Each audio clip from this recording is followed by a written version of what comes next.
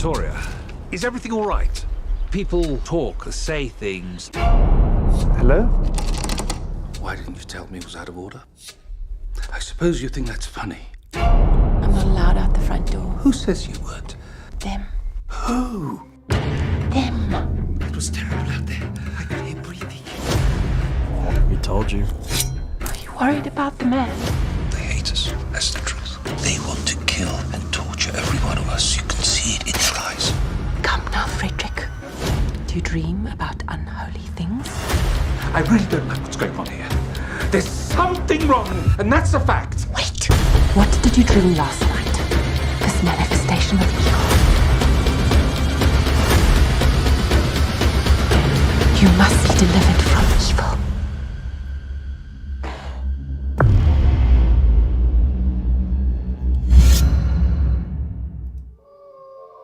Hello, and welcome to Midnight Metal. Robin Meyer Burnett and Dave Parker, they're fucking metal.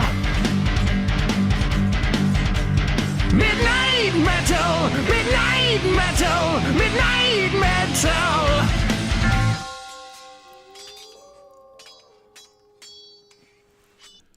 Oh yeah, it's the 90th episode of Midnight Metal. You guys ready to get metalized? Yeah, you are. Woohoo! Sorry for everyone who had headphones. You know, you got to start somewhere. It's been a long day. Welcome to Midnight Metal, episode number 90. And you know, it's not a Midnight Metal if I don't bring you. I mean, I don't think there's anyone that's more requested to keep coming back to this channel. I don't understand it myself. But if there's one guy that people love, they love to see him. Maybe it's because he's a handsome motherfucker. He's directed multiple horror films, so he knows of what he speaks. Ladies and gentlemen, boys and girls, however you identify across the 28 known galaxies, Mr. David Parker. Dave. Yo! What's up? What's up? How's it going, everyone? Welcome to episode 90. My God, Rob, we're almost to 100. 90, almost dude. 100. Couple I haven't been on, but mostly been here for the whole crazy shebang journey. That's right, dude. It is crazy. It's crazy. How are you? You look like you're aging backwards. The real question is, Dave, I'm good.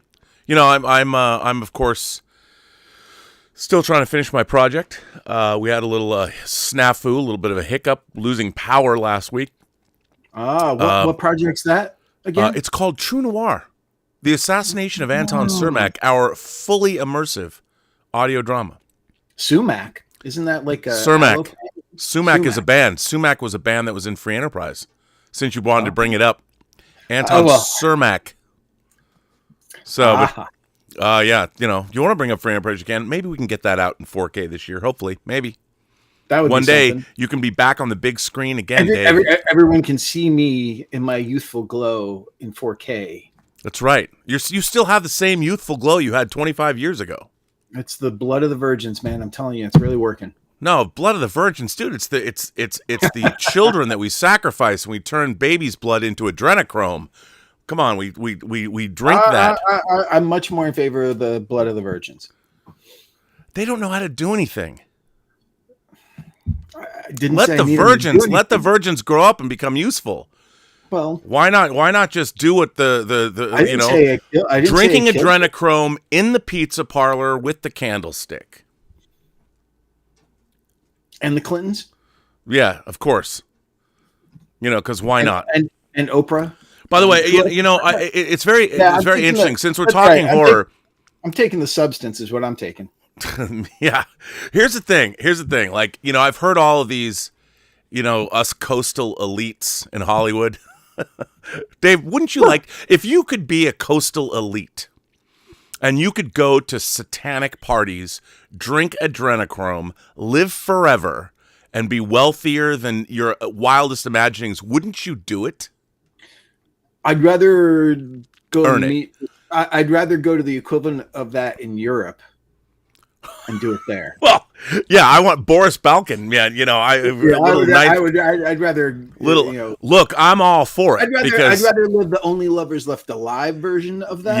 Yeah. No, but in Europe, you know, because I've always said the thing about Europeans is they've been human beings longer than Americans have. They know what's up. They understand the pleasures, They do. both the arcane and the sensual. And I mean, Dave, come on. Some of the best times you've ever had have been in Europe, right? Absolutely. 100%. I know, me too. I highly recommend it to everyone. In fact, If you have the means, it's so if you have the choice. means, if you don't have the means, just go. And this week for some might be a really good week to just hop on that flight and get over there and just. Yeah. Whoo! No, we're not talking politics here. The only politics we talk about are insect politics. That's right. And you know what? Do you know what Kino Lorber put out? You know what I got in a box from Kino Lorber this week that I'll talk about tomorrow? What's in your box, Rob? What's in the box? That was Dave. That was hang on. That was last week. This week, one of the great B movies of all time, written by Star Trek: The Wrath of Khan writer-director Nicholas Meyer. Okay. Invasion of the Bee Girls. Oh man, that's Dude, right. that movie rules. I mean, if somebody said, Rob, pick your favorite like B movie double feature, here's what it would be. It would be Wild Wild Planet and Invasion of the Bee Girls. That is a hearty, fun afternoon at the movies. It is not elevated. That'd be your ultimate B double feature. Ultimate B double feature. That's right. B. Cool. Invasion of the Bee Girls is great. It legitimately is great. Like Is anyone in that movie? Sorry. A lot of people are, women and guys. No, I mean anyone of that people have ever heard of. Not really. It's not like when Zalman King shows up in Blue Sunshine. It's not like that. Or Galaxy of Terror. Yeah, I know. By the way, dude, we're getting Galaxy of Terror in 4K, bruh. Humanoids from the deep. But I think Shot Factory kind of missed out with Galaxy of Terror. They should have. It should come with a maggot that grows. I agree. A giant space maggot that grows. Yes. And does unspeakable things. It doesn't. You know what? I actually, the thing about Galaxy of Terror is it casts a spell. It really does. It has. I mean, it might be. It does have that sort of Skotak miniature, that blue tinge to. I know it's James Cameron and all that, but it with the pyramid, that movie's. It's legit. It might have come in the wake of Alien. I think Galaxy of Terror has. I like it. I would put it up there and go, this is a good movie. That would probably be on one of my ultimate B movie, Yes. Actually, okay. Hear me out here. Okay, wait, before you say this, shouldn't we define our terms? Like, what would you, look, I've told this story before, but when I got to interview David Toohey, at the Royal Theater in the I want to say the late 80s for The Arrival, not Arrival, but The Arrival, Zane Zeminski, Charlie Sheen. Yep. And I was interviewing him for the Academy of Science Fiction, Fantasy, and Horror Films in the front of the theater at the Royal Theater. I said this. I said, you make some of the greatest B movies I've ever seen. Because he wrote Warlock. He had made the Grand Tour. It was the very first script I ever recommended when I was working for Mark Levinson and Scott Rosenfeld. I was a huge David Toohey fan. When I used the term B movie, he was not a fan of me. It's too bad. He didn't dig it, man. And I'm like, I hadn't even seen The Arrival yet. I don't know if that was, I think it's his directorial debut. Do you remember when you and I watched Below at my house? Oh, yeah. Dude, great movie. Everyone's partying at our house, and we're watching Below. We're fucking locked in. That just came out. Kino Lorber put that out on 4K, and David too. We were locked in. People coming in. We're like, go away, take the drugs in the other room. But I highly recommend it. It's a really underappreciated, underrated. Dimension didn't promote that fucking movie. No, at all. It's a cool, creepy little movie. Got me jumping. Dude, you were screaming. It was. I love that. That was a great moment of watching home entertainment. And we had it cranked up really loud. It's got a great sound. I mean, I used to play movies at ear-splitting volume. It was awesome. I loved our little guest house when I was married. It was. It was in terms of my home theater setup. That was choice. But that was fun to watch. And the movie's metal. It all takes place that movie is fucking metal. Fucking metal. Are you feeling metal tonight? Are you feeling metal tonight? I didn't ask you. Rob, I'm always feeling metal. I don't have to like pronounce it. It's just there. It's part of the show, man. Come on, it's part of the show. We got to ask our audience if they're feeling metal too. Breaking their eardrums with your. See, you need a little thing there. Oh, it's the lizard face. Yeah, give him that memeable moment, right? That's like Rob's horny toad face.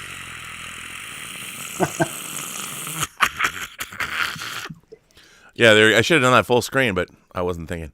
But so let anyway, me. Go ahead. Define. Let me ask you this: How do you define a B movie? It's what I make. No. Come on. A B movie usually is usually the way I look at it. It's a lower budget film, not with less resources than a studio project, and probably less. Certainly no A-list stars. They're doing it with gum and tape and that type of shit, and it's just but it a lot of the time it's like well, they used to be far out concepts. Now B movies are the studio pictures. I mean, in a lot of ways, just with much bigger budgets and stuff like that. So it's like they're just fun. It's like and certainly back in the Roger Corman days, they didn't play by any rules. Right. They just and they exploited things in the popular consciousness of the time and everything, and weren't afraid to use the word exploit, because it wasn't a bad word. It wasn't a derogatory term. No, I mean, look, from what I understand, if I remember, when in the golden era, the golden days of Hollywood, like the 50s or whatever, or the drive-in era, the B movie was the second film on the bill. Right. By the way, for whatever reason, we're getting squelched again. This is such a weird phenomenon that I don't get it. Squelch. Yeah, squelch. Like the signal goes in and out. I don't know. I thought that was a problem that was solved. It was happening on our Sunday shows sometimes. I don't understand where that is coming from. But so a B movie was the second tier film on a 2-film double bill. So the second feature was called a B movie. Right. And which I understand. But what I thought was really interesting is that a lot of our great filmmakers got their start making B movies. Mm-hmm. Because like you said, they didn't have the resources of the A features, the A list. But what was really interesting is if you had a filmmaker that knew what they were doing. We saw Coppola, Brian De Palma, Scorsese. I mean, I think even though it was made for TV, one of the great B movies of all time is Duel, Spielberg's Duel. Sure. And he put everything he had into it. So just because, and there's a lot of B movies, whether it was like Two Lane Blacktop or Dirty Mary, Crazy Larry, those kind of movies. I love that. There's obviously Sci-fi. Race with the Devil. Oh my God. How come they haven't remade that? How if I didn't have such a wonderful career in the entertainment business, I would have started a satanic cult, which probably would have been far more lucrative. I would have had my own crypto coin. It would have been great. I mean, you kind of are now, though. Starting a satanic cult? Kind of. This is kind of, imagination con. We're not. It's a cult. Is it a cult? Well, I don't know. Is it audience? Are you guys a cult? Are you part of the Rob cult? Anton LaVey, when I was in high school, for a while I carried around a copy of the Satanic Bible. And one of my favorite precepts, or one of the things that Satan stood for, was Satan represents love for those who deserve it, not love wasted on ingrates. Yep. And I'm like, I can get behind that. All right. I can see that. Why not? A lot of people say there's a lot of things in the teachings of deviltry and Satan and that type of stuff. The things that he believes in, money, abundance, wealth, that type of thing. Well, he is a man of wealth and taste. People, but people ascribe to those beliefs because Yeah, but but those are it human. just doesn't have a good optic. It doesn't it's metal, but it's like people don't really like to say, oh, I'm a Satanist. So, but the problem is it's kind of limiting. I prefer Prince of Darkness, the anti-god. Living in the particles, the particles of creation, which means Satan's like kind of earthbound, isn't he? Unless you're in the event horizon. There you go. You're going to hell with the proper propulsion system. I mean, chances are we're probably headed that way anyway. Oh, everybody always thinks that. I don't think that. It certainly felt like hell on earth a week ago here in California, at least. No doubt. And a lot of people, unfortunately, were saying like, they fucking deserve it. Sodom Dude, and Gomorrah that was crazy. I mean, I'm sure we know a lot of people that lost everything. I do know some people who lost their houses. Yep. Me too. I lost everything. It was terrible. But it's been a shitty week, and we lost Lynch. a great Friday, and Wednesday we lost Geno Schwartz, who is also another really again underappreciated director. Look, I've always said Jaws 2 is one of my favorite sequels. I'll defend it. And It's Somewhere in Time. terrifying. But you know what? Those both David Lynch. I mean, I'm sorry he emphysema got him, and he will admit smoking was what did him in.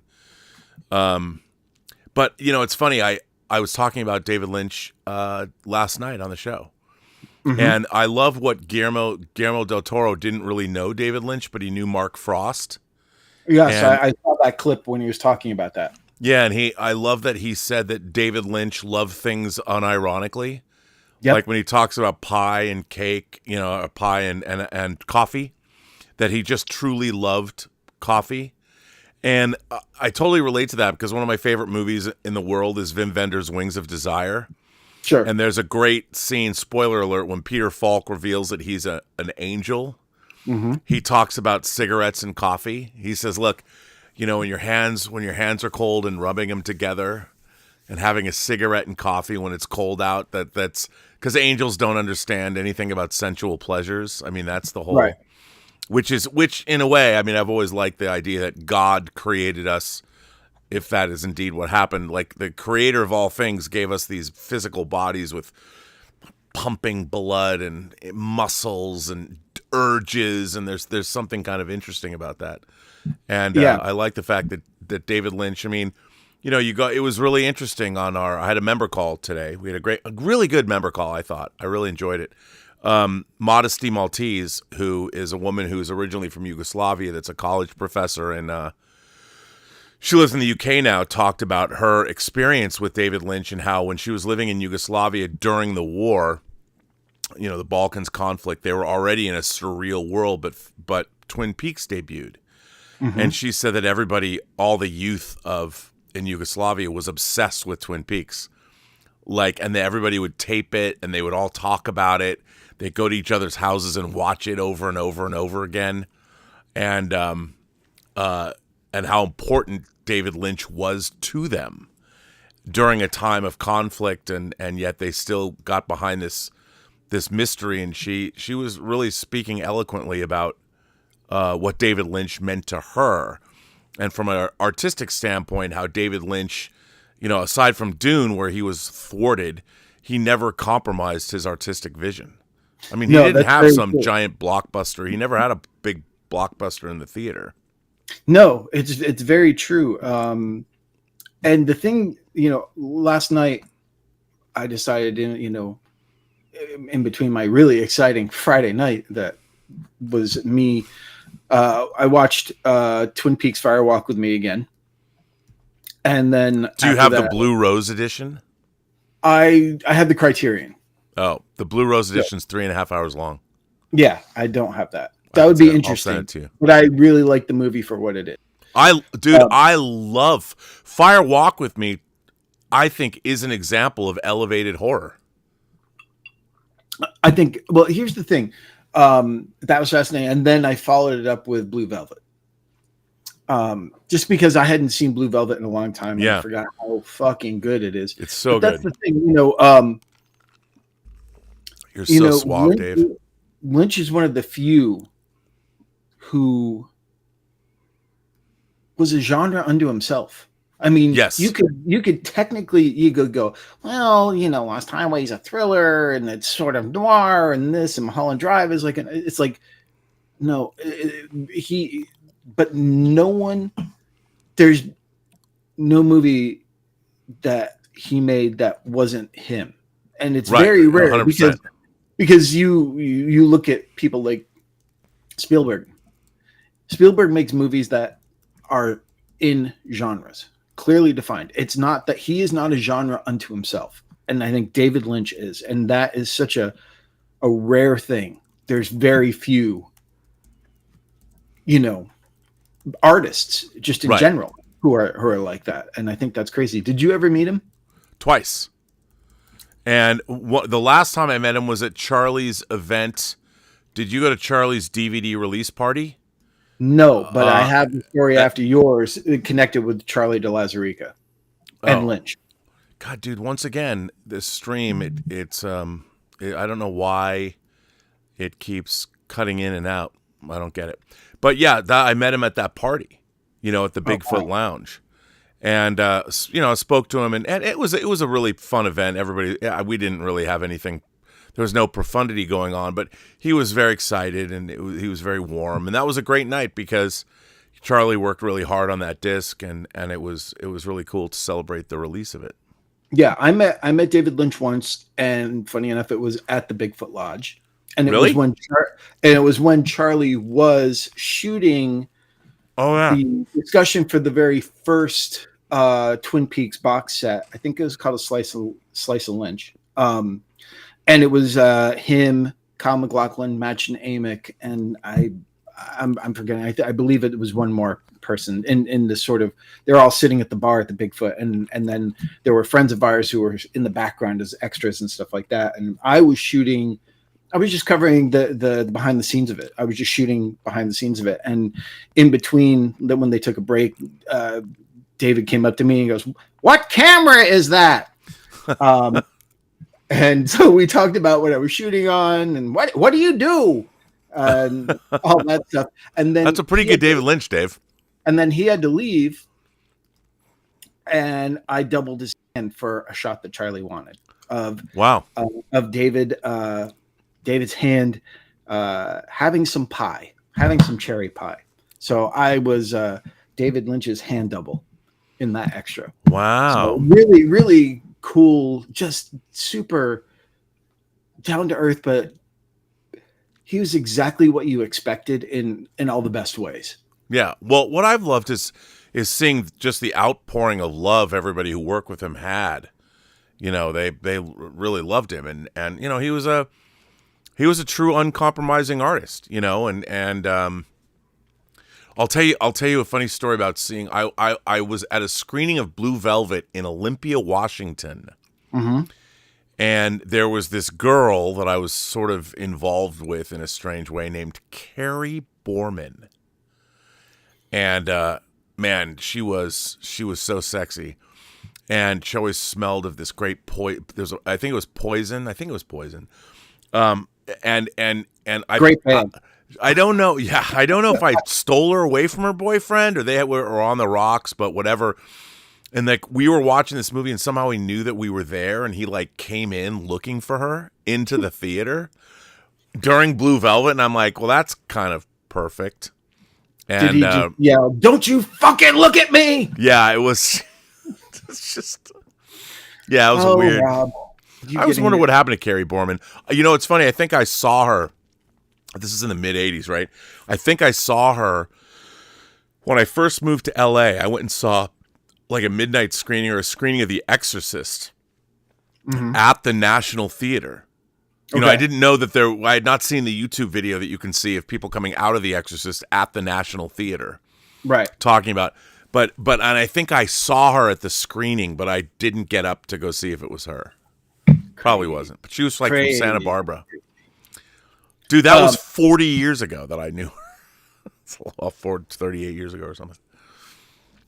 Anyway, Blue Velvet. Boyfriends chase you into that theater, Snooze, you lose. That's what I say. There you go. Lynch just brings people together. But yeah, real. I mean, I can't say it was surprising that he passed, but what was great was not just the upbringing of all the people who worked with him on projects, but just the filmmaking community and the artist community and the musician community, everyone at large, just sort of like there is, here in Los Angeles, there is a place called Bob's Big Boy in Toluca Lake, and there is a ever-growing shrine around the Big Boy to David Lynch right now, because he used to go there on a daily basis, probably when he was working at Warner Brothers or his offices were nearby. So there is this ever-growing memorial around the Big Boy to David Lynch right now, which is pretty amazing. No, it totally is, and it was. Clarence, that's mean. Clarence says Rob is older than Yoda now. Really? I'm not for 800 years. I have not trained Jedi. I mean, but I guess technically you're older than the puppet was. I've got a bust of Yoda right behind me, 1-to-1 scale. No kidding, really? You? What? I know. I got to get rid of all this stuff. I got to start Marie Kondoing my life. My God, can you imagine? Where would you? Okay, let me ask you something. These hot toys, and I know you have. I know you keep all the boxes for everything and everything. Where would you, if you were going to? I'm not saying you're going to, but if you had to sell all your toys and stuff like that, where would you even go anymore? Because I think about it. It's like, well, you sell them online. I mean, yeah, but besides eBay and stuff like that, and you always seem to get sort of screwed. There's so many marketplaces. What you get, but certainly you can't. I mean, there are books I want to trade in and stuff. There's nowhere to trade them in anymore. No, I know, and it. Well, it's. I think that a lot of this stuff. I mean, obviously, when Paperbacks from Hell came out, when Grady Hendrix put out Paperbacks from Hell, suddenly going to the Iliad bookstore was no longer fun because their big wall of horror was picked through and everybody suddenly took that stuff. It's really weird how we now live in I think, especially the fan community is very memeable. Everything is memed out, like whether it's like a Mondo poster or a Mondo figure. Mondo is a meme company. And I don't mean that they make memes necessarily, but the online popularity, whether it's NFTs or and look, I buy meme stuff. Vice Press, who's done these great Star Trek posters and great horror posters. they do some really good stuff. They're making, there's 150 of these. So immediately it's a meme thing. If you get it, you get it. And if you don't, you don't. And I think that the problem with that is the underlying love that we had for all this stuff. I don't think a lot of people have it in the way that we have had it. Like A24. A24, I hear people online, they love A24 as a company. Like they might have liked whether it's Spring Breakers or I Love the Witch or whatever, take your pick, whatever A24 movie you love. A24 has become a thing. Like the work that's done by the filmmakers in the movies that's what got you to A24, but A24 itself, the company, the brand of A24 is like this memeable movie brand. I've never seen anything like it before. I mean, Blumhouse kind of, I think, wanted to be the. If I were to look at and I think A24 is the first meme movie company, and that's not to say that they haven't put out a lot of great movies because they have.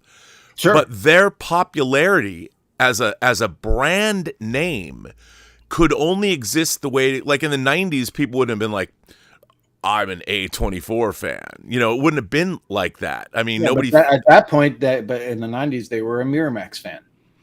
Yeah, but even Miramax didn't cultivate its own cult of personality. I mean, Miramax, you know, had the... It kind of did after Pulp Fiction.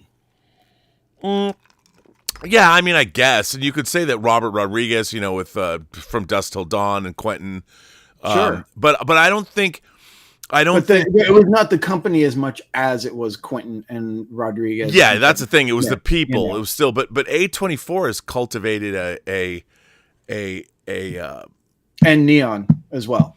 Well, Neon's coming up in the world. You know, they've done well with the Cannes Film Festival for the last 5 years and all that. But which is really exciting in a way that these smaller companies are getting a lot more attention and stuff like that. And I guess you know, maybe Mubi is putting their you know, brand into the mix too with the Substance.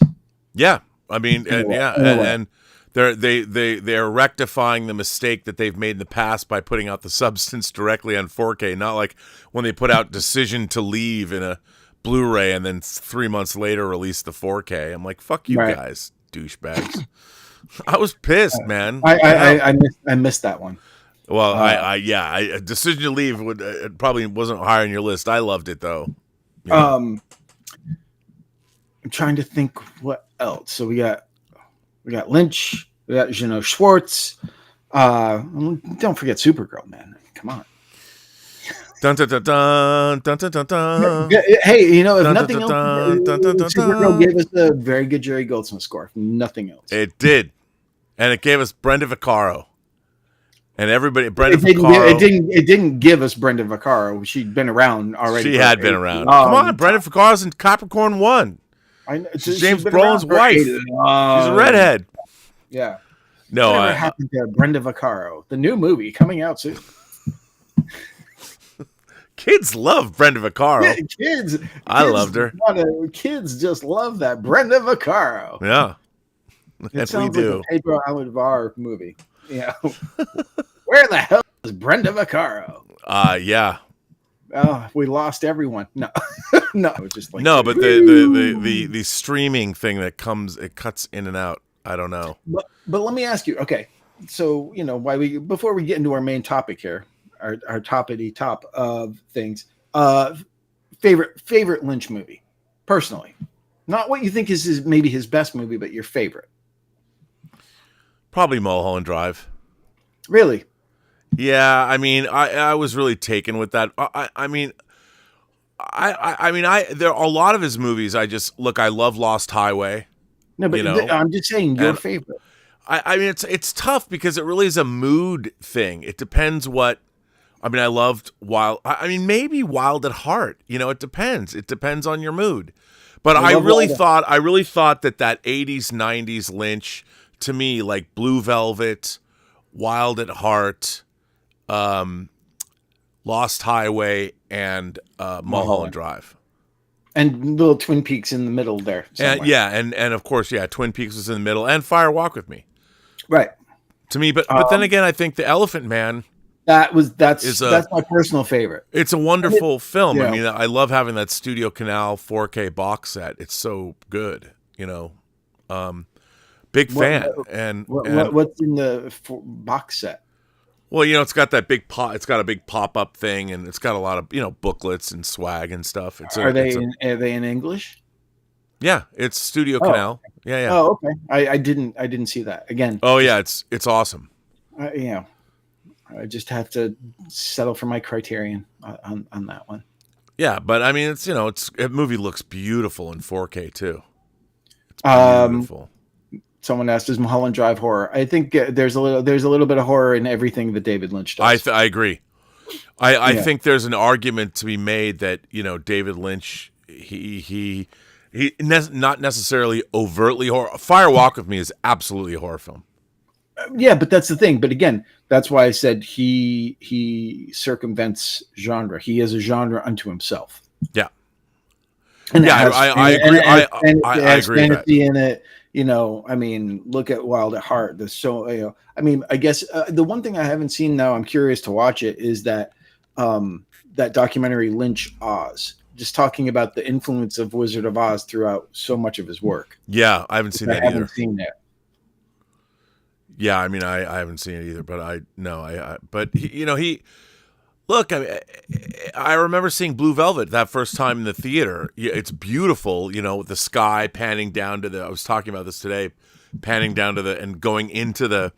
It starts out with this beautiful image that goes into the grass, and you hear the insect sounds, and you find the ear. Oh, it's amazing. Amazing. I mean, you just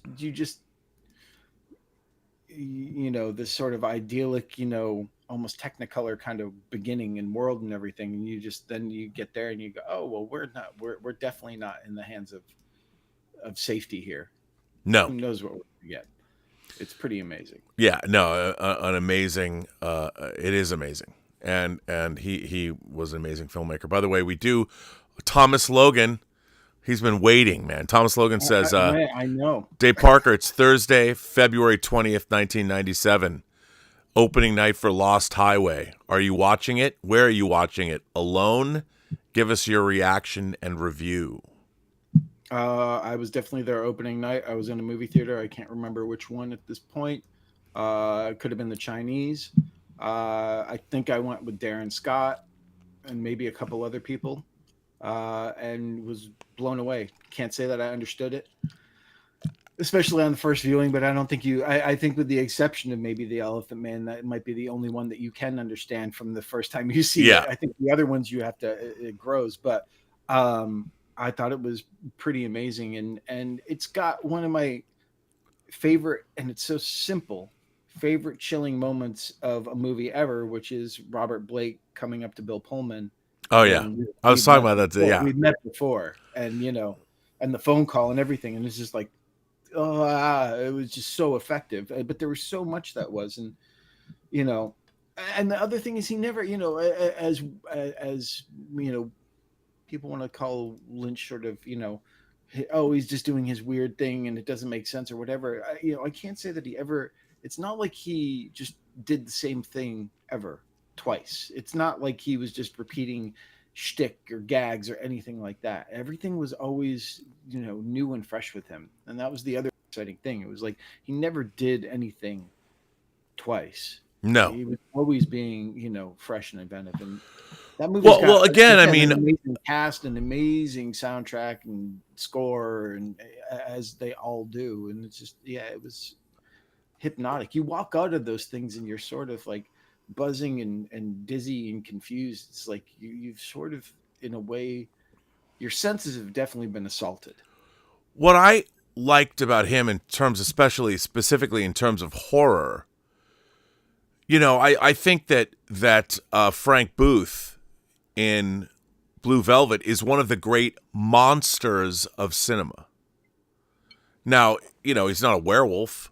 He's not a witch. He's not a warlock, but he's truly a monster, and not even like a Hannibal Lecter type monster, but really he has no morality. He has no empathy. He's got no. He's a real monster, and I think David Lynch knew how to find the horror in humanity, but he also found the great humanity in humanity, and. Oh yeah. While there was always a supernatural underpinning to a lot of his stuff, it was the people themselves that we are the monsters. Yeah, for sure. And that's the thing. And like you said, like Frank Booth is a perfect example of a monstrous character who is definitely has his soft side, and his, it's like, he falls down on his knees calling calling her mommy. It's just like, it's just so, I mean, it's deranged. He managed to convey derangement probably better than anyone else, and it all came from him. I mean, the writings and everything else is just so, I like the fact that, it was like, yeah, you don't have to understand it, and if it, it's more about the experience and the effect that it has on you. That's yeah. Well, we're joined by somebody. Yes. He begged to be on. Writer director Paul Salamoff is here with us. Hello, Paul. How are you? Hello. How are things? Things are going well. It's nice to be on here with you guys. Good to have you. Good to have you. This is an honest forum. Paul's an honest guy. Come on now. What are you saying? He's sugar. He like all of us. The illusion of the internet. We're sugarcoating. Our lives are so spectacular and glamorous and so fucking exciting, aren't they? It's Saturday night, and here's 3 middle-aged fuckers sitting online talking. Well, I was just watching the East Coast feed of Saturday Night Live, and I saw it Thursday. Yeah, it was great. What a fantastic movie. Yeah, I enjoyed it. I enjoyed it quite a bit, actually. I have yet to see it. I can't wait to see it. I haven't seen it. It comes on Netflix next week, but you probably already have the 4K. You know what? I didn't get it yet. I do not have the 4K yet, but I do. I want to get it.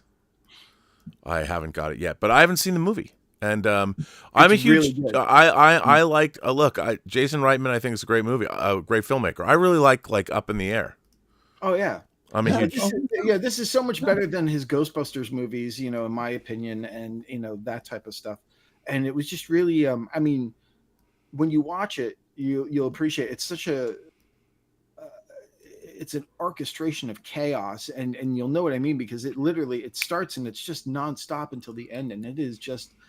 It throws in a directorial and script style, and people. It's Hoxian in a way because people are talking over each other all the time. And by the way, I just want to point out again, this is like what happened to Dieter and I for whatever reason. I'm thinking it buffers, yeah. Yeah, there's some really weird buffering thing which I do not understand, and it's going back and forth, and I apologize that I'll try and as we soldier on, I will try and fix it.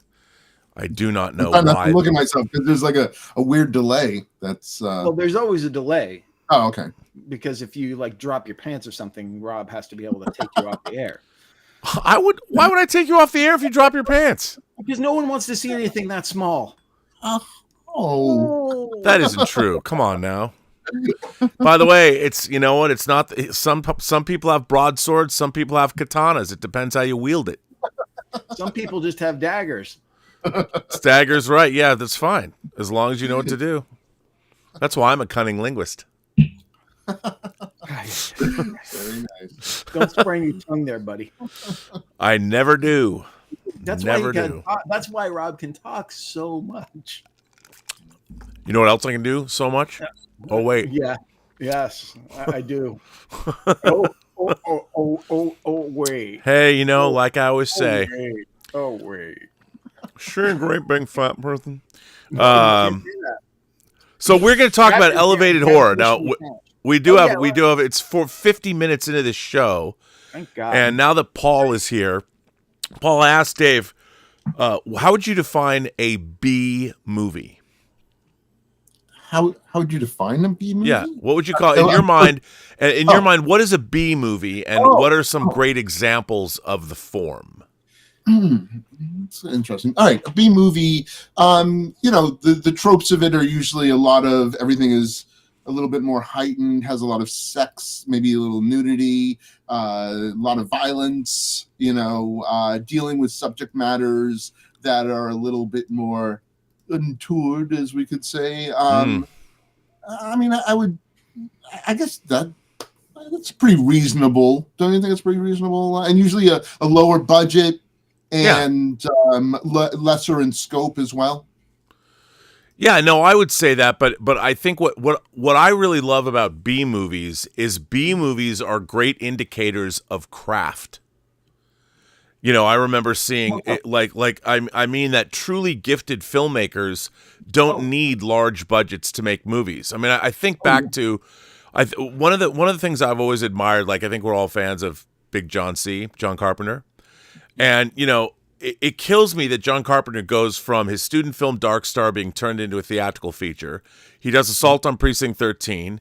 He does Halloween. He does The Fog. He does Escape from New York. All very great efforts, and I would call them all B movies. He gets his studio gig and makes arguably what everyone considers his best film.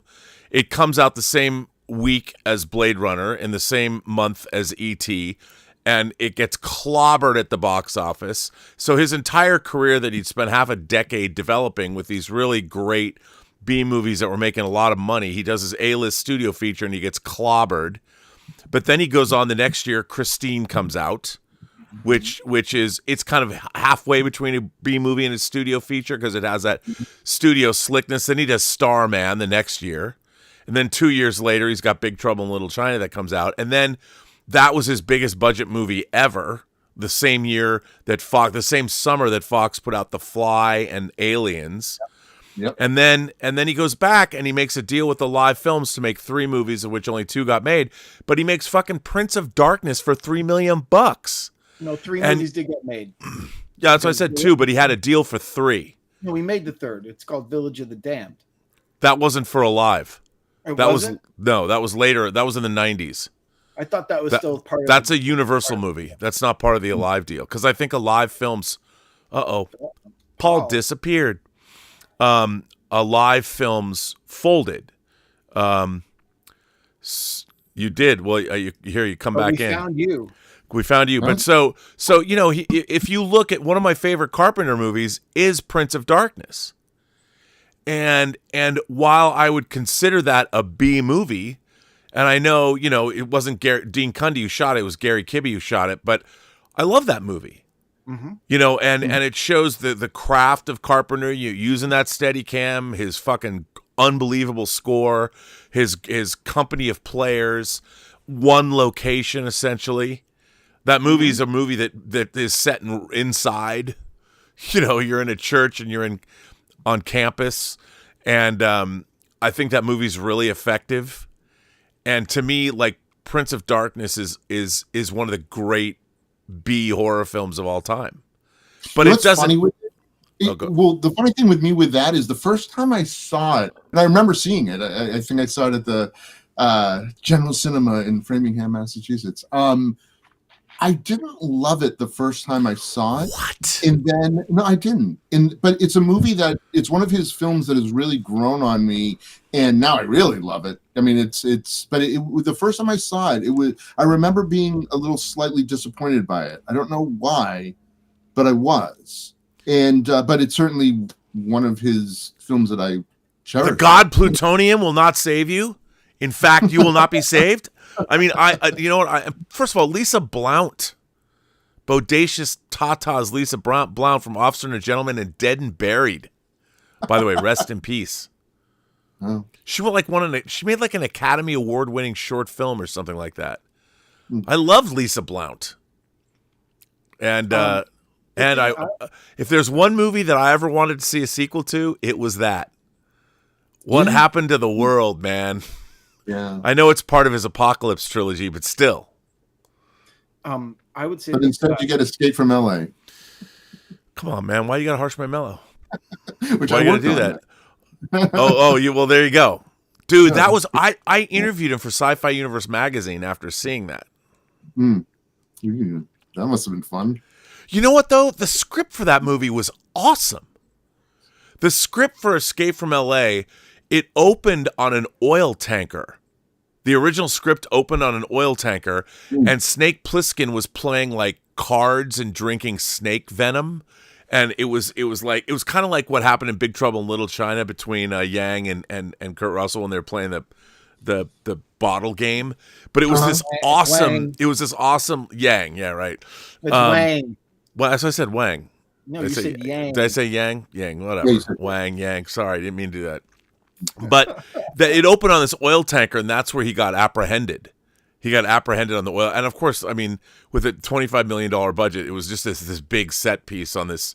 I just thought it was cool. It was like New San Francisco or something. That was the oil tanker, and they didn't. But that movie is it's all that execution. The problem with that movie is the everything about it is the problem. But you you had St. Louis, that burnt out section of St. Louis, to shoot so much of Escape from New York in with the full scale plane wreckage and all that great stuff, and it's really interesting to look at Escape from New York and Escape from LA, because that early CG, I mean, everything about Escape from LA is not good. No, that's not true. The earthquake stuff at the beginning is great. Is it though? Yes, I mean, it's is. okay. It is. You know what it is? It's the shot choices I don't like in the earthquake stuff. It looks really cheap. Whereas Escape from New York didn't have any CG. It was all that animation was all like models of New York that they made look like. So amazing. It So was impressive. amazing. Yeah. Really impressive, actually. Yeah, it was. And again, a great score.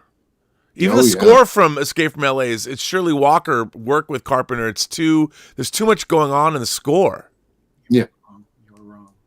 I'm not wrong. You're wrong. You're wrong. Dude, on the score. Escape from New You're wrong on York the score No, is great. Yeah, I love the Escape from New Dun, York. dun, dun, dun, ch, dun, dun. And then it's just the bow, bow, now, now, bow, now, now, bow, now, now, now, now, now. Come on, it was great. But then with Shirley Walker, it's got all this extra flourish, and it's like, take that away. What is all of that? As an Amadeus, too many notes. Escape from LA was one of them. It wasn't as disappointing as Return of the Jedi was for me, but Escape from LA was hard to swallow. Coming on the heels of Village of the Damned. That was a rough one. Where does Jaws of Revenge fit in that? Well, that's not a Carpenter movie. I'm talking in terms of the oeuvre of Carpenter. Oh, okay. Okay. Come on. Escape from LA. Yeah. Did I buy the 4K? Sure. Can't not have it. I mean, it's not like I'm not going to buy a John Carl, although I haven't bought Village of the Damned yet, truth be told. Oh. But it's interesting, and it actually we can sort of roll into our topic here. Talking about Prince of Darkness, it definitely has a B movie sensibility. Yeah. But one could argue now that the things it was talking about quantum physics and science and religion and everything was a very elevated topic, which I think is what confused people with it. It wasn't just a straight B movie. It actually had ideas and things. The same way that if you look at They Live, very B movie concept and everything of it could be now termed elevated. Yeah. My thing is about this, the curse of elevated horror. And Okay. my problem with it is this. It has nothing to do with any of the movies. My problem with it is it's a marketing gimmick. These movies are, it's just like, it's just a way to classify horror for people who don't like horror, who, because studios and everything are still embarrassed by this genre, still think it's just a notch above porn and everything. And that the thing is, you go through the history of fucking movies, and there is many of these movies that are quote unquote elevated from the B movie fare. We talk about The Exorcist. We can talk about John Carpenter's The Thing. We can talk about Curse of the Demon. We can talk about The Innocents and The Uninvited and The Haunting. The Haunting. Robert All Wise's these The Haunting. things are, but the thing is, it was just what I don't like about it, and what I have a problem with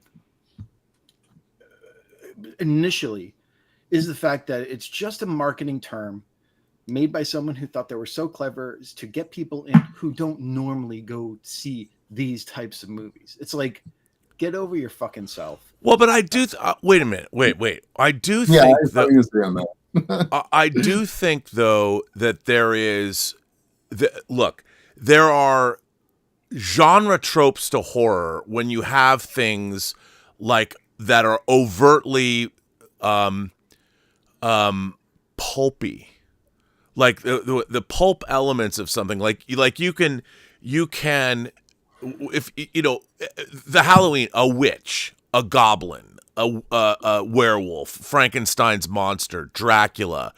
Those are inherently pulpy depending on how they're presented. But as soon as you remove the pulp element, you can have a vampire movie and then it's The Hunger. And so the pulp nature of the vampire is stripped away. But I don't think and Marion Blaylock's Catherine Deneuve living in it. Well, no, she's living in New York. So the idea of somebody feeding on blood becomes it's no longer it's not pulpy anymore.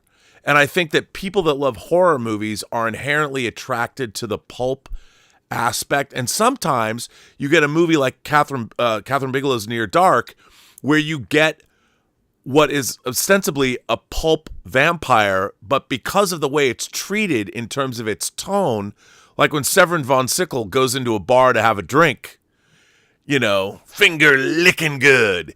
He's totally a pulp vampire, but he's in a bar in the American Southwest, and it's presented without any of the pulp elements there's no cape. He's not from the mountains of Carpathia. He's a fucking good old boy he's a heavy metal, Southern fried heavy metal rocker who happens to be a vampire that's 100 years old. I just don't hate it when they ain't been shaved. I just don't think that counts as elevated as it maybe counts as being smart. No, I wasn't saying it's elevated, but I'm saying that there are ways to take the like I would say now that The Hunger is an elevated horror film. I would say in the 70s, The Exorcist being the pinnacle of elevated horror. Rosemary's Baby is elevated horror.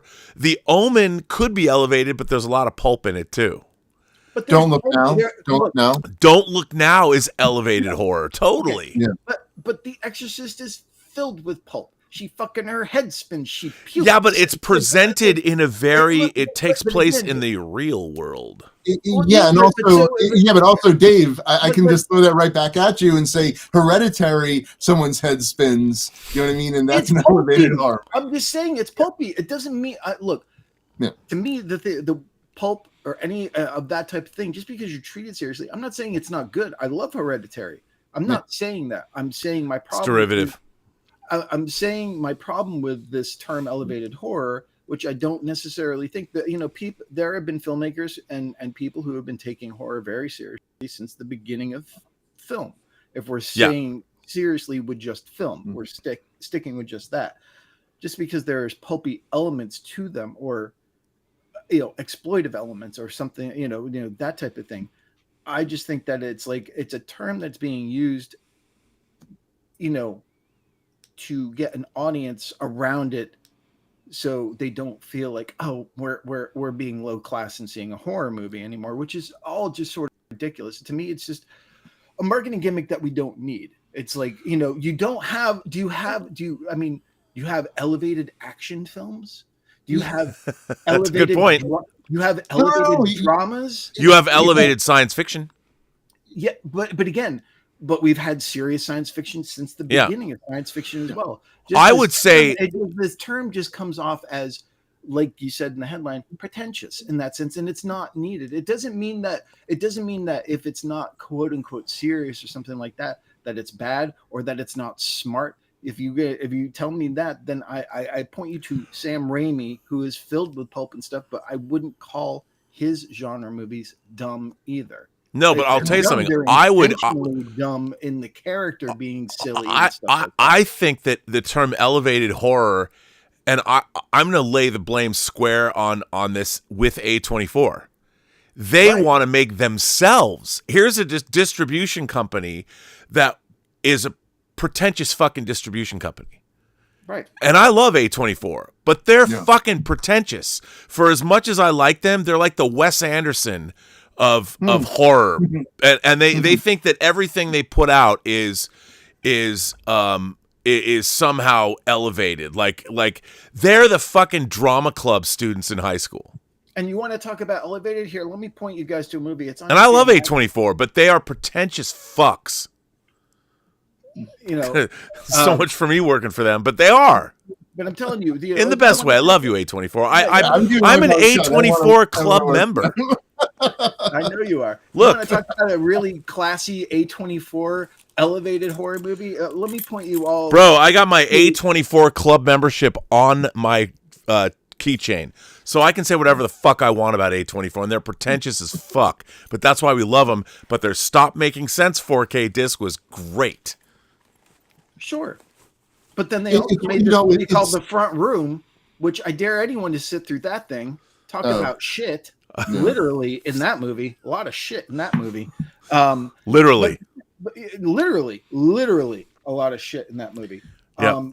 My thing is this, though. It's just like, it's just like, it's horror, but it's A24, or it's this, or it's elevated. So it's like, it's okay that we see it because we're not dumbing ourselves down. We would never dare to be seen. Well, that's what they're trying to do. They're trying to sell. And the thing is, the horror movies that they're making, they're fucking B movies that people are being pretentious about. Like, Hereditary is about a fucking satanic cult, and at the end of the movie, it goes full on pulp.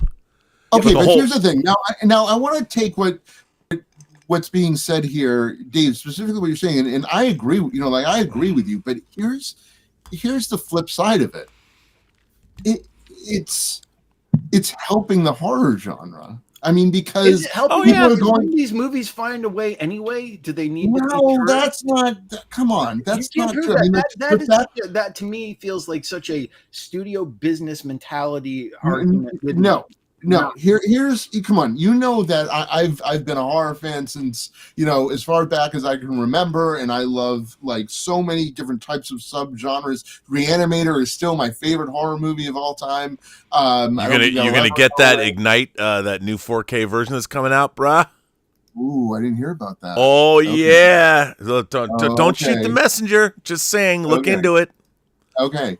But here's the thing. Anything that really helps the horror genre is not something I'm going to be, against. And I got to be honest, I think it's really impressive, what A24 did, because they sort of created this really interesting brand where I knew when I was seeing one of their movies, I was going to be seeing something interesting or different, or a different approach to horror.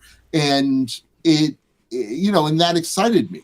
And for the most part, and I know there's a lot of films that probably don't get released, you know what I mean? And I know that with Blumhouse as well, you know what I mean? It's like sometimes only the best rise to the surface. But I for the most part, I've been really engaged by, I would say, a good 80 to 90% of the A24 films I've seen. And I see a lot of them in the theaters. And if it's exciting people, to embrace the horror genre, and people are feeling, I mean producers or studios are feeling more comfortable with horror, you then get these other movies that are getting theatrical releases because they're willing to take more of a chance with it, because people are coming to embrace horror, and they're maybe dipping their toes into other subgenres because A24 was an interesting, sort of what's what I'm looking for, not segue into it, but introduction into horror, because they, like you said, they said, well, I don't go see horror movies, but this one seems safe because it's A24 and everybody else is talking how important this movie is. Well, if that is a gateway drug into the genre that allows more interesting films. Wait, I got to ask you a question, Paul, and I actually totally agree with what you're saying. Yeah. How come you made what I would call a relatively elevated science fiction movie? Why don't we have the A24 equivalent of the science fiction film? That's a good question. What's funny is, like, wouldn't things like Moon be considered that? No, because here's what I would say. I'm a big fan of Benson and Moorhead. When I saw Resolution, this micro budget film about the cabin, it has high concept. Dude, one of my favorite things ever that happened to me in the last 10 years in terms of movie going, I'm watching The Endless. Yeah, I was gonna say, no one fucking told me that The Endless was a sequel to Resolution. I didn't know that. Bro. Yeah, bro, and I'll tell you another really great movie. I always get the name of this movie wrong. But it's what I would call Ethan Hawke one. Is it Predestination? No, that movie's fucking great. That's a great movie. But that's based on a Robert Heinlein novel, or a short story called All You Zombies. I love that. I fucking love Predestination. It's Yeah, so good, no, but I would it say is. it's a time travel movie. I mean, I would say Predestination. Look, if you like time travel movies, here's a double feature for you: Time Crimes and Predestination. And Oh, yes. don't read anything about either Yeah. one of them. Just Yes. go in cold, watch Time Crimes. It's Spanish, so you have to read some subtitles. But I would say Coherence. It's called Coherence. Have you guys seen Coherence with the Brandon from Buffy? To me, that would be like, I mean, it's really low budget. But to me, that is kind of elevated sci-fi. Like A24 didn't put it out, but I would think Coherence, and for those of you who haven't seen Coherence, I also think it's a brilliant, because they didn't have a script when they made this movie. They had an outline. And I read this article. So Coherence is this Nicholas Brendan, I think, Brandon, the guy from Buffy the Vampire Slayer. He's like the only star in it. But this movie, it's brilliant because it's set at night at a dinner party at this house. And these people are just, having a dinner. It's kind of annoyingly shot with a shaky cam moving around, but whatever. It's fine. They're at this house and there's a dinner party and like there's a comet that flies overhead. And when the comet flies overhead, there's like a flicker of lights or whatever. And I don't even remember. But so some of the characters like walk down the street, like something weird's going on. The power is going out and they're walking down the street and they come back and they say, "You're never going to believe what we found down the street. We found an exact duplicate of this house. And we are in this house eating dinner." It's like the mirror image of totally contrived, but a really the comet, they don't even explain it. A comet went by and suddenly there's a duplicate of this house. It doesn't matter. But so when they're making this movie, we don't know if these characters that came back are the characters that left. And when they were directing the movie, the directors, they had like I think maybe it's one director, but what they would do is it was all improvised. And they would say, they had like a 15-page outline, but they would shoot a scene. They'd tell these actors like, okay, you guys are supposed to get in through the front door of the house. So you're going to do and say whatever you need to do or say to get in the door. And then they would tell the actors on the other side of the door, whatever you do, don't let them in. No matter what they say. And it was kind of an acting exercise. Now, is it a great movie? I don't know if it's a great movie. I think it's a really interesting movie. And I look at it like for a micro budget horror movie, to me, it's not really a horror movie. It's like the sci-fi equivalent. It has like this big idea, kind of like Coherence and Resolution and The Endless. And like, look, I was disappointed by Synchronic and I bought Something in the Dirt, but I haven't watched it yet. And I'm waiting for somebody to make where's the and like why isn't there the A24 equivalent of elevated sci-fi? Why is horror so much easier to do than science fiction? Because science fiction now seems like, big budget action movies set in the far reaches of space, whereas I think there's a lot of great. I was actually looking into do you think maybe Black Mirror? Like if you think about it, that's usually relegated to. I totally. I think Limits, you're absolutely right. I would call Black Mirror elevated sci-fi. Yeah, I would. But it's got a bigger budget. I was trying to get the rights. There's a 1963 book by Clifford Simak called Way Station. It won the Hugo Award, and it was re-released. And I read it, and I was like. I started to look into the rights, and then I think it was Matt Reeves' company. Like I read in Deadline that they bought it, and I'm like, they're like, we're going to make an epic science fiction. I'm like, you motherfuckers are never going to make this book. The fact that you're calling it an epic science fiction tale proves to me you either didn't read the book or don't understand it, because the whole thing takes place in a house. It really does. The entire book takes place in and around a house in a small town. And I'm like, it's epic sci-fi. It is epic sci-fi, but it was the perfect, if A24 ever got into sci-fi, Way Station would be the great entry level. I would love to have. Now, am I having a brain fart here, or am I like that? Okay. Wasn't there a Stephen King short story that was in the, what was the book, the sci-fi and fantasy, the magazine, like Analog. The magazine, yeah. A lot of it. A short story called The Way Station that Stephen King wrote that was a sci-fi thing? I don't know. Because I think it could have been. like I might be wrong, but it was like the magazine of science fiction and fantasy, like the digest there. He wrote a lot of. By the way, I got to tell you, one of my most eagerly awaited movies that's coming out is a Stephen King adaptation from his short story collection, If It Bleeds, that Mike Flanagan directed, called The Life of Chuck. Okay. Like this movie like won the audience award at Toronto, and no one, everyone's talking about Flanagan doing House of Usher and how cool that was, and Midnight Mass and Doctor Sleep and all this shit. No one is talking about The Life of Chuck. But it when you read the story, Tom Hiddleston stars in it. It's got a great cast. Right. I can't believe they turned The Life of Chuck into a movie, to be honest. And we're getting, we're getting The Life of Chuck, and we are getting The Long Fucking Walk. Yeah, interesting, right? And Francis Lawrence directed I read the script. The script was great, and I wanted to see that. I read that book in '79. I was right. Okay, hold on a second. I was right. See, look at I wear my geek with pride here. Okay, The Way Station is a novella by Stephen King, originally published in the magazine of fantasy and science. There you go. In April of better go. Hey, we're Saturn winners. Co-producer of the Saturn Awards this They're year. bought. You We are? bought ours. Yeah, They brought you back? yeah. Well, I was a producer last year. Oh, I didn't know. Yeah. Yay.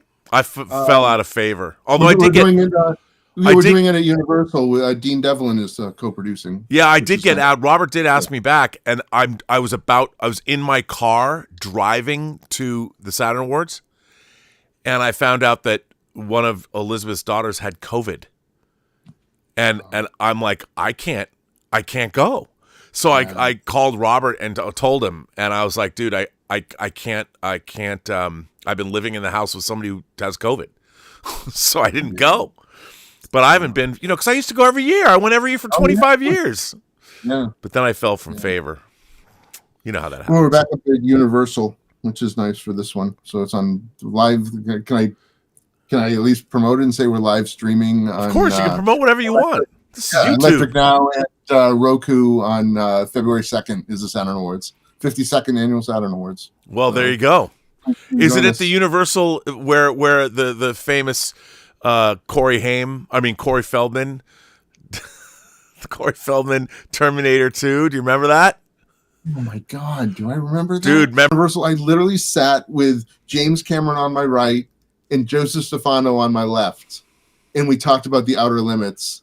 For those who don't know, Joseph Stefano wrote Psycho, but he also was one of the creators of The Outer Limits, and so Jim Cameron, myself, and Joseph Stefano talked about The Outer Limits all night. It was the really Saturn amazing. Awards. They always sat me with Larry Cohen. Speaking about B movies, he would write A-list studio pictures, but he made B movies. If you guys haven't seen God Told Me To, I got to ask him. I'm like, bro, why is there stock footage from Space 1999 in God Told Me To? And he goes, we didn't know it was from Space 1999 when we bought it. I thought that was funny. That's so funny. I got to interview him for his that documentary, that really great King Cohen, right? Oh, yeah. Shortly before he passed away. I loved him. He was so fun. Yeah. He was so much fun. He was a good guy. Speaking of Larry Cohen, since it's sitting right here, wait, I have to get it out from the pile. It's Alive? I did get this. Get this. See, wow. Yeah, buddy. Yeah. Come on. Wow. I did get. By the way, you know what else I got? The Last Shout Factory. Come on, Tombs of the Blind Dead, baby. Night of the Seagulls. Oh, nice. Got more. Yeah, Night of the Seagulls. Yeah. I need Tombs of the Blind Dead though in 4K. Come on, what's up with that? What are you gonna do? I got Jack's Back at that sale too. I love that movie. I love Jack's Back. I do too. Here's the funny thing. I remember. I think I worked at a video store when that originally came out, and I would always push it to if I'm remembering, because it was a movie. It was like I'd never heard of it, and I watched it. And James Spader, I really like James Spader, and I was like, "This is a great little movie." And this, oh wow, yeah, fantastic. I think this has got a reversible cover too. Oh no, it's just a second. I saw this in the theater. I saw Jack's Back. Okay, Here's what I'm lobbying for. If anyone's watching this now. What I really want is cinematography, the Vinegar Syndrome's partner label. You guys need to get Dream Lover. Dream Lover, the movie with Machen and Mick and James Spader. But you need to get the uncut version that only came out on Laserdisc and put that shit out on 4K. Because it has some hot sex with Machen and Mick in it. It's a great movie. I love the movie. It's great. It's great. Somebody, come on, Vinegar Syndrome. You've done me right. I got Body Melt from you guys. I got Liquid Sky from you guys. Make me happy and put out Dream Lover. By the way, you not the Christy McNichol Dream Lover, the Machen and Mick James Spader Dream Lover. You know, you gave me Liquid Sky, like you gave me that on DVD or Blu-ray. I probably gave you the DVD because I got the Blu-ray from Vinegar Syndrome. Yeah, and you gave. Well, I mean, like this was years. I'm talking about years and years ago. Yeah, and by the way, I gave you. Oh yeah, that DVD before the Blu-ray came out was incredibly rare. Yeah, no, incredibly rare. Yeah. And somebody's putting that out in 4K. Interesting. I love Liquid. I mean, we live in a golden age. People are like, "What are you even talking about?" Liquid Sky. I saw Liquid Sky at the Seattle Film Festival. It changed my life. By the way, speaking of 4K, I'm so sad about what's going on with the Cell. You've heard about this? Yeah, they'll fix it. I know, but it's still like it's too. What a shame. You know what I mean? It's but they probably didn't know, and they've shipped my copy too. I still, the problem is these boutique Arrow's been doing some great work. I'm not going to get mad at Arrow. They've been doing some dope ass work. The transfers, they're Conan. They've been putting out killer. What did I just get? They're finally putting out the international version of Life Force, which is the only version of Life Force to watch on 4K. Because when they put it out domestically, only the theatrical version was 4K. And I worked on that disc. I interviewed Toby Hooper, and I produced the audio commentary. Is there more nudity? No. Well, maybe, but the international version is like 25 minutes longer. It's way better. To me, it's the I've always thought that the American release, the original theatrical release of Life Force, is the 7 Doors, The Beyond, Lucio Fulci's The Beyond. When it was released in America as 7 Doors of Death, it was totally truncated and completely like incomprehensible. The American theatrical version of Life Force is the 7 Doors of Death version, but the international version of Life Force is The Beyond, is the original version. By the way, let me say something, because we are on Midnight Metal. Yeah. Does everybody know that? I didn't ask you if you were feeling metal tonight. Are you? Yeah, the band Europe has a song called 7 Doors Hotel off, I believe, their first album that is literally about the 7 Doors of Yeah. Europe sang a song about the Beyond. Well, there you go. I think it's on their first album. Wow. It's on their first album. See, the more you know. Europe is not a metal band, really. Just saying. Hey, come on, man. Pretty shitty band. Be nice. On, Why? Why do we have to be nice? I've been quiet for too goddamn long, listening to you prattle on like a bunch of women at tea time here. This is a great conversation on Elevated. Come on, it is. That's what we do here at Midnight Metal. We're having an elevated conversation horror, about elevated horror. Elevated horror. Hey, if anybody, we could also send out a link for randos to come on. I think I saw convictions and make fucking horror. I actually think I saw Brett Pierce in the chat. Brett Pierce is in the chat. And let me tell you something about your elevated horror. The other problem, the other issue with elevated horror is this. I saw The Wolfman this week. I'm seeing it tomorrow night, so no spoilers. Oh, I'm spoiling the whole goddamn thing now. There's no full moon. But there's no full moon? There's no full moon in The Wolfman. There's no wolf in The Wolfman. Brett Pierce, the Pierce brothers have a great werewolf project. I hope they get to make it. I bet it'll be better than The problem is these things where also it's like you're doing The Wolfman and I'm like, and some of these A24 movies, not A24, some of these elevated horror movies, you have to take everything so seriously. Like, where's the fun? Perfect example, The Wolfman. no fun. It's a monster movie. Where's the fun? Oh, you got to take everything so seriously. You know what? You don't give a shit. You don't care at all. As opposed to a movie that isn't termed elevated horror, The Fly, where you care all the way. And that movie embraces its pulpiness and its body horror and everything else brilliantly. Yeah. You think David? But would you? I would see. Here's the thing: is I'm a huge David Cronenberg fan, and I would say that his movies are sort of like, would they be classified as elevated horror? But the thing is, I mean, I guess technically now, if you look through them with the lens of this pretension, yes, I don't think I think what they were is smart. Yeah. Yeah. They were about ideas, but I think Cronenberg. I mean, I'm a huge disciple. By the way, did you order the second sight 4K of The Brood and Scanners? No, because Scanners is boring. You get the head blow up and everything else. It's got a flat lead. That lead is Stephen Lack's not good. No Scanner Cop. Stephen Lack is no Scanner Cop. He's lacking charisma, is what Stephen Lack is lacking. Yeah, Stephen Lack. But The Brood in 4K. The Brood's a masterpiece. Mm-hmm. And the thing about the thing about Cronenberg is he takes his pulp elements so far out that they come back around and they're not pulpy.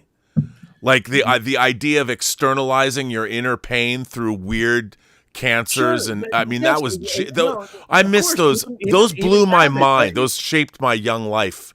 Even Rabbit. I mean, he cast Marilyn Chambers. You don't get more pulpy, and you don't make the connection of porn and horror more clearly than that right there.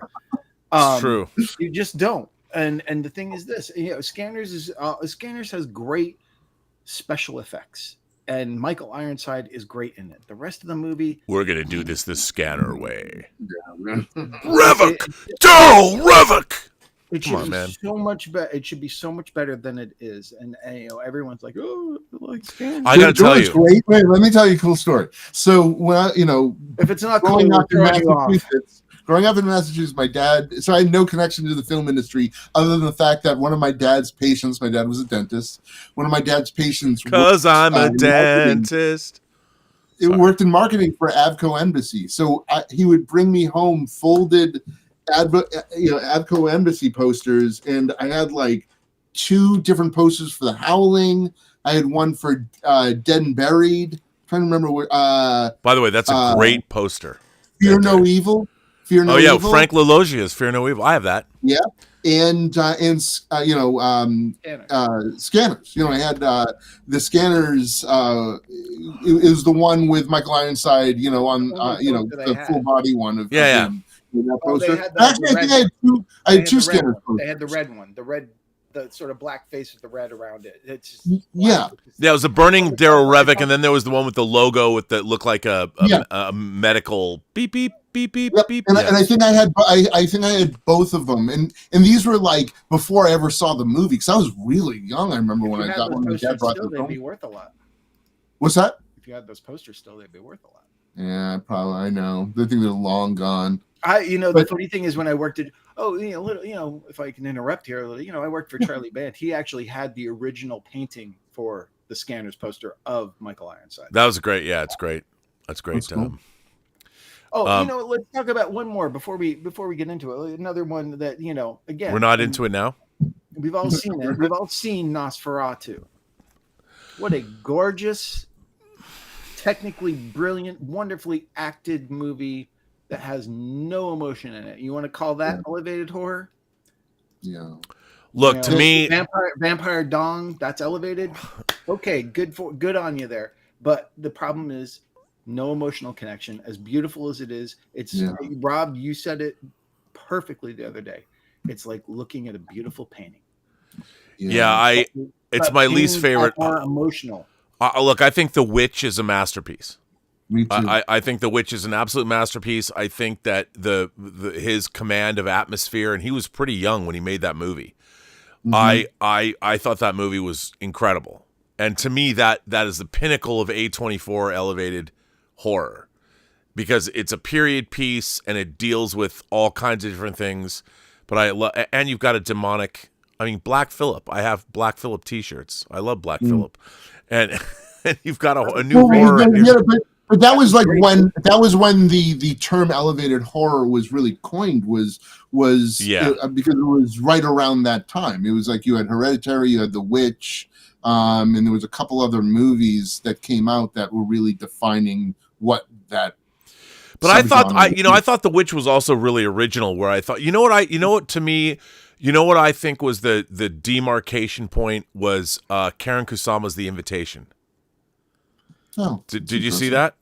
But that's more of a thriller than elevated horror. Yeah, I don't know. I mean, I don't think that is, because the thing is, it made no impact.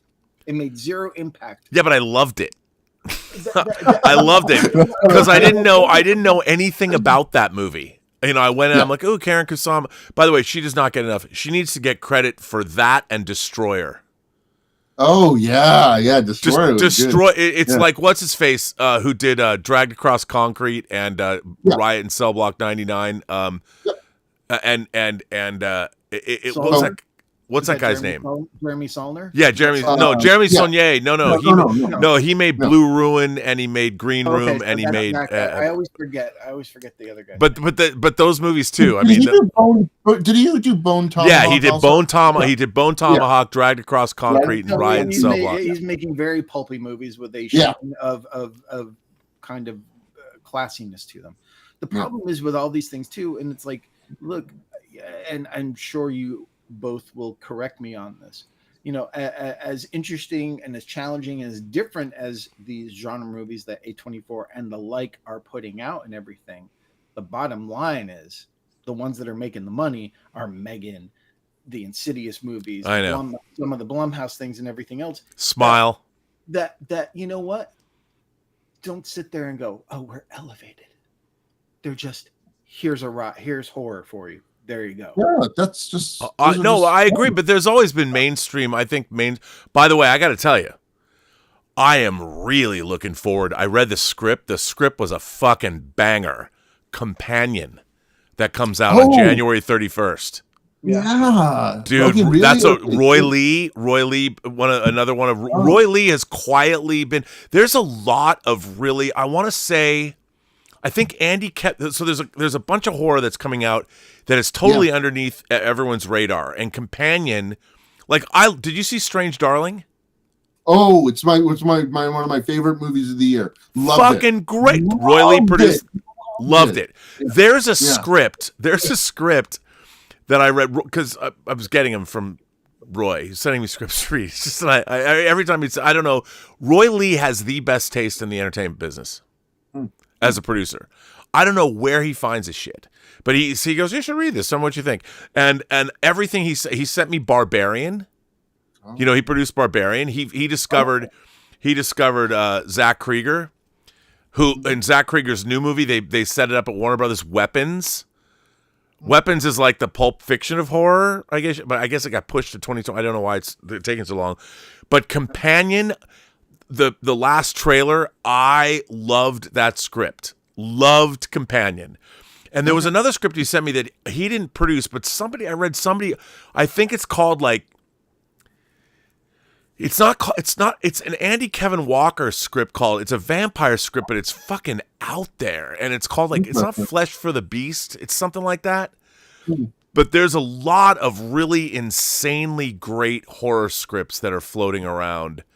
Out there. Boy, I'll tell you, speaking of Andrew Kevin Walker, I just went and saw 7 in IMAX, which is still in my top 10 favorite movies of all time. Dude. And boy, that movie does not overstay as well. That movie is so good. Okay, Damon Howe, I don't know if you know Damon, he's a friend of Charlie's and nice guy. He had something really interesting to say on social media about 7. And what's that? And he said, this is what he said. As a matter of fact, I'm going to go find it because it's been haunting me what he said, and about 7 in particular. And I was offended by it, but at the same time, I'm like, he's not wrong. And hang on, I'm going to find this and I'm going to read it because I showed Ethan the game last night. Speaking of and what he says about this applies even more to the game than it does to 7. Let me see if I can. I'm intrigued. So yeah, okay. I'm going to his Facebook page, and I gotta find what he said, because he's talking about Russ Meyer. He's always saying something interesting, and I don't know how far. Oh, he must have got the Russ Meyer movies from Severin. So now he's been. Let's see. I'll find it. Well, it was such a treat seeing Seven again on the big screen. It really was. God damn it! Why can't I find it? Oh, he's been posting. God damn it! You're posting a lot on Facebook. He's talking a lot about David Lynch, so I have to go past that, because it has to go past that, what he's saying about David Lynch, because this is really interesting. All right, wait, find it, Paul. Favorite David Lynch movie? Go. Go ahead. Yeah, Blue go ahead. Velvet. It's Blue Velvet. Like, it's really funny. When I was at USC, like I did a paper on David Lynch on Blue Velvet. That was 30 years ago. Yeah, I had to go, so I actually had to go. I remember I had to go and watch it on Laserdisc or something, like in some weird place at USC. I remember that. Like I had to like. What's everyone's favorite paper they had to write for in college or high school? What was my? I don't know. I wrote one on Clive Barker in high school, and I got an A+ on it. I actually still have it in my. Of course you do. Right over here. Yay! Anyone want to read it? He'll post it. I can't find what he said, but here's the gist of what he said. Okay, and he was talking about Seven, and I'm paraphrasing now, but he made the comment that a movie like Seven isn't really about anything, because the entire thing, he was saying that Seven was completely contrived, that the whole thing about John Doe and the whole part of the movie was all completely made up. And the like the game too, which the game is like a movie where the premise of the game is ridiculous. It's a total fabrication. Like it has no bearing in real life. So in which case, and I would say that, and I was reading this and I was contemplating this, going, look, I'm with you. Seven was the first script I ever read, the only script I actually said yes to of the thousands of scripts I read as a reader. I loved it so much. But all of horror is contrived. All great horror, it's all made up, in a way. And it's all metaphorical, and it all stands in for something else. And the thing about Seven, if you really want to think about it, it's really about the horror of living in a city. If you want to look at it, that it's the city itself that is the city gives rise for whatever reason, how many John Does are living in how many apartments, how many people that we just don't know about. Mm-hmm. But, I mean, and I think that all horror is metaphoric. It doesn't have to be grounded and real. Like, when you see Nora Carveth in The Brood, and when she does her big open up, that big shocking moment, none of that has any grounding in reality, but metaphorically you understand what that all means, because that movie is really about the horror of divorce and what it does to a family through a horror lens. It's all allegorical and metaphorical. You're right. I mean, the Blair Witch is all about the horror of camping. It's just, I get it. I know you always gave me shit about philosophy, but the best horror is philosophical. Videodrome is dangerous because it has a philosophy. Okay, and what the point he's saying about that was, I mean, like, look, okay, so I mean, you guys know I teach screenwriting at New York Film Academy. One of the things we talk about, and theme is one of my favorite things to talk to my students about.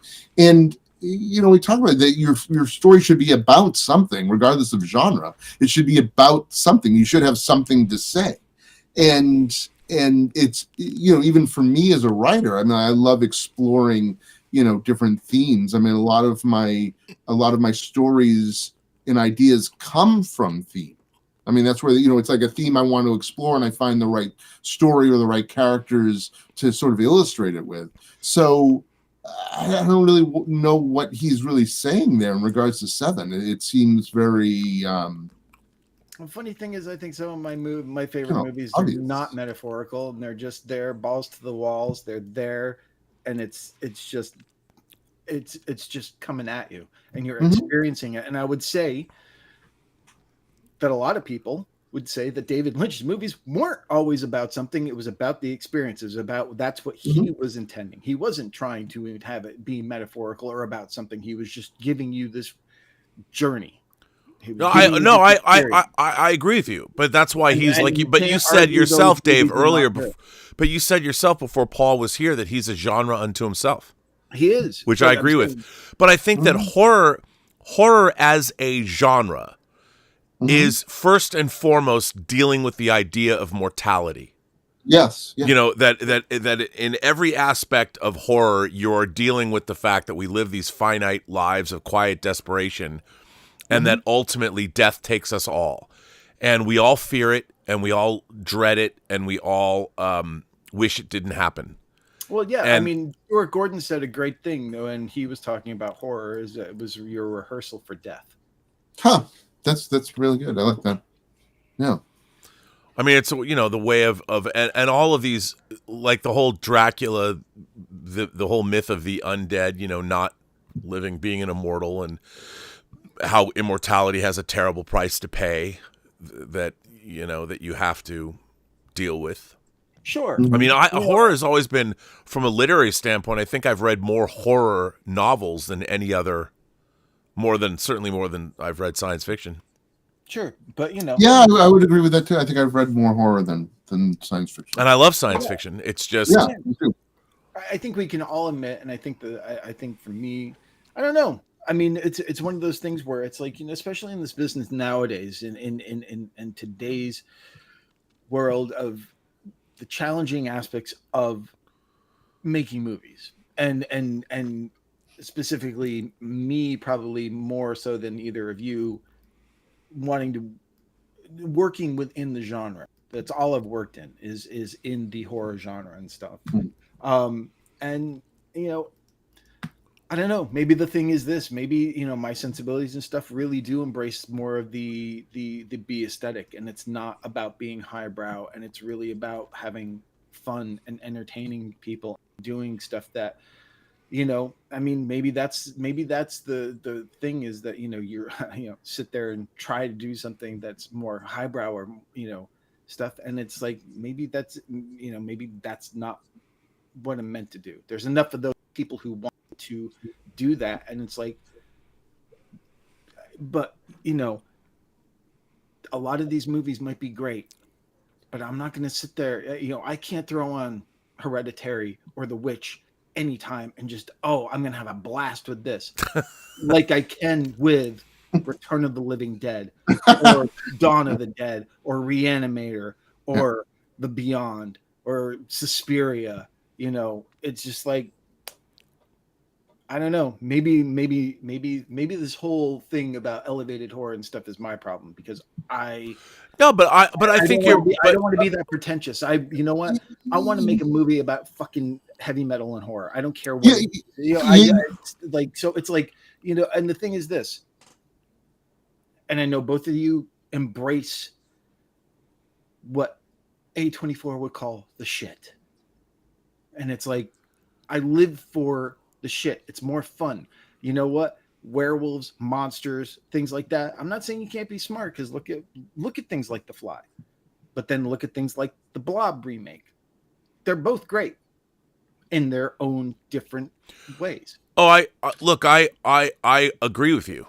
I mean, look, I think to me, Cronenberg's, you know, his first movies, with the exception of Fast Company, are like the most pulpy things ever. But he's presenting them like they came from within, aka Shivers, is a movie about crawling penises that are you know, that's turning everybody into like literal sex maniacs that are being pumped full of this, and it takes over a whole, it's Night of the Living Dead meets Deep Throat or something, and you don't get much pulpier than that, but he's presenting it in a highbrow way.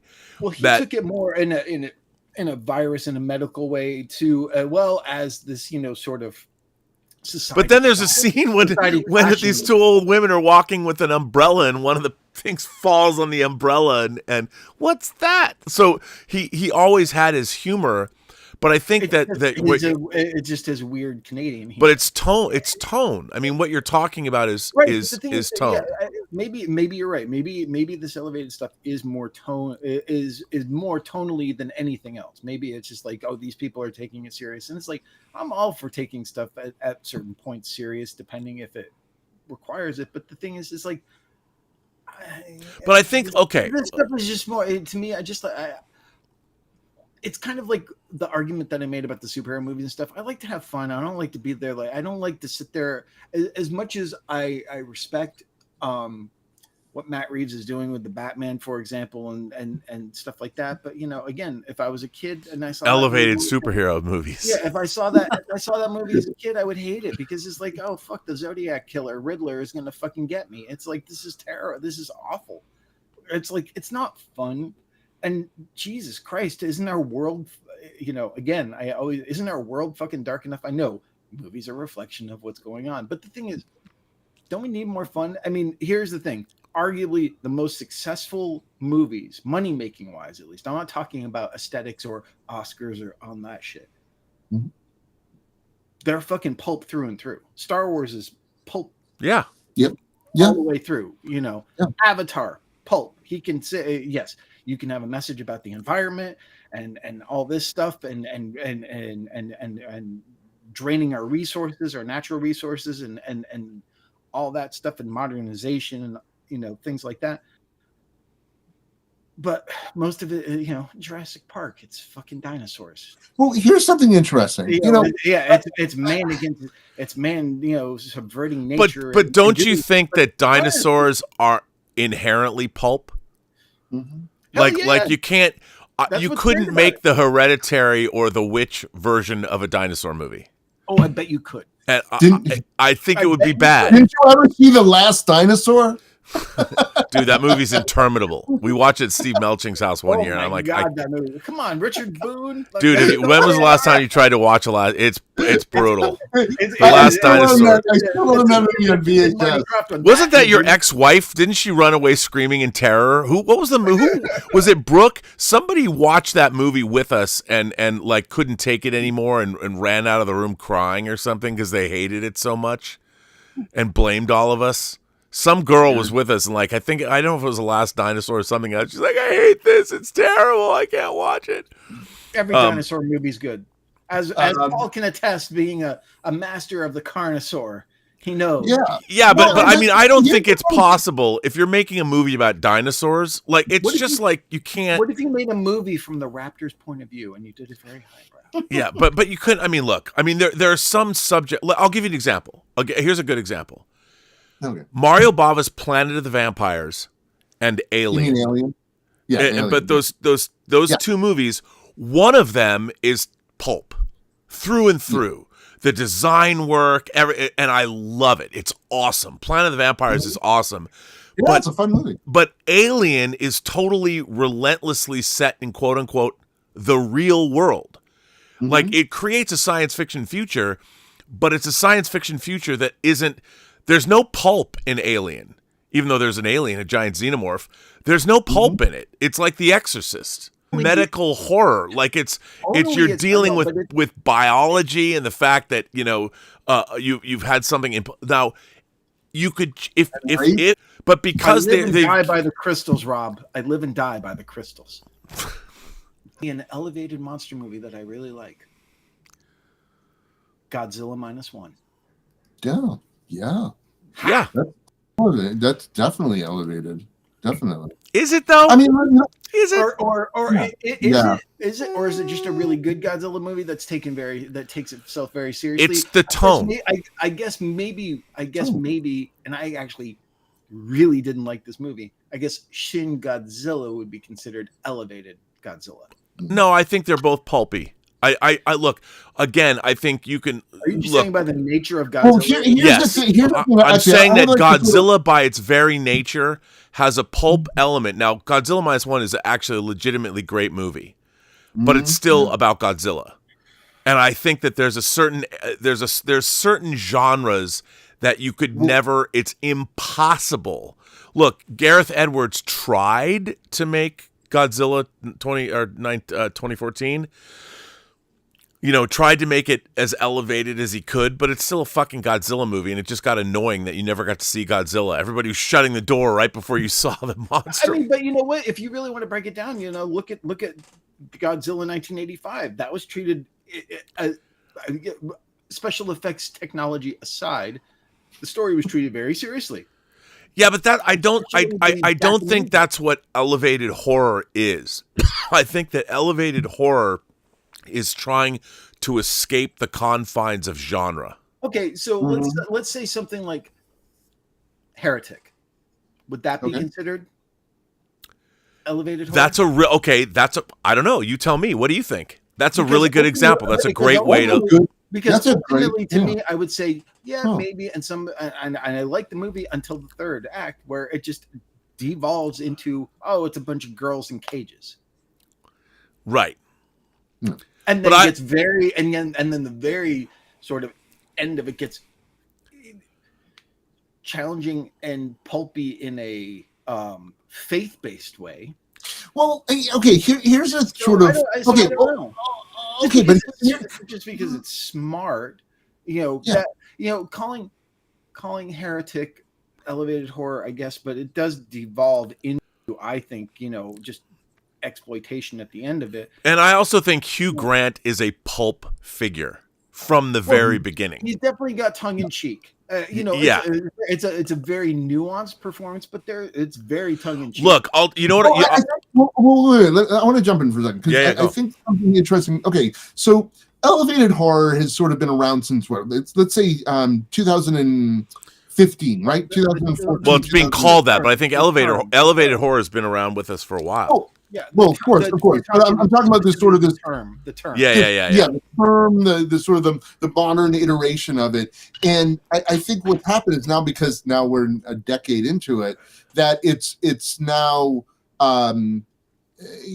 expanding and sort of like now that it's sort of like been sort of understood and sort of put in a box, it's now been sort of I'm trying to explain it. Like it's been sort of weaving out there where it's infecting, I guess, in a very Cronenberg way, infecting some of the more pulpy horror movies, which are now, even though they're more the B and the pulpy horror movies, there's still a sort of an aspect of them where they're, treating them a little bit more smartly. And I think what it really comes down to is character, because, and this is what I talk to my students too, is that, stories are about characters. If you don't have characters you care about and want to spend time with, then, what's the point of telling the story? And I think what it is what elevated horror really did refocused it into character,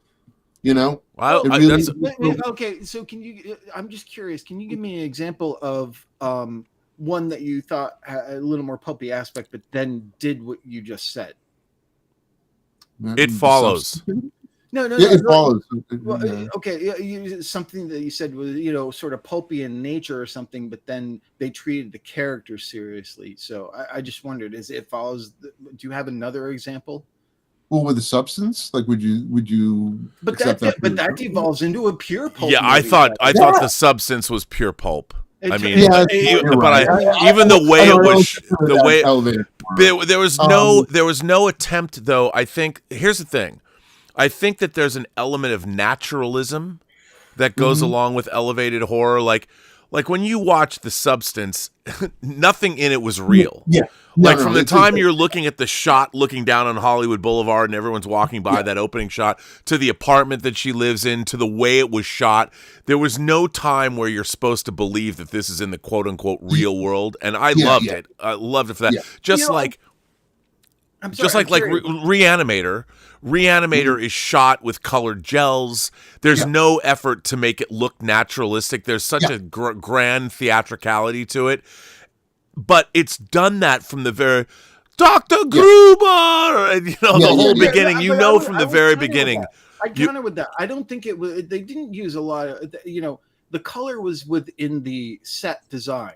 and the walls and that stuff. It wasn't in lighting. They weren't doing. Well, it was, like, but it was they though weren't doing because it creep- was. they Look, it weren't was in doing all of creep it. show lighting. They're They weren't not, doing but they're creep show not lighting. trying to create a naturalistic environment. It's not set in like the real world. Yeah, but It's set in the world of that movie. Well, it's set in the world of Miskatonic, but the thing is, if you look at the sets and everything, the apartment is the apartment, the basement's the basement. They look real. The offices, all the morgue, all those things are like what those. But they're places look movie like. real. But those They are don't what look those like they're places look real. They don't look like they're a real place. No, the thing is that I think they do look like real places. I think it's the events that are happening that are unreal. Here's unreal. Mm-hmm. Well, yeah, okay, but listen. Just because a morgue looks like it's a real morgue or a room looks like it's a real room, it doesn't look like we know that we're on a set. Like we don't look. I just watched I went back and watched all of Charlie's documentaries on the Alien anthology, and you look at the sets in Alien 3. They're amazing.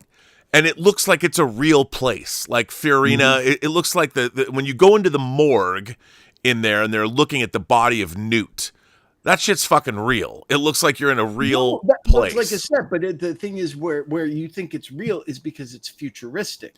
It's right, but I mean, it's the way it's shot, the colors, you walked into a morgue today, it probably would look very much like the morgue in Reanimator. But yes, okay, the things would look the same, but the quality of what you're looking at, it's in a movie. We're looking at movie world. We're not like, for instance, you watch Seven. You watch Seven though. You're in the real world. It's the real world. We're in a very prefabricated world, because the thing is, there is no city like Seven. Okay, there's no city where it rains and then they're close to the I understand that, but what I'm talking about is it LA? Is but it we're talking. I think we're talking about two different things. Okay, it's the quality of the way it looks and feels. Like in Seven, it doesn't matter what city it's in. It's in every city, but it looks like you're in a. It's not. There's no Anton Furst production design. You're really, the first time you see a shot of the city when it says Monday, you're looking down. It's downtown LA. It's a shot of downtown LA, but it's shot in such a way that you're seeing these older buildings. You see these 3 buildings. You know it's real. It's not a set. It's not a map painting. It's actually, they went and shot real buildings outside, and you know it is. So I still feel the same way about Reanimator as far as like the sets and stuff like that go, where I think the heightened aspect of Reanimator, for example, is the stuff that's happening within those sets that's heightened. I think that's part of it, but you know that they're sets. You know that, I mean, we can feel, and there's nothing wrong. I'm not saying there's anything wrong with that, but from the very beginning, even the way people act, like the whole opening scene with Dr. Gruber and all that stuff, you know that you're watching, it's not real. Like, it's not real. Whereas elevated horror, you look at The Exorcist, it's fucking in Georgetown. Or you watch Rosemary's Baby, they're at the Dakota. They're on the streets in New York, they're in real places and you're not, and yeah, you're on a set, but it's presented to you, even the way it's lit is supposed to make you believe that this is the quote unquote real world. And the thing about low budget is you can't do that, because the real world, as any filmmaker will tell you, is expensive. You know, you go out and suddenly you're on the. I don't know that. I would, in some ways, I would think. And you guys can argue this in some ways, as we all know. Like, my first movie is very low budget. I shot in a real hospital. Yes. Now, I lit it very theatrically, so that's where the difference is. But it's like low budget movies. They can't afford to build sets, so they have to shoot practical locations. Right, but they can't. It's what they do in the aesthetics that makes it less. Well, I don't know if Brett Pierce more is movie and less real. But I don't know if Brett Pierce is still in the chat. But their film The Wretched, right? It's set in like there's a waterfront aspect to that movie. And the way they shoot all of that stuff, and it gives it great production value. But it's the real world. You know, they're not. It feels like you're in a real place. So the house next door, you know.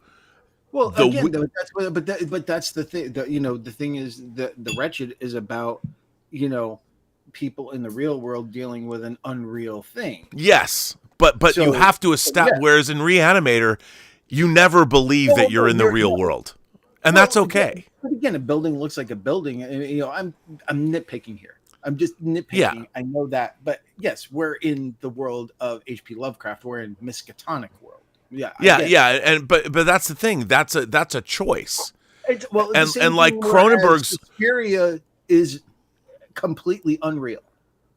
Completely unreal. Yeah. But it's Completely. like, but because that aesthetic is established in the very beginning, you buy into it. Whereas you look at Cronenberg's early movies, incredibly low budget, but they're firmly set in the real world. They came from within. Shivers, the Rabid, the Brood. I mean, there's all these Yeah, cold. it wasn't until Videodrome where things sort of started to get unreal. Yes, Really, I mean, I would say. I agree. But I also think that's because he actually had the budget to make things like the Clay Room and the story called for that unreality. I mean, Not I'll just tell you- the I'll things tell you- happening in it, but that One of the sets most were- disappointing movies I saw in 2024 was Longlegs. Yeah. I'm not along. You know, it's like. I didn't hate it, no, but I just thought. didn't get the whole hubbub about it because it's like. Well, the and trailers maybe- were fucking great. They created this and- marketing campaign they And didn't maybe- deliver maybe on. That's maybe the thing is also we're at the disadvantage of that we've seen so much. We're so film literate in a way. I mean, we could be like completely illiterate, but we've seen so many movies and everything that a lot of the tropes and the things that are done. I mean, to me, I'm going, okay, so it's sort of Silence of the Lambs with a devil thing that doesn't really make any sense. And then he's got a silver sphere from Phantasm in the head of these dolls, and he's living in. I don't really get what's going on here, and why does he have plastic surgery?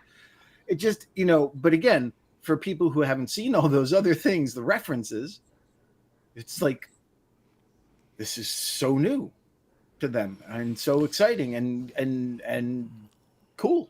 Good for them. Look, I have to but tell you, it I'm just much wasn't- more excited to see the monkey now. I mean, the The monkey. monkey, I know. It the looks trailers look really great. interesting. It looks I really like him as a director. I mean, I do really, too. Gretel and Hansel and Blackcoat's Yeah. daughter. I That didn't like That's Gretel what's and there. I mean, he's a really fascinating director. He is. Like, the monkey looks fun. That's why I think it's like, okay, you finally like, you know, kind of like, I don't know. Maybe you guys can remind. Was the Stephen King story funny, comedic as well? I don't remember. Because if turning it into this sort of almost Well, the funny thing is it just the trailers that are funny? Oh yeah. Is the trailers making it funny and it's not that funny? No, I don't know. Like I thought Longlegs was going to be funny. I hope the monkey is funny. I do too, because think I by the wanted. nature of what it is, it's going to be humorous no matter what you do. I thought Longlegs was going to be more like Seven, and it was the fucking goofiest shit ever. I mean, I still don't understand the connection. So, the mother was the villain, and it was really the devil. And what the hell was Nicolas Cage doing? And all the it was like, what? Yeah, I mean, look, I'm glad that They go. That movie is about an investigation where they don't really investigate. None of the investigations in that movie were at all real. Like they go to the second story of that barn. You know, they're up in the barn looking for. I'm like, what What is going on? And I'm sure it's nightmare logic or whatever. But I'm like, well, I mean, the funny thing is, you know, in a very probably obtuse way, you could make that same argument for Silence of the Lambs. I mean, she just happened upon Buffalo Bill's house. It wasn't like she was like going, "Oh, I figured it out." yeah, I This mean is that was like, they truncated a big part of the novel to do that. No, I know. I mean, I get it. But so it's like, but again, talk about something that would, I mean, Oscar winning, they definitely sold that, whether they didn't use the term, but it was definitely sold as elevated horror. It wasn't a horror, it was a psychological thriller. Remember? No one would admit it's a after horror that, movie. all the horror movies, all those horror type movies, But it became also psychological thrillers, you know. But it's about a Anthony guy Hopkins who's is pretty fucking pulpy. It's about a guy who's skinning women to make a skin suit. I mean, it's just like, give me a break. This is a horror movie. By the way, there's Misery is elevated horror. No, Misery is total pulp fun. Right, but again, it was respectable. Yeah, because you have, Oscar caliber. Respectable. You don't have a bunch of tits and you don't have a bunch of, gore or monsters or anything. It's respectable. So elevated horror is just respectable in the eyes of the cineastas who would look down upon Larry Cohen and John Carpenter and Tobe Hooper and George Romero. We've lost more 69 people hanging out. Oh yeah, we're losing people. Okay, now somehow we're back. So Paul, continue. Start with your. What was I saying? What was your gobbledygook? I know what I was saying. I was saying that it's a shame that we're not. No, we're not back. We're back. No, we're back. We're back. Are we back? Vaguely. We're back for a minute. Well, the point I was going to make. Talk fast. Should I not talk? Or should I talk? No, go. You okay, talk. Look, I'm talking. The fact that it's just a shame, when we talk about elevated horror, that the term is elevated, meaning suggesting that that everything else is not elevated, and it's and I think that's why maybe a lot of people take great umbrage to it as a subgenre, but for me, the thing that was really, the thing that I really like so much about it is the fact that it takes the genre seriously. You know what I mean? And it really, and you know me, I come from makeup effects. I come from movies like Reanimator, like very pulpy horror. My favorite horror movies are very low budgety and horror stuff, and a lot of slasher films and so forth. But I really do love it when the genre is taken seriously and you get really great actors, and you get really great characters, and you get these very interesting stories that are dealing with interesting themes. That it's for the same reason why I enjoy watching stuff by Bergman or Tarkovsky, but I also enjoy seeing stuff from Tarantino and Fincher or whatever. I mean, it's the thing I think I like about so much about it and respected so much about it is that it gave respect back to the horror genre. And people started looking at the horror genre in a different light. God, we're just again we're what this is. We theoretically we are back again, but I think the point you're making is right. But I think the idea of elevated horror is more about marketing than anything else, because horror as a genre has always been with us, and it's worked. Mm-hmm. The idea of point. Yeah. But it always goes through the marketing thing. And the thing is, Paul, let me ask you this. You go, oh, I like it when, it's treated seriously and stuff like that. But again, so does that mean that, I'm not saying that our palates haven't evolved and everything, but, look, I'll take a good slasher movie any day that's satisfying. I'll take a good, pulpy horror movie if it's satisfying. I don't care. Me too. Well, me too. I don't care. Is it possible to even look at Slither? Talk about a movie that's pulpy as fucking has respectable actors in it and everything. It's like, come on. It's like that's more fun and more people enjoy that. I'm not saying that both don't have a place. I'm saying that it's just it's like that's not all I want to watch. And let me ask you a question, Dave. I think this, the funny thing is, I think, there's this sort of in more of our cinema circles and stuff like that, not the world around us, that really wants the respectability of it. It's like the respectability of the genre. It's like, just make a good fucking movie, guys. Yeah, but that's what I mean is that, okay, how do I put this? The fact that people were taking the genre very seriously to try to tell really quality stories. I think that's the point I'm trying to make, is that, you know, I've been seeing so many great horror movies recently that are really impressive to me, that I've fallen in love with or just been so blown away by. You know, a lot of people are talking about Oddity, you know, which is a really small film. You know what I mean? Yep. That, you know, in talking about films like that and Long Legs and you know, there's some other films that have, you know, Heretic and so forth. So it's really nice to hear, you know, it okay, because look, you know what's really funny? I was watching recently on YouTube. There was like it was like a compilation of Siskel and Ebert just shitting on horror movies in like the 80s and the 90s. It was like really long, and it was just a string of reviews of them just shitting on horror. They movies. ripped on The Howling before they'd even seen it. So, yeah. So what you're saying is that, you know, you want critics to be have respectability to the genre. No, but the bottom line is, I'll let you make your point. Okay. But you can't tell me that John Carpenter, Stuart Gordon, all these guys, whether you like the movies or not, didn't take them seriously. They took everything seriously. But we're not okay. Chuck Russell took Nightmare on Elm Street 3, Dream Warriors very serious. No, of course, but I think what's being missed here is that there's a whole level of the critical establishment and the public that is not going to look at Nightmare on Elm Street 3, The Dream Warriors, and put it on the same level as Silence of the Lambs or The Verdict or Kramer versus Kramer. Box office wise, they do, and that's where the thing. Okay, but Dave, you know but you know what I'm saying, and you know that's not true.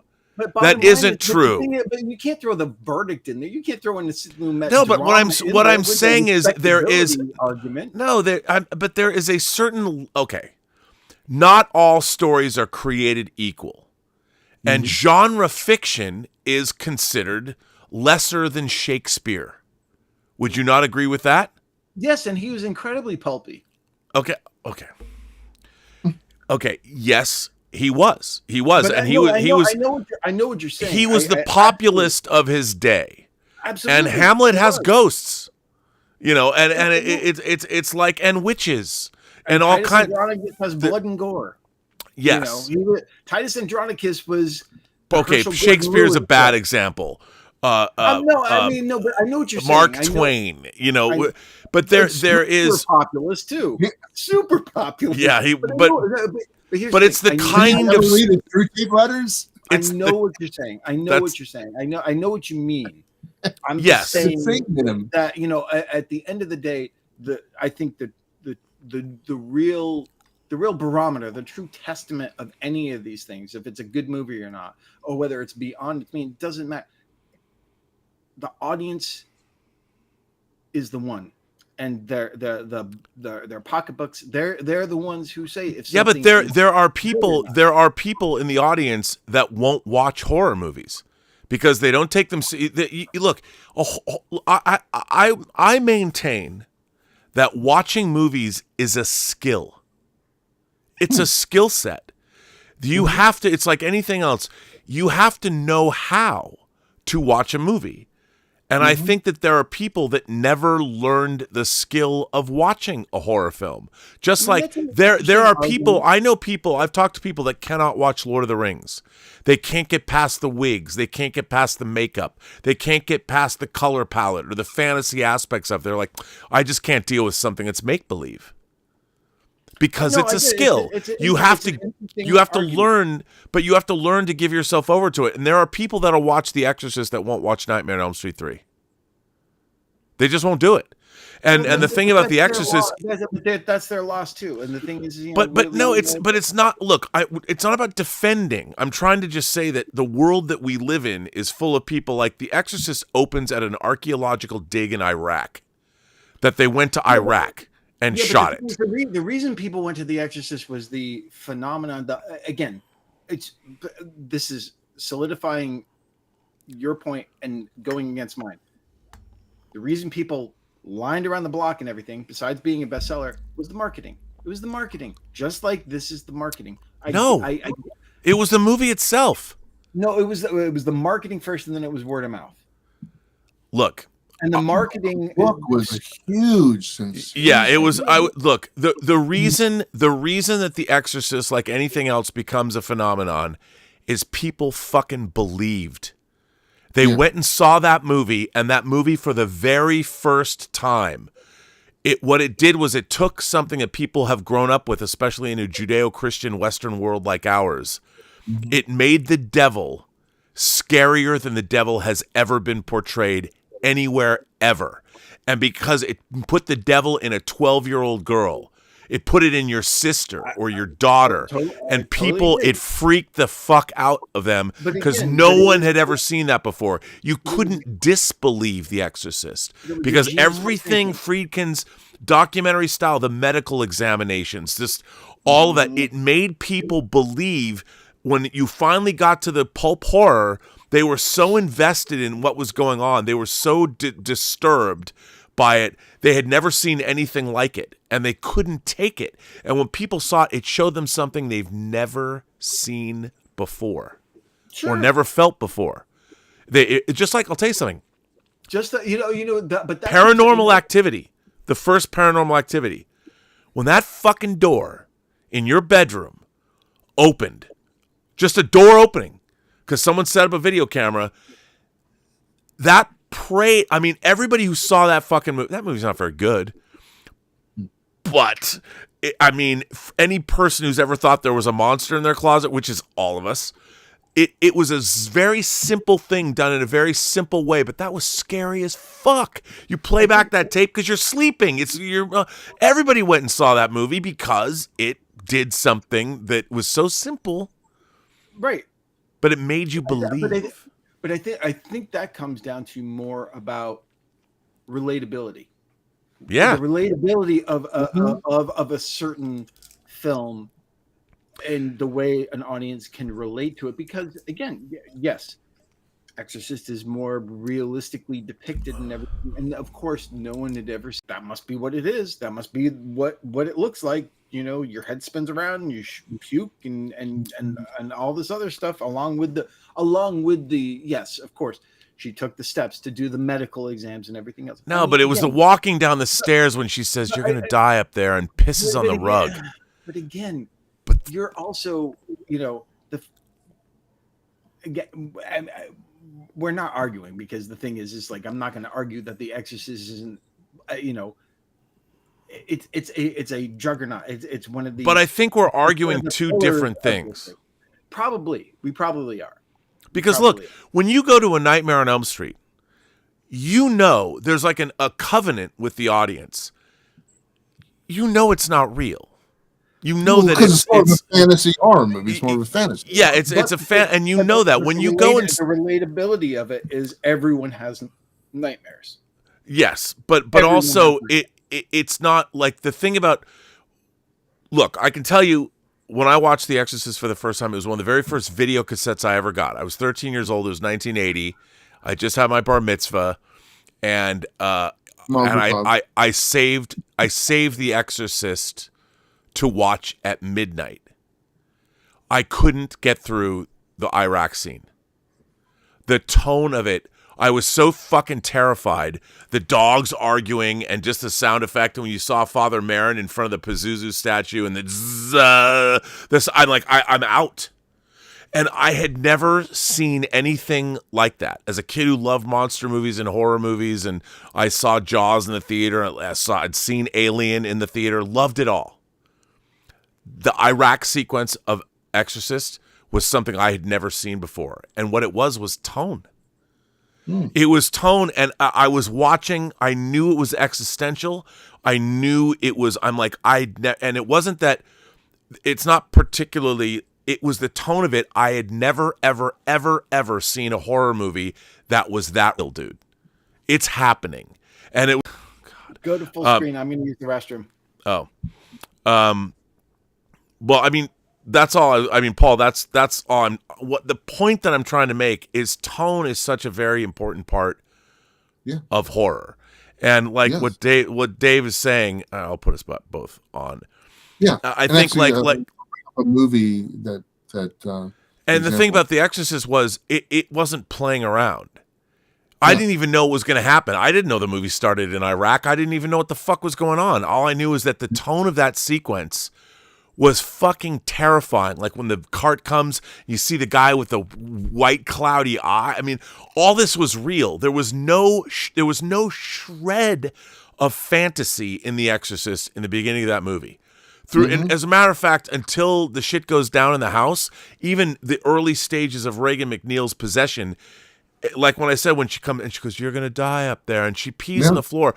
Watching a 12-year-old girl piss on the floor at a dinner party was so transgressive, like especially because I was 13, and when I was watching that, the idea of me pissing on the floor in the middle of a crowded room at my parents' house during a dinner party.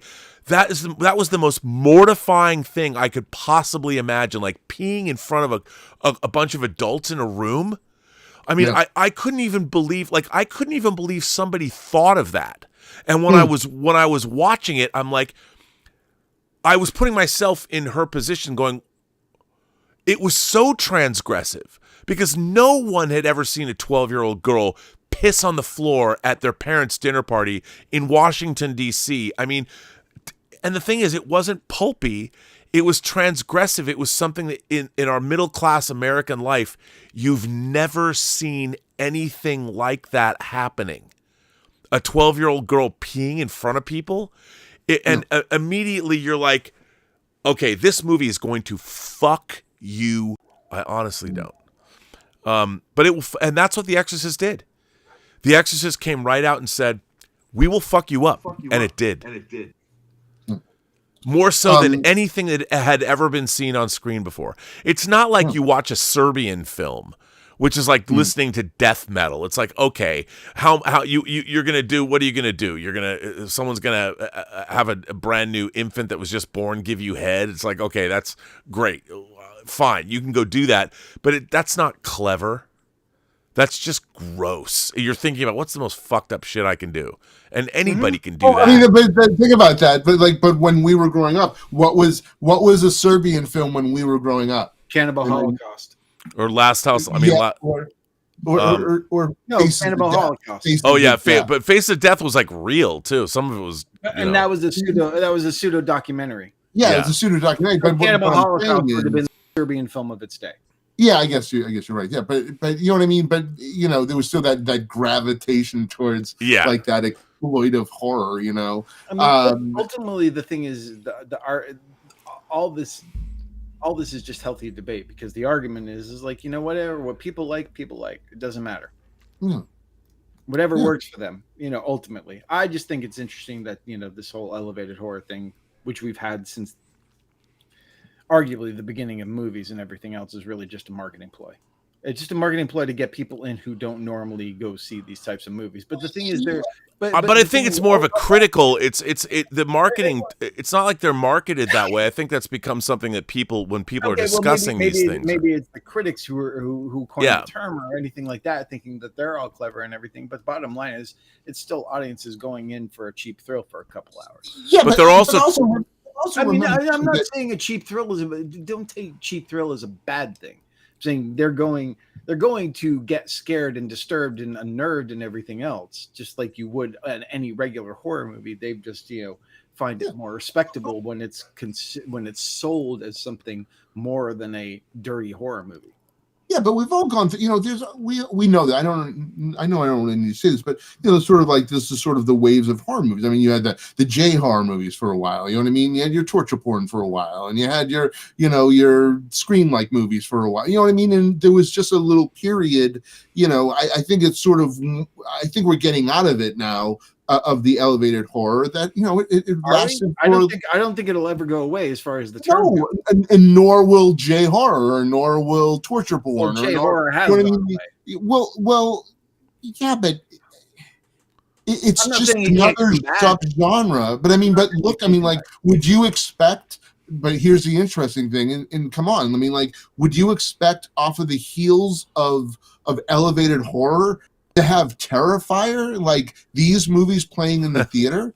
I No. mean, like, I mean, like, and here's the funny thing: it's like, look, Yeah, the all audience like, is spoken, I have that's what they a want. lot of respect for those guys doing those movies, but and you know, I come from makeup effects, and I was obviously like watch gory stuff. Like, I just those movies don't really work for me. The Terrifier movies, At all. I've tried to watch them; they just don't work for me. But would you think that's what would be playing in theaters? No. You know what I mean? Off no, of elevated horror. I mean, well, it's almost, because the thing is, it's a reaction to it. no, it's not just a reaction to it. The thing is, it's like there are some elevated horror movies and stuff, and then there's a bunch of other ones that come out and stuff. And this is not just a reaction to the respectability of horror. It's like we're getting back to basics here, and the thing is, it's making an impact. It's made a huge financial real impact that studios don't understand. Yeah. They can't understand. It's a grassroots movement. It's absolutely fantastic. Whether you personally the movies work for you or not, you can't deny. No, I will not. I mean, I give them like a lot of respect, props and respect to them. But I mean, like the fact that a movie like that can be this successful, in the climate that it was coming from is really impressive. By the way, to me, I'm just saying, thank God that we do have those movies, that we have that other side of it as well to sort of balance this out. Yeah. Terrifier 3. Terrifier And 3, guys, made just shy of 90 million worldwide. Wow. On like a $5 million spend. No, a $2.5 million spend. Okay, Including advertising. That's insane. It opened domestically with 18 million. Oh, yeah. Wow. I mean that's huge. I mean that is huge. I mean that is the profitability of those films, and that's the third one. Yeah, and I think that really impressive. It's really impressive. And look, like you said, Paul, those movies aren't for me, but that's the slasher equivalent of. I mean, that movie exists for one reason only. It's about the kills. They are and the gore. Friday the 13th and Nightmare on Elm Street. Yeah, that's what it is. It's this new generation's Friday the 13th.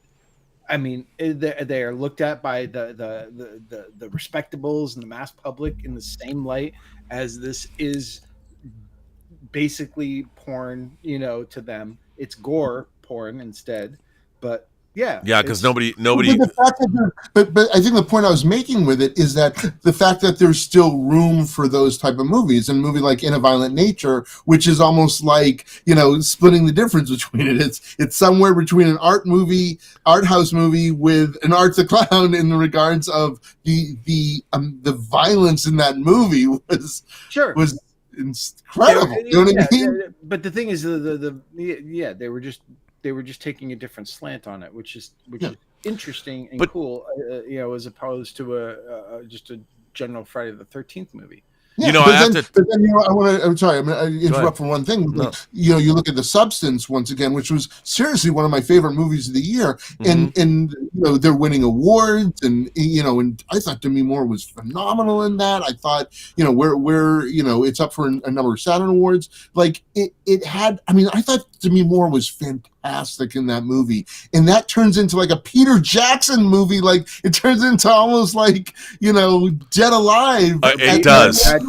For sure. You know what I mean? And it's like, but it's perceived as more of a prestige movie. And the funny thing is, that's where the movie lost me when it became a Peter Jackson movie, because it was like I was hoping that movie was going to be more of a Cronenberg.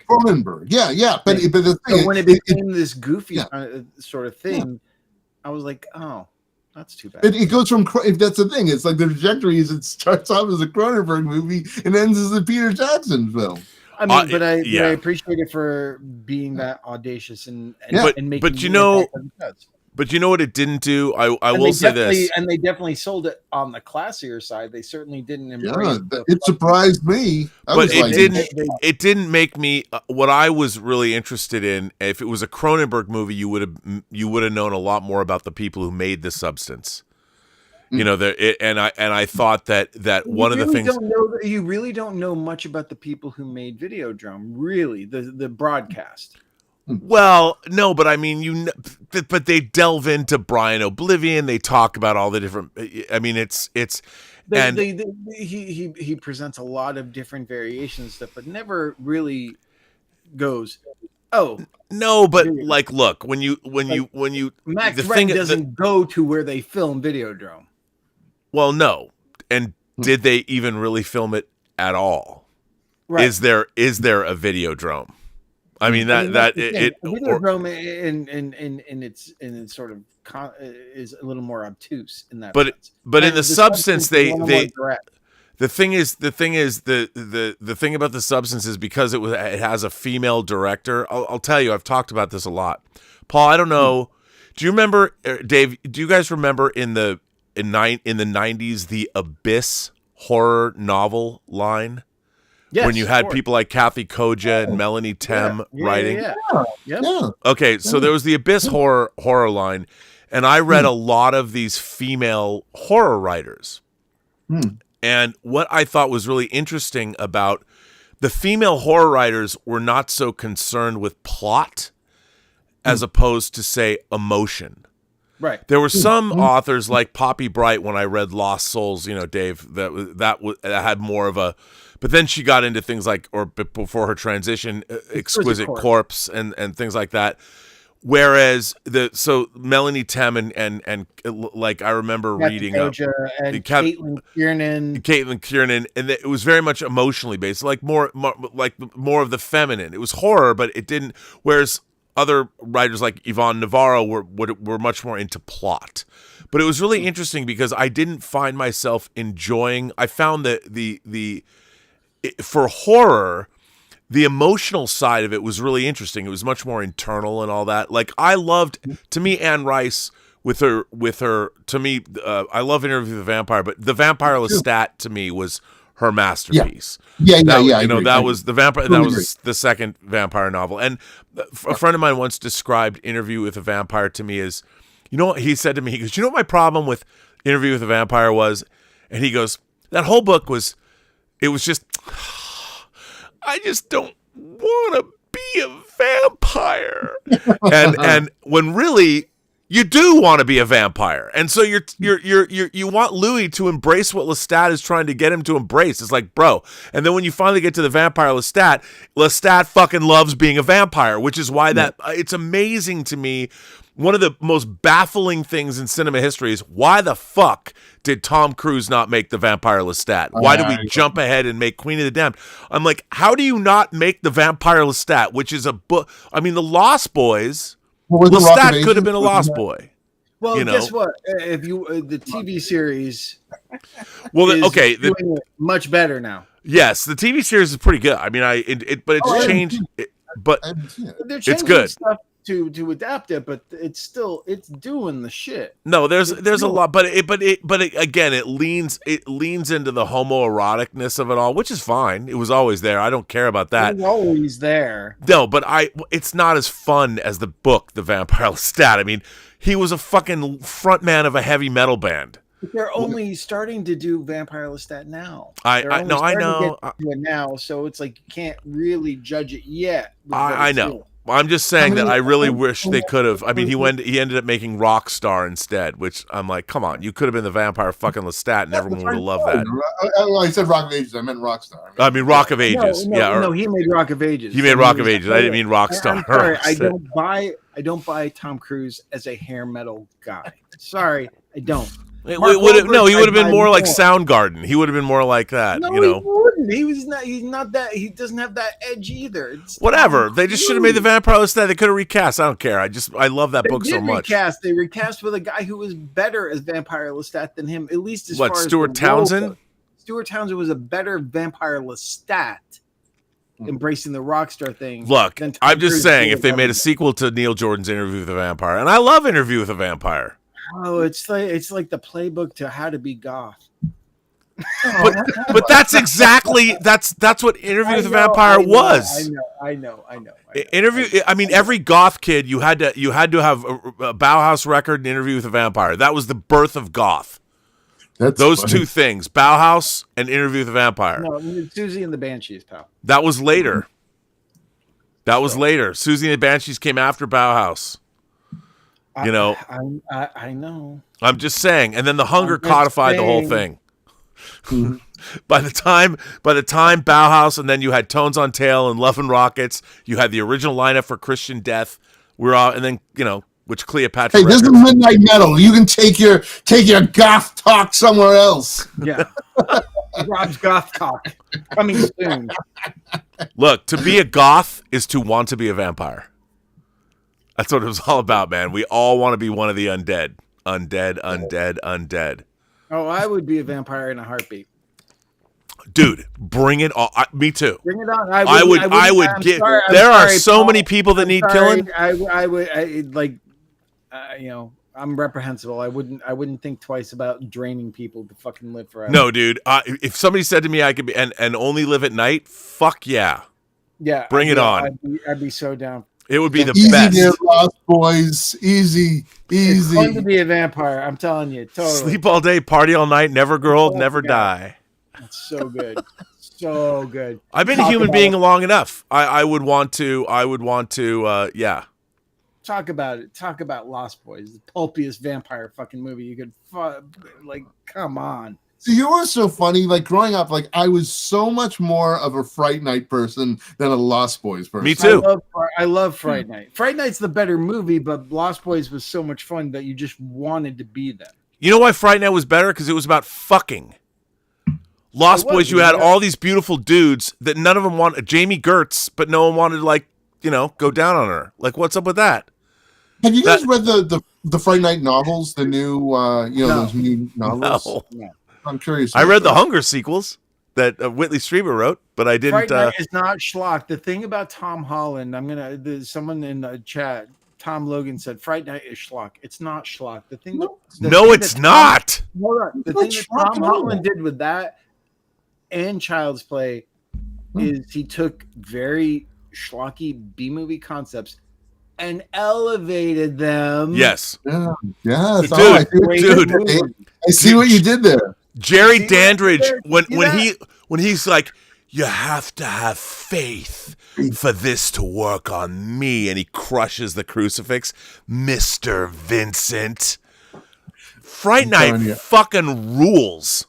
I love that soundtrack. I love that, and Rocky IV are my two favorite soundtracks. Like, by the way, song soundtracks. 65 millimeter of visual effects by Richard Edlund.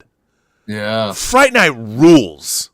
Yeah, I love. But the thing is, what's interesting is, like you said, Dave, it has all the late night horror host. It has all these pulp things. It's all got the schlocky stuff in it. But really, it's all about the pedophile that lives next door to you. You know, it's all about the corruption of the neighborhood and all that.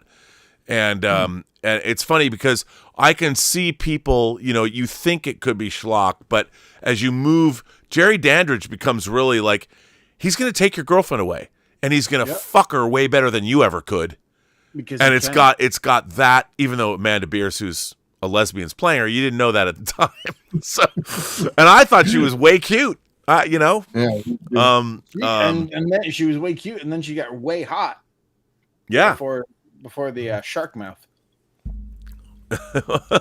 But no, I mean, I love and Fright Night. Look, to me, the perfect.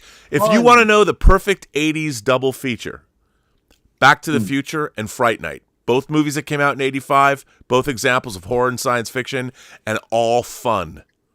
Okay, all fun. What's Those movies as a delightful double bill of the mid '80s, the quintessential '80s.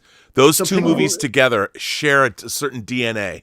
So pick the least fun double feature of that year of 1985 of 85. I'd go 86, and I would pick one of the least fun movies, though I love it, is The River's Edge.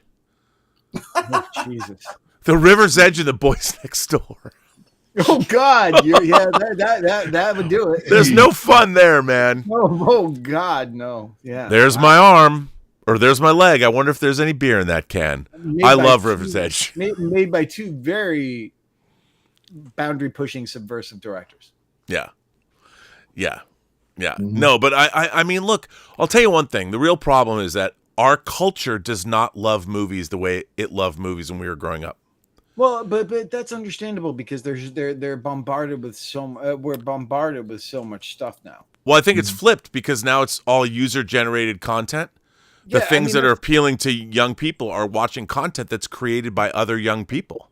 Yep, that's more reflective of their universe. They don't want to escape reality. They want to dive there. It's almost like their wish fulfillment now isn't to be a movie character, it's to be one of these people that they watch.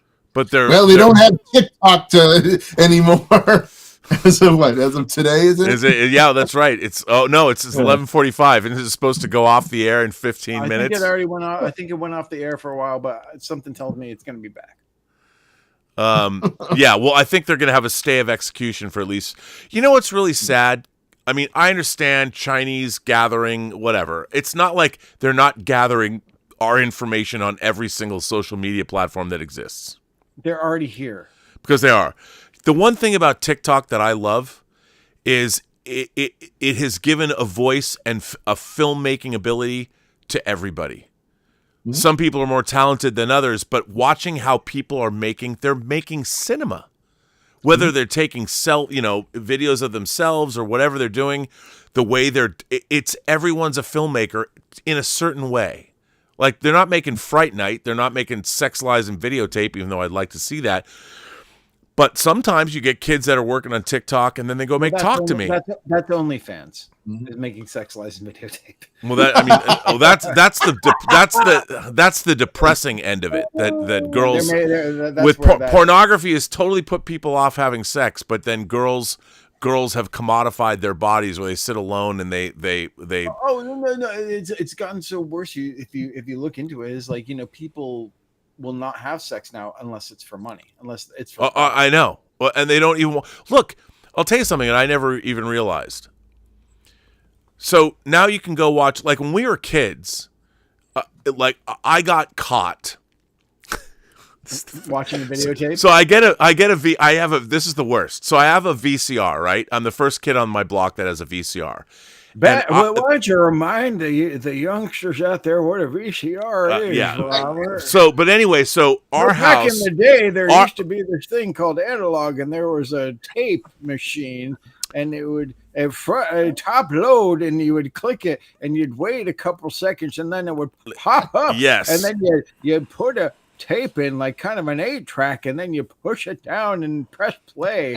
And the point is that a VCR was usually in a place in the house that was centralized, that everybody had access to it, like in a family room.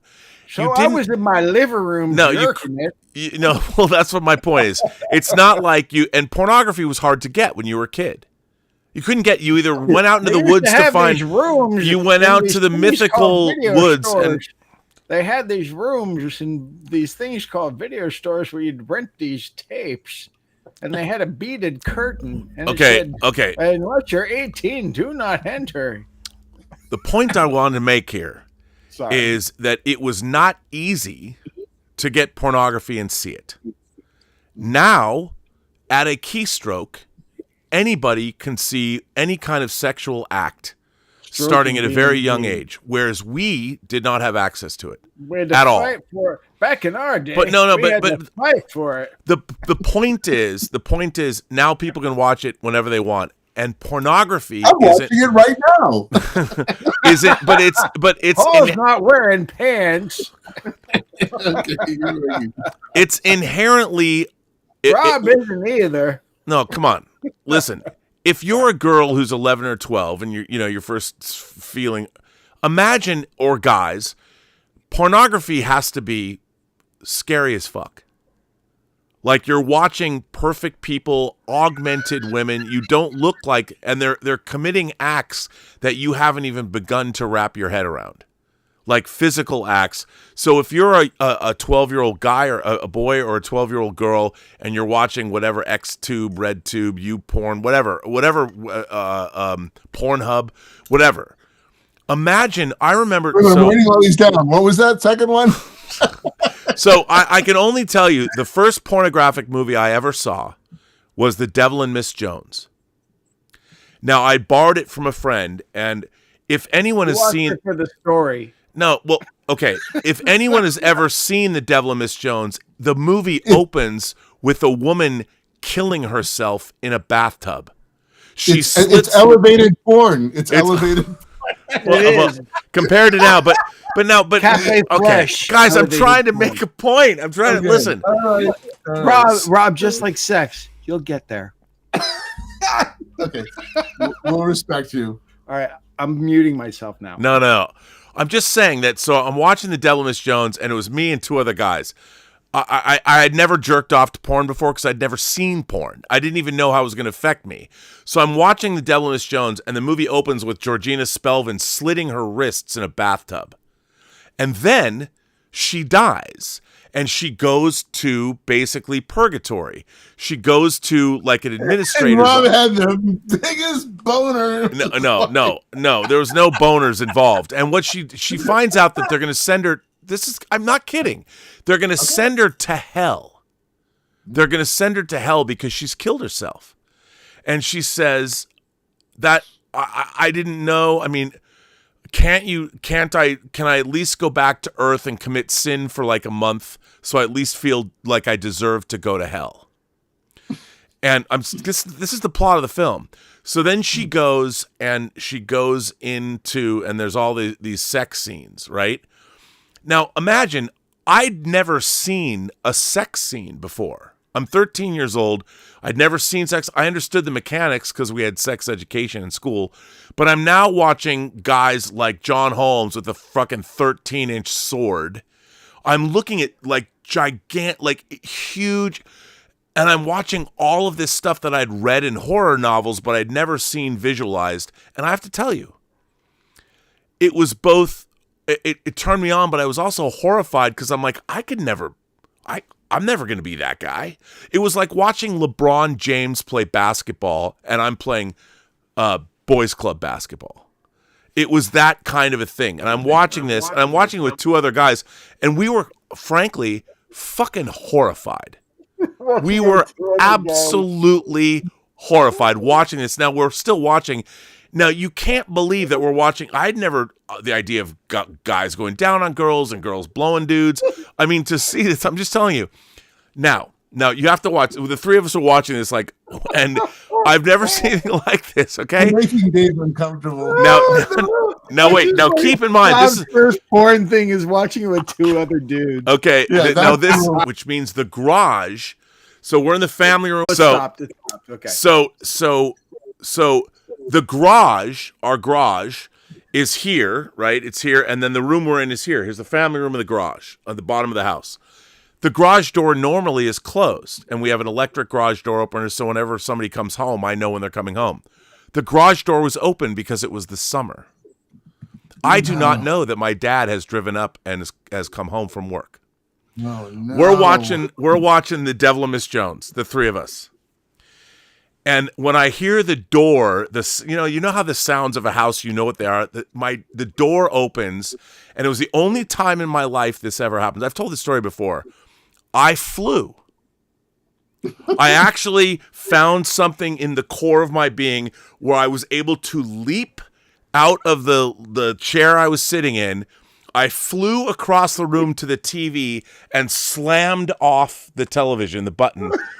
And as I was flying through the air, my dad was coming through the door. My dad looks at me. I'm on the ground looking up at him with my hand on the TV thing. And my two friends are on the couch sitting next to me. And there my dad walks in, and my dad goes, "Turn on the TV." And I'm like, I'm thinking to myself, your dad knows. Your dad's pretty fly. my dad, no, and I'm thinking there is story in this movie. So, and I'm thinking to myself, I can't, like, I have no time. I've got to turn on the TV. I can't stall him. I'm sitting on the ground. He probably saw me leap, and it's the most conspicuous stuff. I mean, we're watching something we shouldn't. And I'm hoping, I'm like thinking to maybe there's a chance that maybe she's going from one scene to the next. And I turn on the TV, and my face, like if this is the TV screen, my face is like this. and I turn it on, and Georgina Spelvin is just working some dudes. and I'm looking at my dad and my father, and I haven't even looked to see. I turn and I look, and there's just a gigantic cock and a woman, and I'm just like, my dad's like, boys, go home. Bob, turn off the TV. And he walks over, he unscrews the coaxial cable of my RCA VFT 625 VCR. It was very heavy. My dad just picks that up and takes it upstairs into his bedroom. And I didn't see it on his own. I didn't see it for a month. And finishes the movie on his own. Yeah, the point is, nowadays, everybody's watching that all the time. Well, all the time. And their kids, they can see. And it no has one's got... watching The Devil and Miss Jones anymore. No, they're just watching clips. And they're watching whatever you want to watch. There was I think we need an elevated remake. No, what I'm saying is that kids today are watching things that they are not equipped to understand. And they're watching, and I think a lot of people, especially girls, are watching this malevolent shit. And they're asking themselves, what is this? Like, I don't want this. You know, I don't want this. I'm gonna be non-binary. I don't know if I'm a girl anymore. No, I honestly think it's both. I think both are watching and no, it is both. But and we're all people are checking themselves and going, "What? This is what I got to live up to," and everything else. I mean, And now here's the thing: we didn't see any of it because porn, no matter how like amateur it seems and stuff like that, is produced and created, and they're looking for types. We weren't meant to see it, and it's damaging. It is. We were not, because you cannot live up to the expectations of that thing. It's the porn is an incredibly warping. Yeah, and the thing is, we were not meant to see it, and we didn't. We didn't, because you'd watch this thing, and it was like, oh my god, we kissed girls or kissed whoever. Channel was scrambled. Yeah, but the thing is, we would go out and get it, and what made us go out, and you wanted to, whoever you wanted to be with, or that was the driving force of youth, was to go out and kiss a girl. Look at all the youth films of and now they talk about like Last American Virgin and Porky's. Oh, that's all about the male gaze. Well, I would say there's movies also like Adrian Lyne's Foxes from 1980. You know, beautiful film with Jodie Foster and Cherry Carey and all that stuff. And okay, can I? Porky's. I love this movie. My grandpa loved that movie. And guess what? All the women in that movie have control, not the men. The women always had control in movies about guys trying to lose their virginity. But I'm saying is like, I think Porky's is a much maligned movie, and it gets that stigma because the women, if you watch that movie, all the women have the control, not the men. Yeah, no, but I think I'll go. Is it Wendy? Is it Wendy the one in that? I forget if it's Wendy, the young female in it, who they try to portray as the slut, who she's not, and doesn't get naked and has the control. Right, but so I always feel like Porky's is a incredibly misunderstood, misaligned movie. What I think that the internet has done to people, the two things, I mean, there's many things, but movies have been destroyed as an art form for youth. Because now movies inherently made us go out. You have to go out of yourself and go watch something that somebody else has made. Now you're watching your peers who've made the content that you're watching. The weird thing is too, with modern movies and depictions of sex and everything, it's really rare now. Yeah, it's completely rare. Because it's showed because people can get it on the internet. Yep. So we don't depict it in movies anymore. And Because- there's no eroticism. Eroticism is gone. Because I haven't everyone- seen because that new everyone- Nicole Kidman movie. What? Oh, baby, Like- I haven't seen it yet, but yeah, that Baby girl. There's always the exceptions to the rule, of course. Well, yeah, But yeah. but the thing is, Seen it. a lot of the time, nowadays we're it's weird that cinema, at least American cinema, is very chaste in a lot of ways. Mhm. I would say immature, And I guess it's because infantilized. right. And I think the last I guess the last gasp of the sex comedy was probably around the American Pie era. Mhm. Yeah. Yeah, well, I agree. Because even then, around the American Pie era, it wasn't so easy to go online and see everything. So it's really interesting that even just eroticism Yeah, well, has been downplayed so much. I did have a point that I want to bring around that you've kind of got to. What is missing from horror Yeah. now? Well, yeah, I mean, Sex and nudity. And the idea, I mean, because that used to be the only avenue, like a young man or something who wanted to, like, if they couldn't see but thriller look, or something, they would go to a horror movie and they know they would see some nudity. yes, but also the premise of horror films. I mean, even the Hammer horror films. You go back and a lot of boobs, a lot of lesbianism. John Rowland's lesbian vampire movies, like whether it's Fascination or Lips of Blood or the Karnstein trilogy from Hammer. Girl. Yeah, all the So and even like It Follows was a movie where the sex was the monster, but it was a sexless film. Yeah, you have there wasn't nudity, right? No, and it's like you can't. It's wild because the thing is that in real life, our real world, the idea sex is either it's the male gaze, which is evil and bad, or you've got now women it's feminism. I've taken control of my body. Now I'm on OnlyFans, where I've completely destroyed. And more power to anybody that wants to. We now live in a world where a girl had sex with 100 men in a day. This happened a couple of 1,000. That she's going to do that next. No, she didn't do that next. Oh, another girl had a sex. Yeah, but 1,000. Now think about that. Now that to me would have been a horror film. But a woman having sex with 1,000 people, I cannot think of. Gaspar Noé would do that movie. But I can't think of something that's more horrific and dehumanizing than that. I mean, think about that. The levels of intimacy. How can that person? I mean, and by the way, it's self-imposed. It's her idea. That to me is the premise of a great Cronenbergian body horror movie, where you're going to have the seed of 1,000 men. I mean, I'm sure they're wearing condoms or whatever. What does that say about you?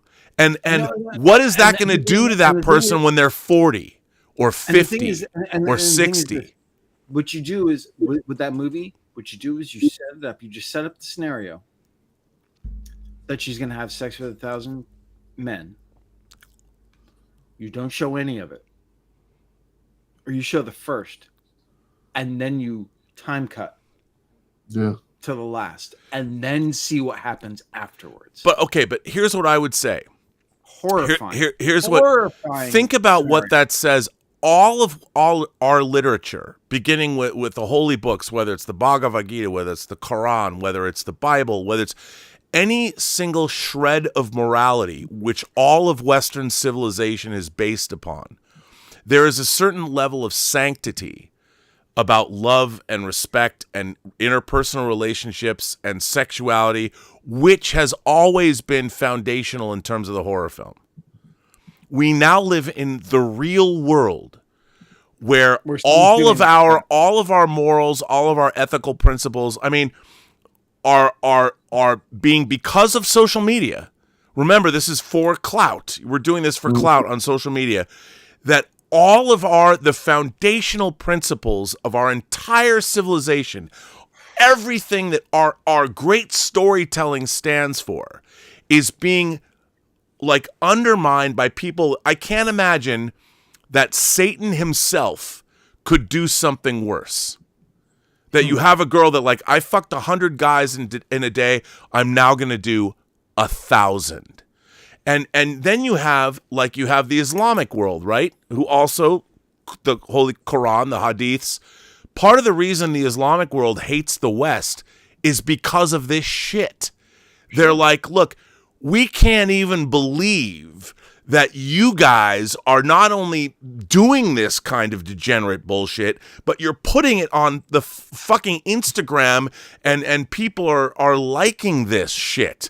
Now, how do we defend against something like that? We want to say live and let live, but at the end of the day, this is, in what universe is some girl who's going to fuck 1,000 guys in a day?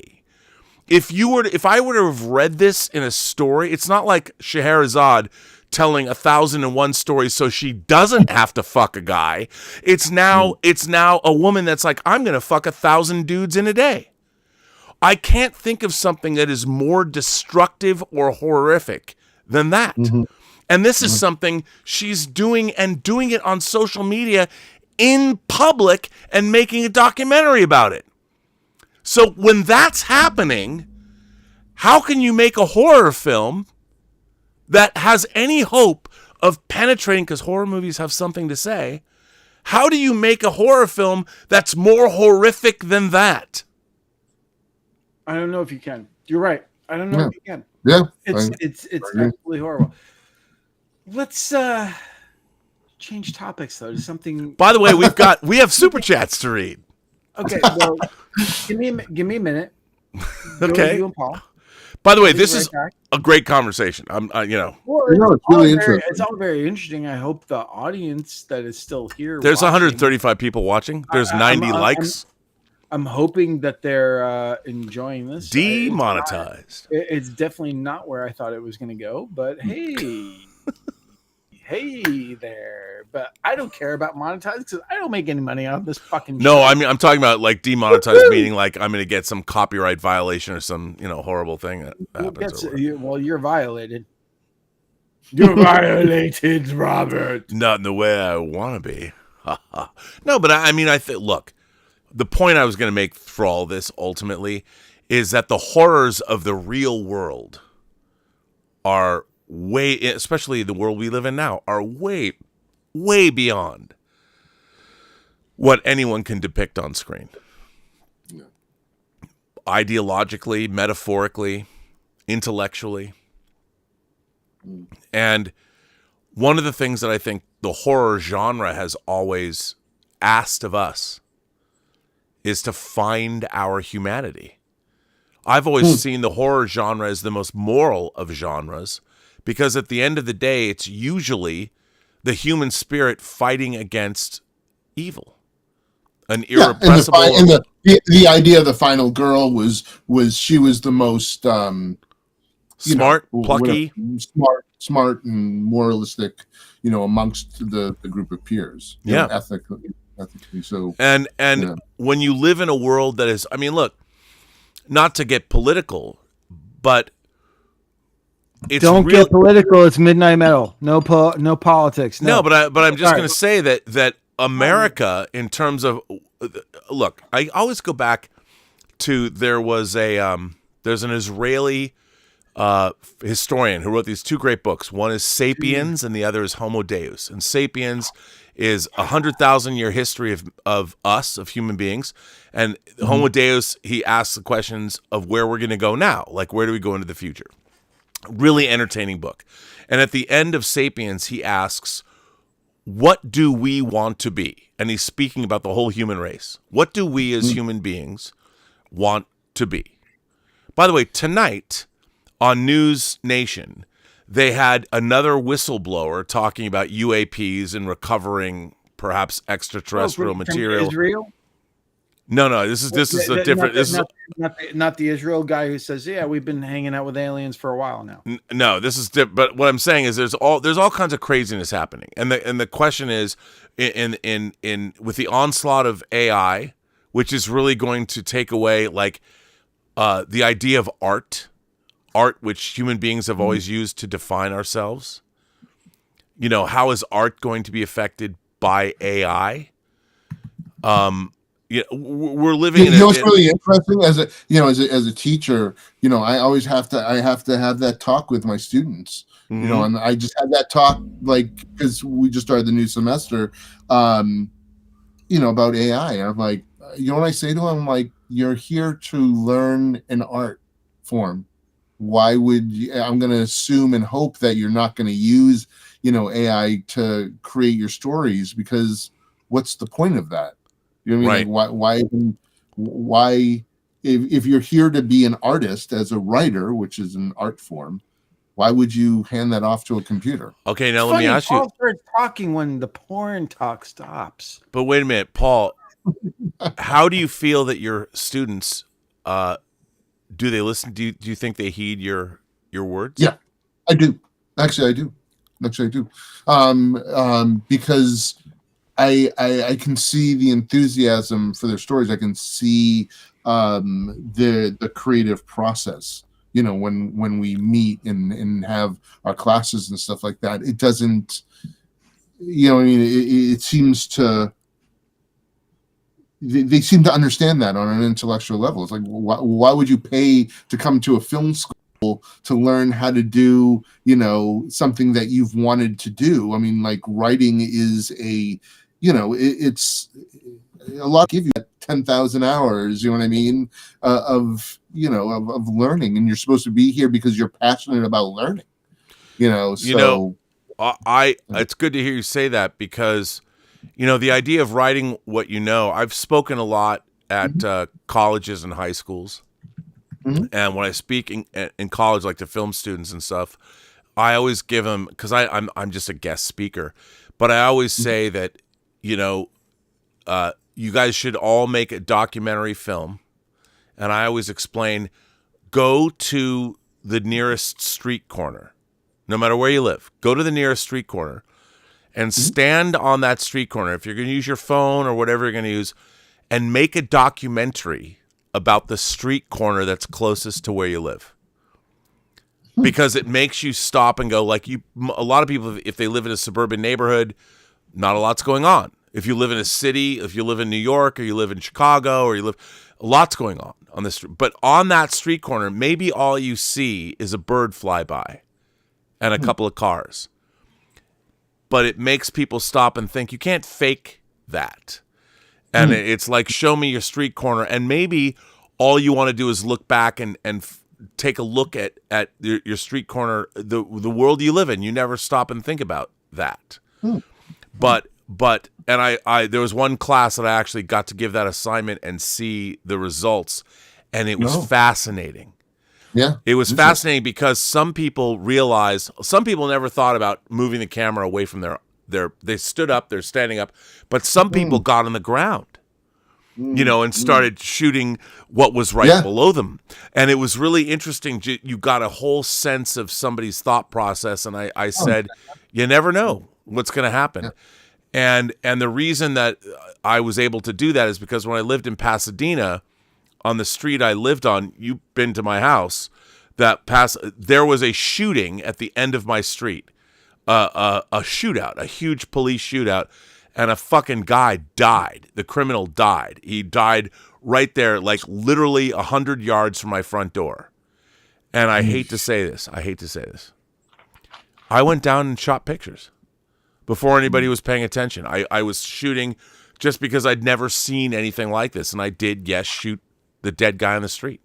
It's your own face's death. And well, no, I didn't see it happen. I wasn't, but it was like this explosion of violence happened 100 yards, probably less, from my front door, and nothing like. It's we're buffering again. Well, it's like You're buffering You know, again, dude. I know. I Okay, fixed it. We're back.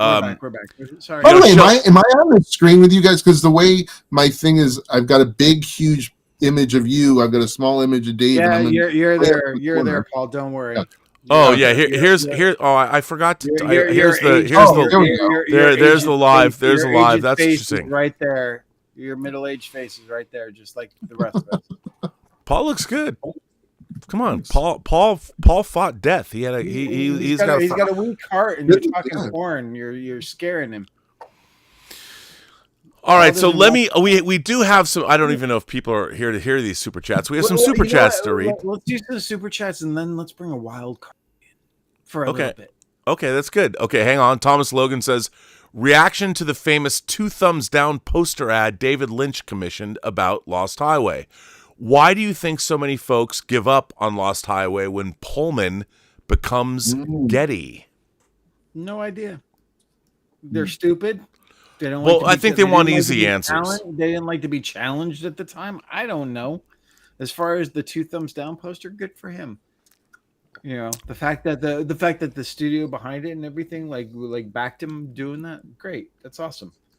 Who gives a fuck what fucking Siskel and Ebert thought? True. All right. Major Chai Chai says, to answer your cult question, no. We're more like a drinking community with a movie watching problem. I love Major Chai Chai. I think Rob has got is a movie watching cult with a drinking problem. No, that's not true. I feel bad. Like you guys are both drinking. I didn't realize I was supposed to drink. I brought a stupid bottle of water. That's all right. Thomas Logan says the shot of the anti-god reaching out of the mirror was scary as fuck. Mm-hmm. And then he also goes on to say Nosferatu 24 was a bust. Victory defeated Eggers. Could be. Look, not a total bust because everything about it except the emotional connection was fucking amazing. On a technical level, it's an A+. Yeah, everything, acting level too. It was a beautifully wrapped present with nothing in it. Yeah. Wow. In my opinion. No. Major Chai Chai asks, are the terms elevated and high concept the same? No. I don't think so either. No. I think a high concept is a quick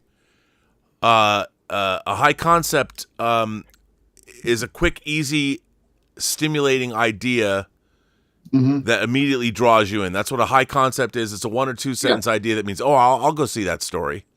Perfect. Whereas there's a new trailer that came out this weekend called Drop. Very high concept. Oh, I haven't seen that trailer. Yeah.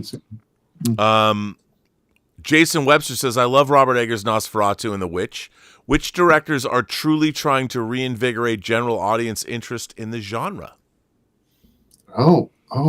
Eggers. Yeah. Oz Perkins is, I think. Oz Perkins.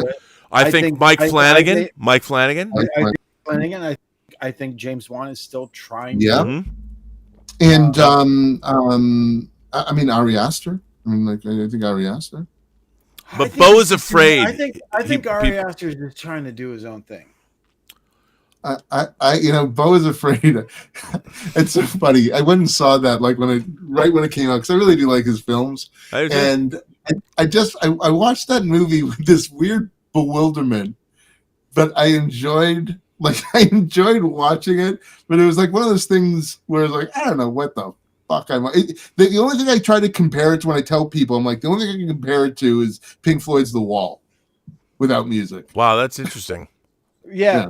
Here's I think the cardinal sin, and maybe I'm sure you're gonna tell me that I'm wrong.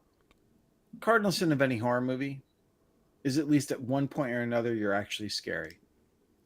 Dude, I'm not gonna tell you you're wrong. I'm sure there are exceptions to the rule where you can argue with me and stuff. No, I think 100%. I think a horror movie is supposed to scare you in some way or another. I 100% agree with you. I 100% agree with you too. Yeah. Okay. Cool. Okay, great. I'm a genius. Yay, yay me. Look, I have to tell you, I have to tell you, having worked with you, one of my favorite moments in any horror film is when Babyface is on the roof in Hills Run Red. Oh, I think I appreciate that. And boy, did we have to fight for that. And it's unfortunately that fucking shot is out of focus. Bothers the It fuck still out of me. works. It bothers the fuck out of me because remember those fucking line producers fought me. Dude, tooth I and nail know. to get I that know. fucking shot. But I that think- shot's a great. I'd never seen that before. I'd think never the seen the scare- psycho killer on the roof of the house. I think this, and then they did it in the Friday the 13th movie remake. Mhm. But I think the true You scariest did it first. moment- I think this true scariest moment of that movie is when he talks. Oh yeah, well, dude, yeah, and that was all you too. That and they didn't get it. And Eric Olsen's like, no, what are you talking about? I fucking totally like agreed with you. He's like, no, it's got to be some scary gravelly voice. He's like, no, you don't get it. No, The dude, more normal he sounds, the scarier it fucking is. that is. I am so proud. Look, I know you're That's not the as one- proud. I think that's the one really. I think there's a lot of problems with that movie. I think the one successful thing is that. I mean, is come that on, man. This is look. Can I just say? I know you always. The fact that we had Scream Factory release this and we were able during COVID to do this disc. Come on. Pretty cool. Yeah. Pretty cool. It's very Just cool. saying. I actually just saw. You know what? I Do you I have just one, Paul? saw- Oh, you don't have it, do you? No, I probably do. On YouTube, there was just like literally last week there was something that like it was something like underappreciated horror movies or stuff like horror movies you should see in the background. Like it was just the thing they had Hills Run Red. That was In like the the background movie. somewhere. No. We're not That talking was about like- this one. No, but yeah, but that was like the movie they had on the screen. You know what I mean? Like But the thing is, the thing is, for the most part, it's like, look, the movie's fine. It's very flawed. It's got a lot of problems and stuff like that. And the thing is, you can be, and the thing is this, you can be, as you both know, when you look back at your movies,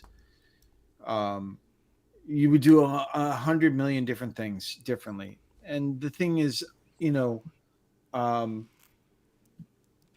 I was scared because it was a studio and everything else. And I know they tried to fire me after the second day, which wasn't my fault. They I didn't. know- Our line producers did. The line producers did. They I tried. fought for you, dude. I went into I a room know. and said, I- "Fuck no, you." No, I I did. know. They tried. Part of me feels like I should have fought for other things. I should have fought for more things because the problem is as proud of the movie as I am and everything else, we're so compromised. It wasn't our DP pick, which is a huge factor. It wasn't our lead actress pick. It wasn't our lead actress pick, and the thing is, she did great, and then She did shit do on the great. movie and she shits on the movie 10 years later. Yeah, because I mean, look. because her career didn't go where she wanted it, so it's obviously my fault.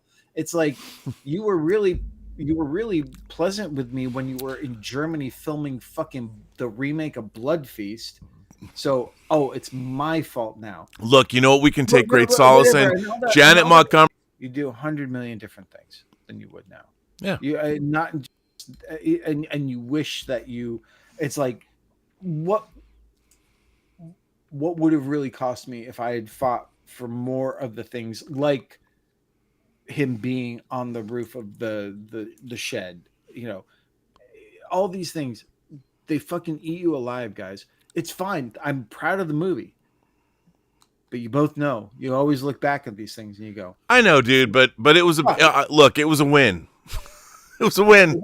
it was a win. I just, the thing is, I wish that for both of us, and Paul and I have worked together a couple times on things now. I just wish any of this stuff had actually led to. Dude, my entire look, that's the story of my other career. better things, and you just sort of, you sit there and you contemplate this stuff. You sort of sit there and go, well, fuck, why didn't I have a career? Why is this person having a career? And I don't have an answer. it's just those. Look, it's just those things. It's those things that Look, I would say. I want to say something very positive. Is that it's not over yet, baby. You know what I mean? It's like, not. But as you know, it gets so much more difficult. But look. Here's another problem that I would say, that we all grew up in this era where we watch these filmmakers start, like Carpenter, makes a movie in college, has a theatrical career because movies got released theatrically. Oh, believe me. The world. We've lived through a shift. And look, Carpenter would have said to me, if you had started now, fuck, I wouldn't have wished this on anyone. I know, and I have to tell you, I didn't think that seeing what's happening with this audio drama I've been doing seems to be getting more traction than anything I've ever done. I certainly have the best cast I've ever had, and it's the thing that I'm most in control of creatively, and I'm really proud of it, and it's the first thing I've ever done where I said, this is exactly the way I wanted it to be. Wait, did you just say it's the first thing that you're proud of? No, I said I'm really proud of it. Oh, you're really proud of it. Okay. No, I'm really proud of it, but it's I'm kidding. It's the first thing that I've ever done that I've had complete creative control over and done it the way. And I didn't write it, but I got to team up with a writer that I greatly respected. And, I'm like, please adapt your book. And I'll put it up against anything. I'm really proud of what I'm doing. And it's just me, like where I'm talking to you right now for the last, I'm 3 months. I'm editing this audio drama. That's what I'm doing. Just am I getting no one ever is going to give me the credibility that I would get for making a movie. I'll never get the credibility I got for working on this with an audio drama. No one will. No one. Look, and the thing is, we don't get any credibility for doing that even now. So but the thing is, nobody gets any credibility for doing anything. Paul made Encounter. Paul made a really great science fiction horror, and he did with real fucking actors, like legit fucking people who gave really great performances. But I would also say, you know what Paul did that I love? His Logan's Run comics. Hey, wait, which I love. I love them. More importantly, Paul, while you promoted the Saturns, you promoted other things, promoted that you teach. Where can people see Encounter if they want to see it now? If they haven't seen it, give them the boilerplate pitch on it and where they can see it now. Okay. Not the loaded Blu-ray, which is what everyone watching this should get. Yeah. Well, the great thing is actually there was a couple of YouTube. There was a couple of channels that actually licensed the movie, which is great. And this is crazy. It's had over 6 million views, like just by those two. It was on Amazon Prime, and it had, I'm shocked. Like holy crap! This many people have seen the movie. That's the best way you can watch it for free on YouTube. It's really great. It's like Encounter. Yeah, movie. With Luke Hemsworth. Yeah. But it's also got some great creature effects, practical creature effects. It's good. I liked Encounter. One of the stars from Cabin in the Woods is in it. Yeah. That's the thing, guys. If you're really looking for something that's intimate sci-fi, not maybe elevated, but intimate sci-fi, which I like. Well, I like those stories. Like, check it out, guys. Check it out. I'll grab the cover at least so so people can. There you go. So they can, there you go. Hang on. Let me go full frame on you, Paul. Hang on. Like this deserves. Okay, there you go. You can see it. Yeah. Show it so it's not reflective. It's getting a little bit. There you go. There you go. Look at that. And it won all those awards, right? Yeah. There, so. Is that a Film Thread award? The I won. Yeah, we won one for Tango Shalom. Oh, nice. Yeah, I love. I didn't even know Film Thread awards. Yeah, award this. The awards this. We got best independent comedy film. Oh, yeah. No, it's a great. I'm proud of all my awards. Me for too. Encounter. Well, you're proud of all your dude. awards. I got best writer, best new writer from the WGA. Wow, it's amazing. It's amazing. Didn't lead me anywhere. Did they get you health insurance? Fuck them. No, it's funny. I get an award from the WGA, but I'm not in the WGA. Yeah. It's fine. You just got to keep going. Rob, do you know this? Someone on YouTube has ripped all our extra features from the Hills Run Red Blu-ray, and they're on YouTube now. Nice. That is fantastic. I put some of them myself on, but I love that someone else ripped them all. Did they put them all into like a long form? No, Making of Tron document. It's each one. It's each one separately. God bless them. Let them. Yeah. God bless them. Those special features are great. It might be the most self-indulgent disc ever made, but it's great. They're great. Like, dude, that's us. Look, when it was so this show isn't self-indulgent. Dude, I've been talking on YouTube. This is the 90th episode of Midnight Metal. Wow. The 90th. The 90th. We haven't talked music yet. Now I have to say that I did last night, or it's now tomorrow. I did on Friday, the 1013th episode of Robservations. Whoa. 1013. We had a great midnight metal on the 1000th episode, part 2. We did. Well, we can bring on randos if you want, but hang on. There's a few people. Mark Spector's Avatar sent in a super chat and says, that's a Moon Knight reference. In 1996, I would get home from school and I'd have to wait 8 minutes for Pamela Anderson Playboy pics to load on dial-up internet on AOL. We are spoiled now. Yeah, we sure are. And 1,000 simultaneoly on a podcast and watching you porn. No, I mean that's a great thing. I mean, and the problem is you forget. So suddenly you're going on to a business Zoom call. You're jerking off to porn. It's just a weird world. What's your good? Come on, let's give this. What's your go-to porn site? I don't have a go-to porn site. Look, I just listed. What is it? There's not Pornhub. Well, isn't Pornhub the all-encompassing thing that has the umbrella that? But no, there's like XTube, RedTube. Look, I have to tell you, my go-to porn is amateur. I like watching real people fuck. I don't, I'm just saying. Real scenarios, real. Yeah. Let me tilt my camera down. Hold on. Yeah. I'm telling you guys, they're both not wearing pants right now. We're basically gonna. If you stay tuned, guys, we're gonna reenact Rob's Devil and Miss Jones moment. Dude, it was terrible. It was not good. It was not good. We're gonna get it. Do I have children, but I have students, so I'm staying out of this part of the conversation. Dude, I'm just saying that look, at least look, I think I am proud of. There's been a lot of questionable things on this channel over the last 6 years. Admittedly, there's been a lot of questionable things you've said and done. But I would say, look, I've fallen asleep on this channel for 5 hours. Yeah, I've gotten sloppy drunk on this channel, but I would say the conversation tonight I think has been interesting. I do. What say you 129 people who are still sticking around? 130. 3 hour, 130 still. We have 99 around. likes. Somebody give us 100 likes so we hit it in the alley. Look, there's hearts coming up. 99 likes.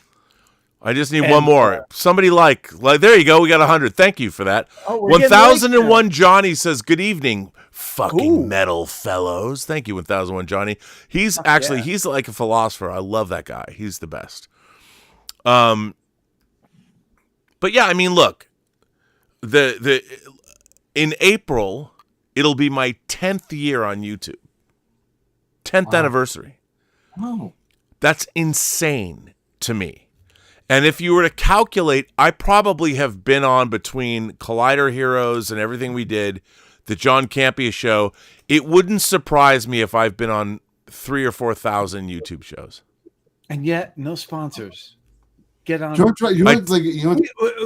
have Kino Lorber, not as an but official sponsors. You have Kino Lorber, you have Lions. Warner Archive.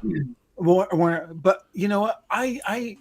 Guys, I know I don't do the physical media show, but I get no kickbacks on this.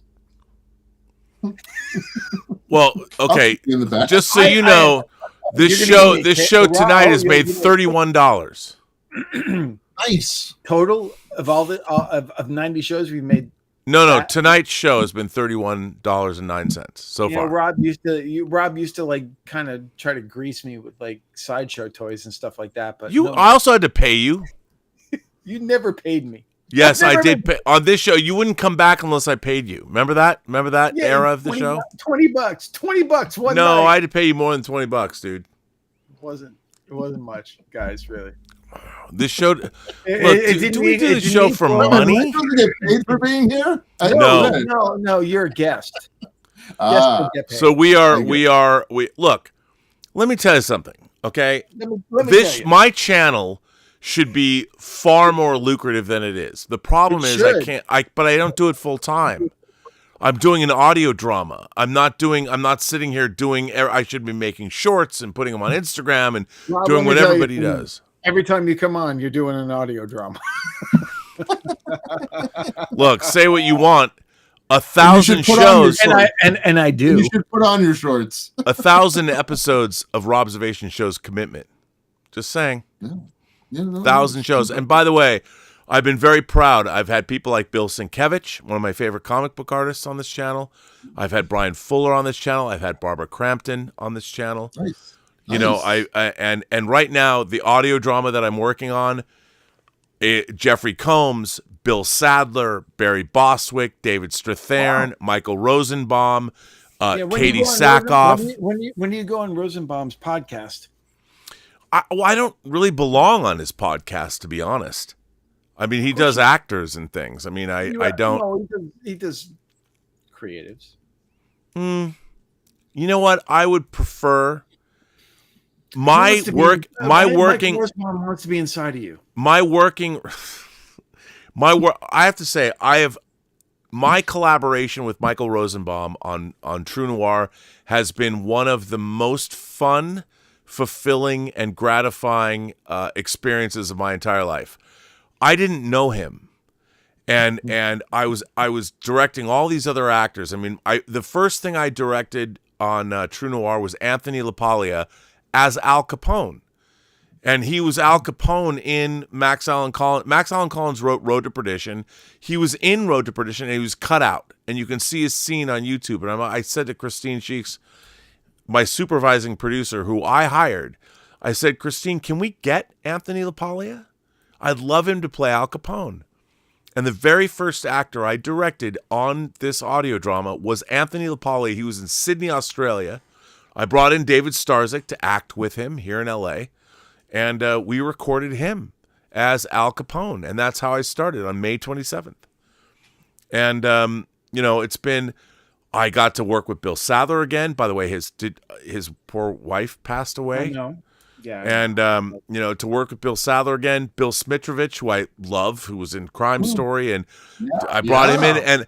And when Bill Sadler was recording, Bill Smitrovich came in, and Bill Smitrovich had never met Bill Sadler before. And even though he was in New York and Bill Smitrovich was here in LA, they got to meet and talk. And Bill Smitrovich told an amazing story about how he was almost the warden in Shawshank Redemption that Bob Gunton played, and of course, Bill Sadler. I've had so many, and working with the TV series, right? What's that? The TV series Crime Story? Yeah. Bill Smitrovich is one of the leads. Yeah. Bill Smitrovich was in Band of the Hand. And he was in a two-part, right? Or directed. Yeah. It was directed by Paul Michael Glaser and produced. I have the Blu-ray question for us. Oh, okay. Let me look. I'm sorry, I haven't been looking. Yes, Stub McShave says. Oh wait. Oh, do you know who's here? By the way. Okay, we have a fan, Dave, on this show. Our fan, Miss 50, and still metal. Yes. I would hope She's been a fan of the show. She says, Rob, congrats on True Noir. Paul and Dave, this is really good. What are your fondest memories of The Dead Hate the Living? Last year, my friends and I had a blast watching it. Oh, wow. Dave's going to cry now. Dave's crying. He's crying. Paul, go. Well, I got to play, the great thing is, first of all, First zombie. first of all, let me just like in all seriousness. What could you guys set up? What is for those of you who don't know? What is the dead hate the living? It's my first shame. Okay, Come but on, here's the dude. thing. No, but My first film. Okay, it's a movie that Dave directed. That he wrote the screenplay, but I co-wrote the story with him because Dave brought me in, and I'm always going to be grateful to Dave for that, because that was my first writing credit, because I was a makeup effects artist for 14 years, and but I was teaching myself how to become a screenwriter, and Dave was the first person to take a chance on me as as a writer, in a professional manner. So that fond memories. I mean, you kidding me? And I got to do a little cameo in the movie as well.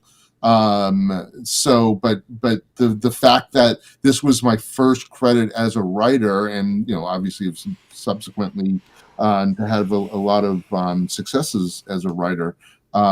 So certainly it's a place very, very warm in my heart. You got it right here on my shelf of all the stuff I've worked on.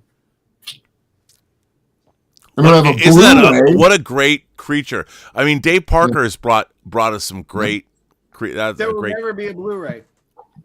There'll never be a Blu-ray. Unfortunately, no, because the thing is, we edited on tape. We shot on 35 millimeter.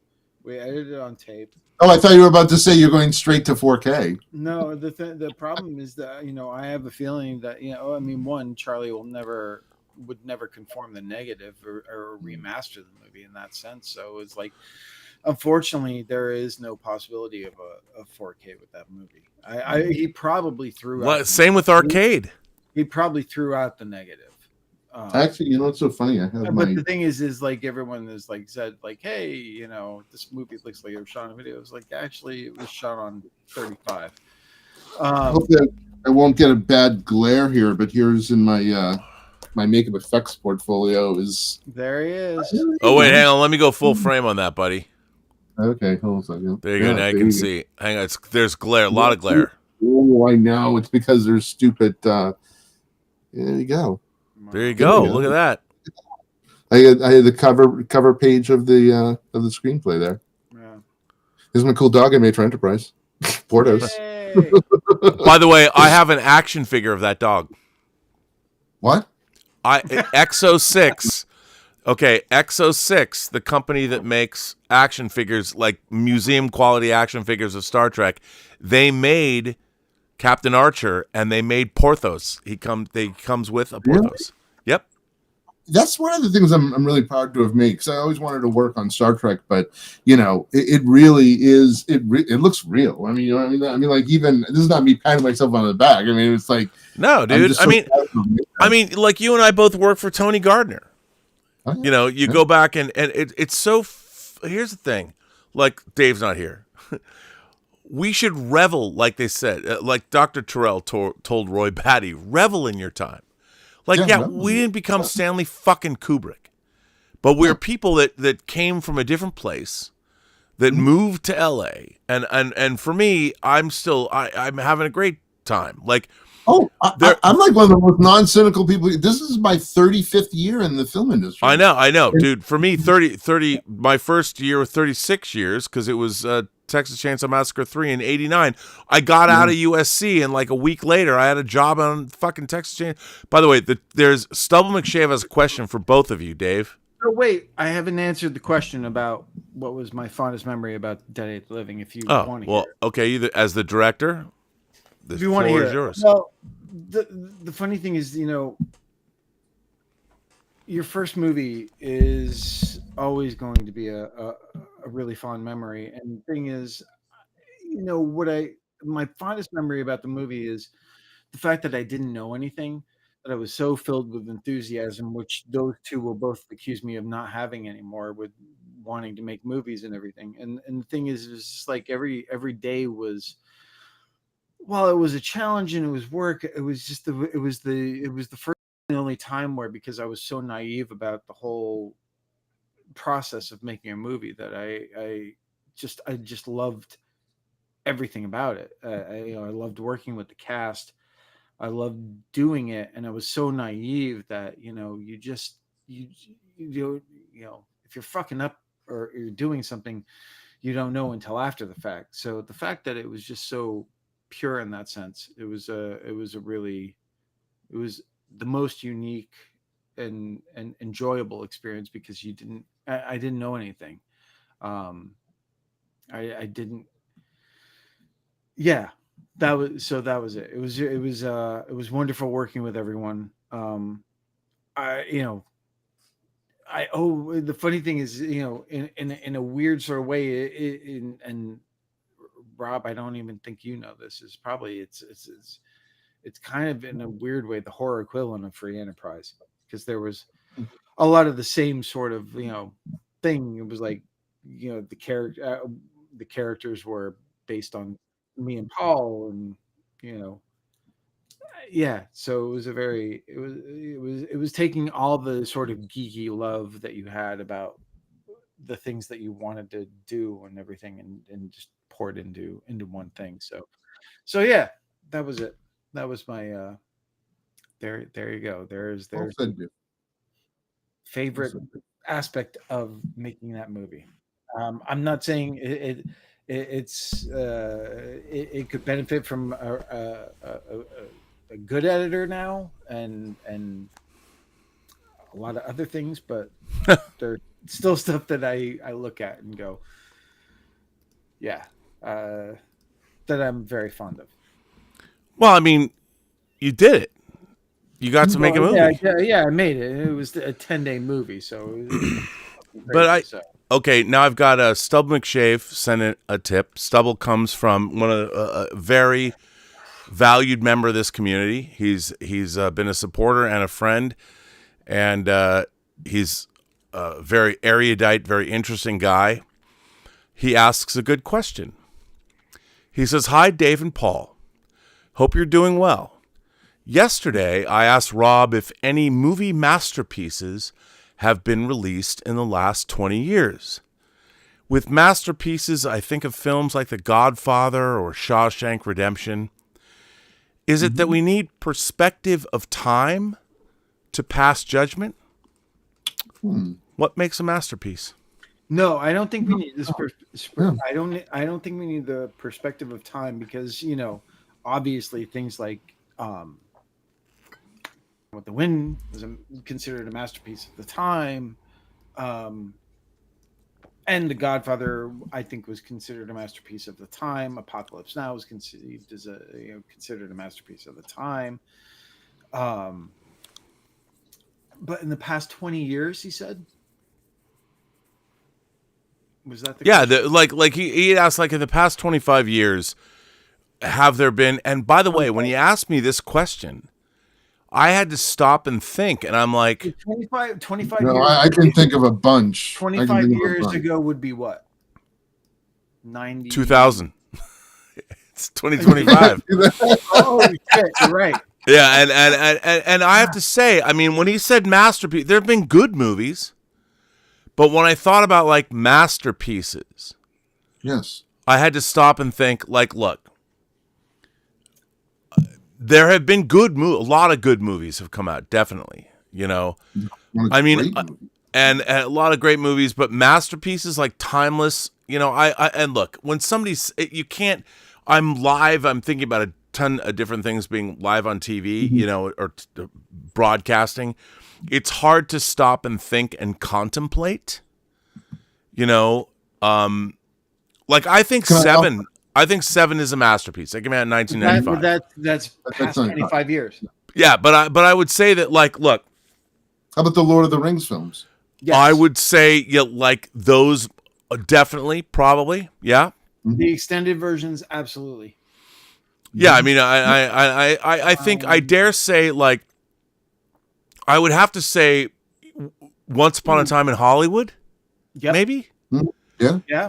Is a film that people are going to be watching. RRR. Yes. I think it's a masterpiece. Okay, here's the thing about. Okay, can I argue against it? You can do whatever you want. I love RRR. It's Love all it. personal opinion. I love Definitely. RRR. Yeah. But I don't think it's here's the thing. I think it's a genre film, obviously. It is a certain kind of a movie, but I don't think it's a masterpiece because I don't think it's a film that you're going to revisit over and over again. Oh, I do. It's a masterpiece. It's a masterpiece of what it is. It's a masterpiece. Well, that's what I would say for opinion, what it my is. For my opinion, I watched it over. But you're a filmmaker. Do you think that the normal person's going to watch so- RRR it's so over and over again? It's so entertaining. Yeah, if they know what it is, yes, I think they would. You know what movie? You know what's kind of interesting? I'm not saying it's the only one. I'm saying that's I know. one of my picks. So There's no wrong answer. You know, I go see everything in the theater. I just love going to see movies, and You live by the Burbank 16, right? Yeah. So why the 16, the 8, and the 6? So Yeah, it's the Burbank you know. 16 is the second busiest theater in the United States. Yep. You know what's so funny? Like during the pandemic, my biggest fear was they were going to cancel AMC A-list. I mean, that was like, but you know what? Like, I'm still going to stand by this. When I went and saw Everything Everywhere All at Once, you know, which opened, I saw it the Wednesday before it opened wide, and I was like, wow, I just saw something special. Yep. And I really like hope that people will give this movie a chance. So I was obviously very excited when it actually ultimately won the Oscar. I thought that was just Which one? I'm sorry. Which one? Everything Everywhere All at Once. I'd agree with you. I do think that probably. It's a special movie. It's just It's a special movie, a masterpiece. I don't know.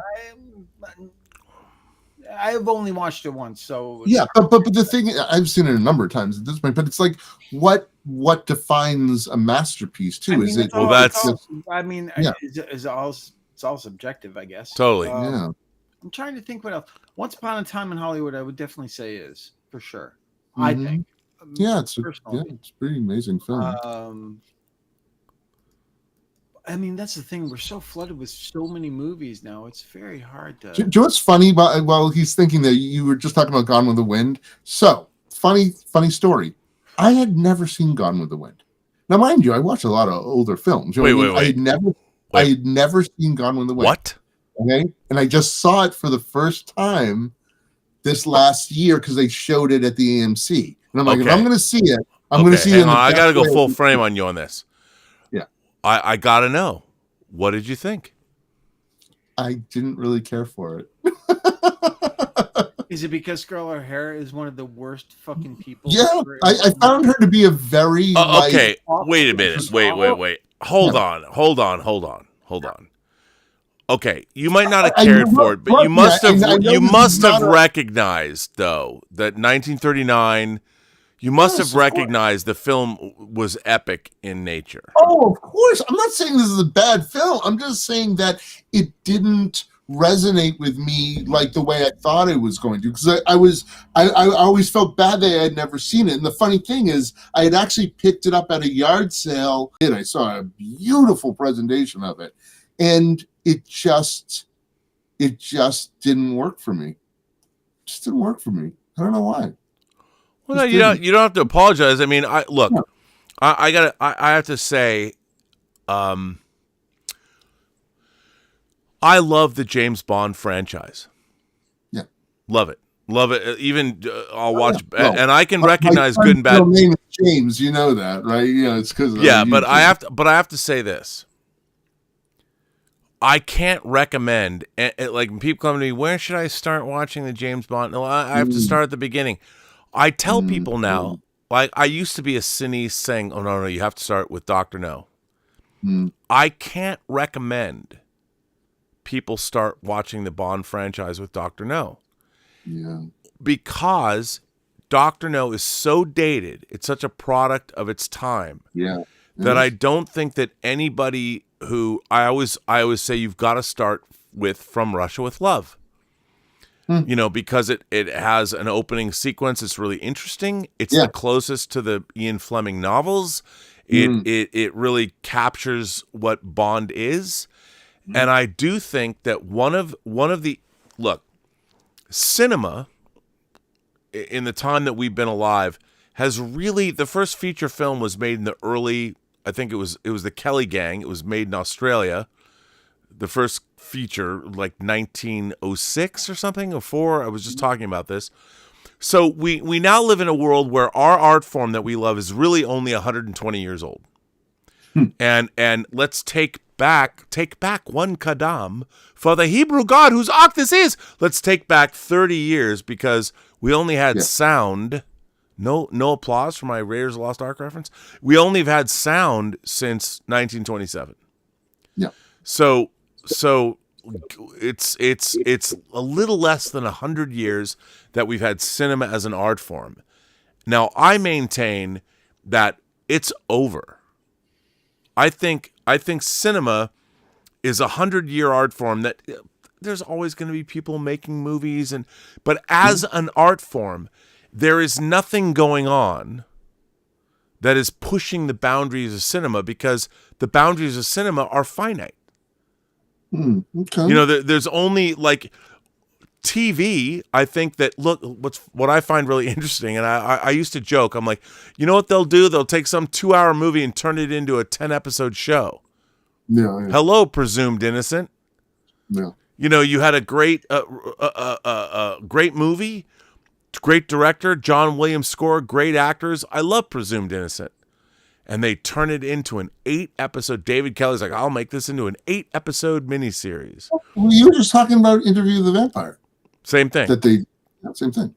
You know, and they're which is fine, but the thing is, the art of I think the movie as a form, as an art form, you're looking at let's go from 85 minutes to 2 hours and 30 minutes. There's longer and shorter, whatever. But as a paradigm.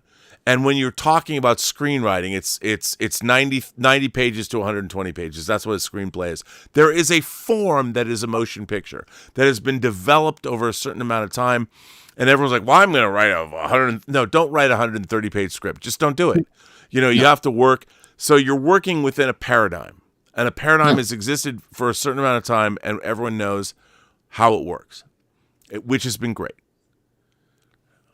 But now I wonder, the art form is constrained by the technology, you know? I mean, we're projecting it, you're in a room, the time frame, the 90 minutes.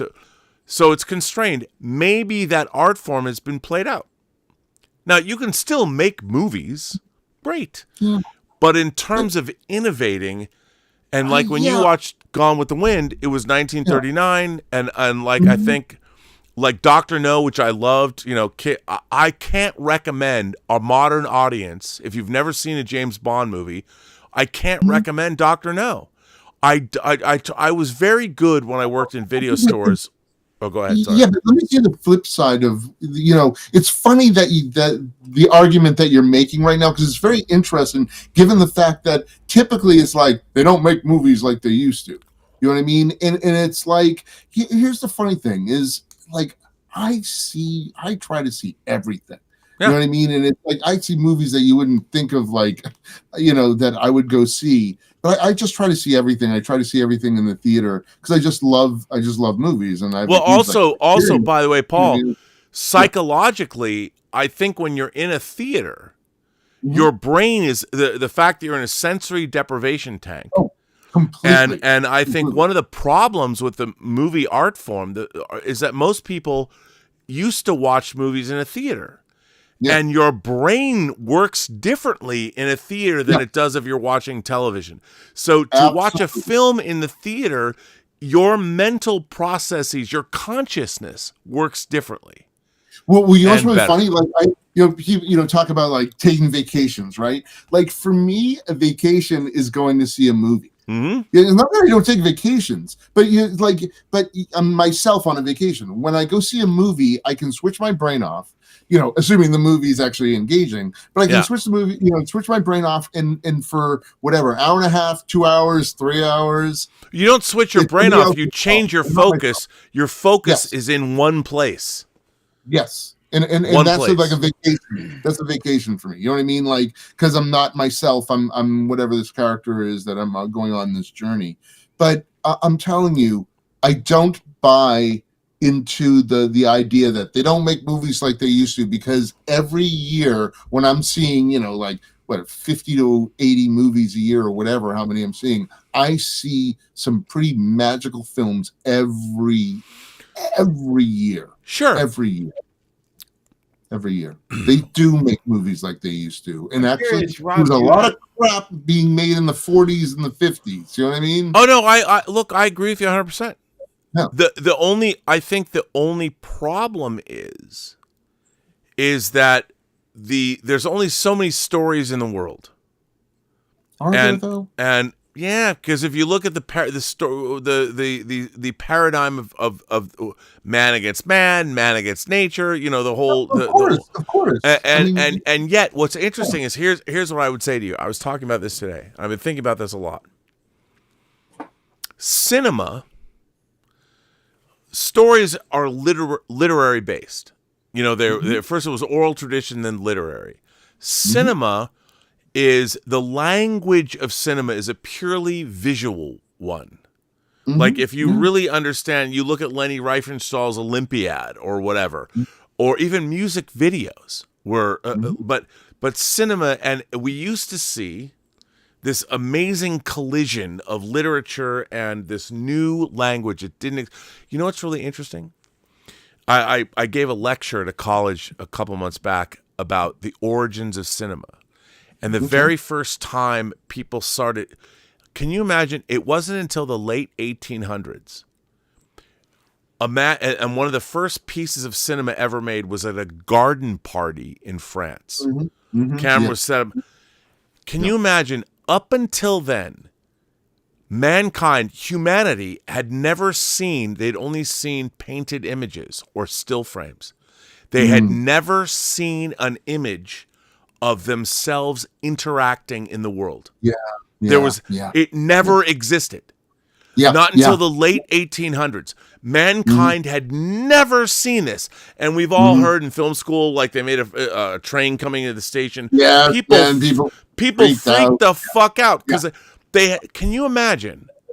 You're a human being, and even in the late 1800s, you had gone to museums and seen frescoes that had been painted even back then, hundreds of year-old paintings. You go to the Louvre, you go to whatever. You'd never seen an image of life reflected back at you. Moving images. This is something that did not exist in all of human history until fairly recently. And this is just a stationary camera shooting people at a garden party or people walking around, and people like, oh my God. I mean, I can't even imagine. And for 30 fucking years, they were silent. And then the first feature, the Kelly Gang in Melbourne, these guys financed, they made a movie about the Kelly Gang and then you had features and stuff, and then Steamboat Willie animation started, stop motion, all kinds of shit. And then, yes, Dave, timeout. I want you to put out the link because David Pryor wants to try to join us. Oh my God, like the Empty Man David Pryor? Yes, the Empty Man David Pryor, our friend David Pryor. He's a friend of mine too. And hold on. He's a friend of yours. He's a friend of mine. It's like Donnie Brasco. One other modern masterpiece, Mad Max Fury Road. I think is. You know what? Totally agree with you. By the way, don't you have the link? I don't have his email. You have to put it in the chat so we can join because I don't have his email. I don't have his email either. If I put it in the chat, okay. By the way, Dave. By the way, do I have to like admit that I have a Blu-ray of The Empty Man? Look, you have a Blu-ray of The Empty Man? Good for you. I bought the DVD, which is the only way you could officially get it. I got on the fucking tuna train. Just saying. Actually, so David, is he going to join us? Because hopefully, I was just literally watching like a bunch of documentaries on The Empty Man, and I wanted to reach out to him again. David Pryor came to our big Ludovico party, by the way. Oh, wow! Remember that, Dave? That movie is so great. But he's going to try. And he said he wished he had a Blu-ray. Yeah. Well, you gotta go to Stinky Tuna. That movie. They need to release. Okay. By the way, I personally. Well, I gotta send this to. Okay, I'll put this. Send the link in, and guys, this is Can't send him the. Yeah, this is for. Okay. This is for Pryor. So, guys, he's gonna try to join us. You gotta have Google Chrome. A great director. Great director. First of all, The Empty Man is amazing. Is fucking dope as fuck. Yeah. And by the way, the story of his, I mean, I've read so much about that, but with the transition of Fox, I mean, he should write a book. I know. And the score is great. That score. I fucking love that movie. Yeah, it's wonderfully made. So The Empty Man. I don't know. Maybe he'll show up. I don't know. It's there. He was worried about his Wi-Fi. That movie is such a journey from where it begins. Oh my God! It's you know what's and by the way, the trailer does not. No. No, I mean, yeah, it's. By the way, kids, even if David Pryor doesn't show up, if you haven't seen The Empty Man, it's one of the most underrated movies. Oh my God! It's and you know what? Yeah. It's first time it's so accomplished.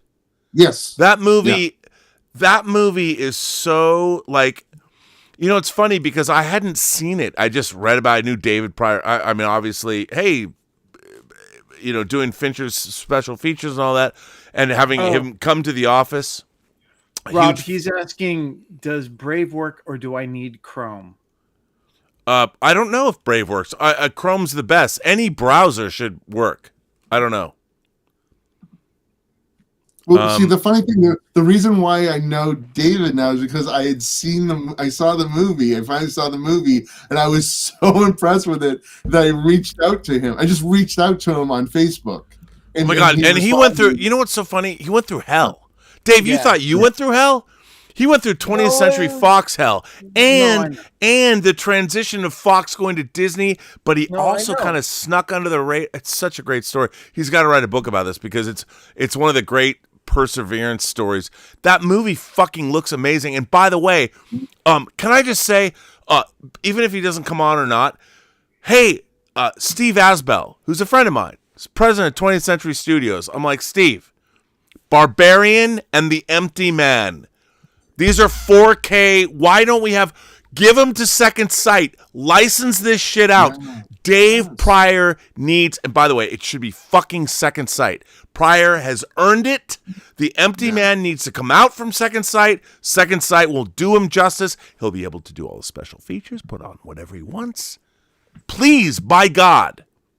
Yeah. Please give Barbarian. I really want to own this. That's a movie that I really want to own. It's a movie. Dude, I want and The Empty Man and Barbarian need to be done by Second Sight.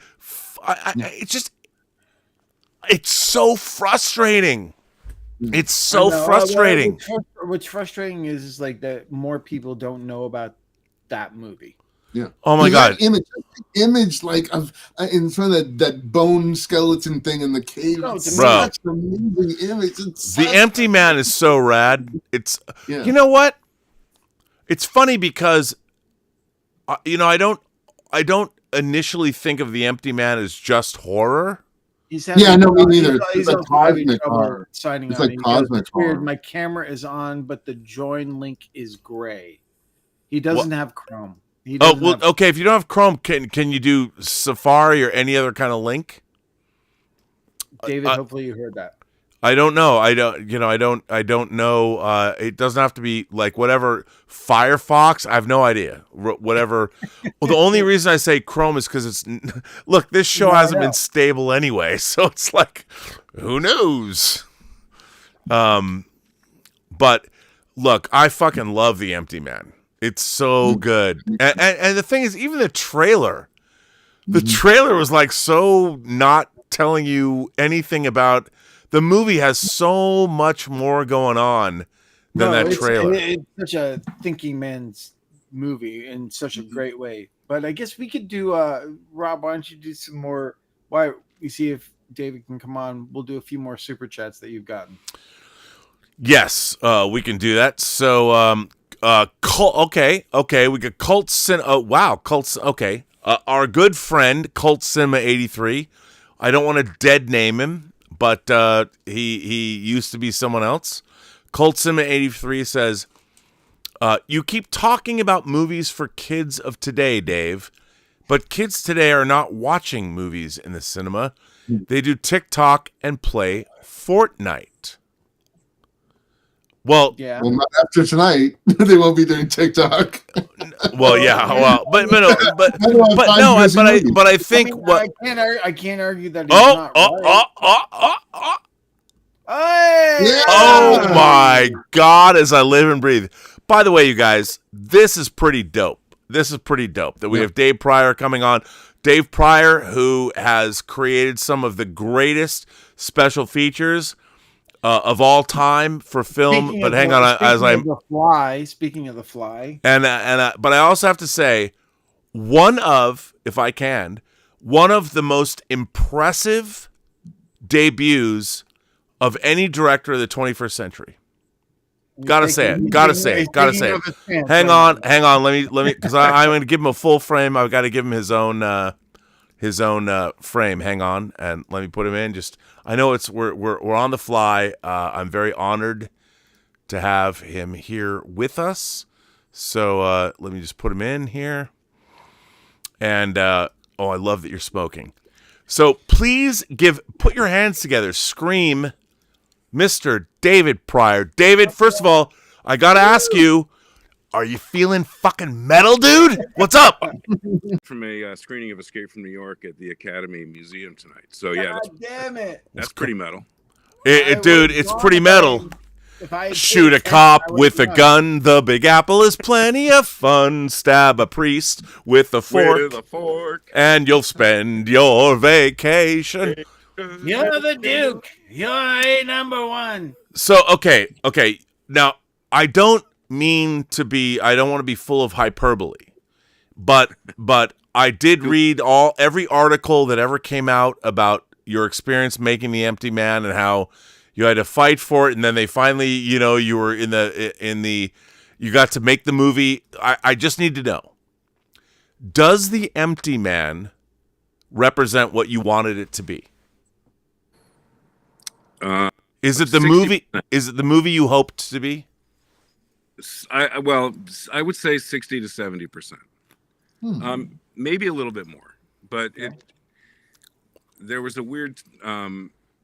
I kind of absorbed the attitude of the studio at some point before it had come out and it was sitting on a shelf, and it got abandoned by 2 studios. So it was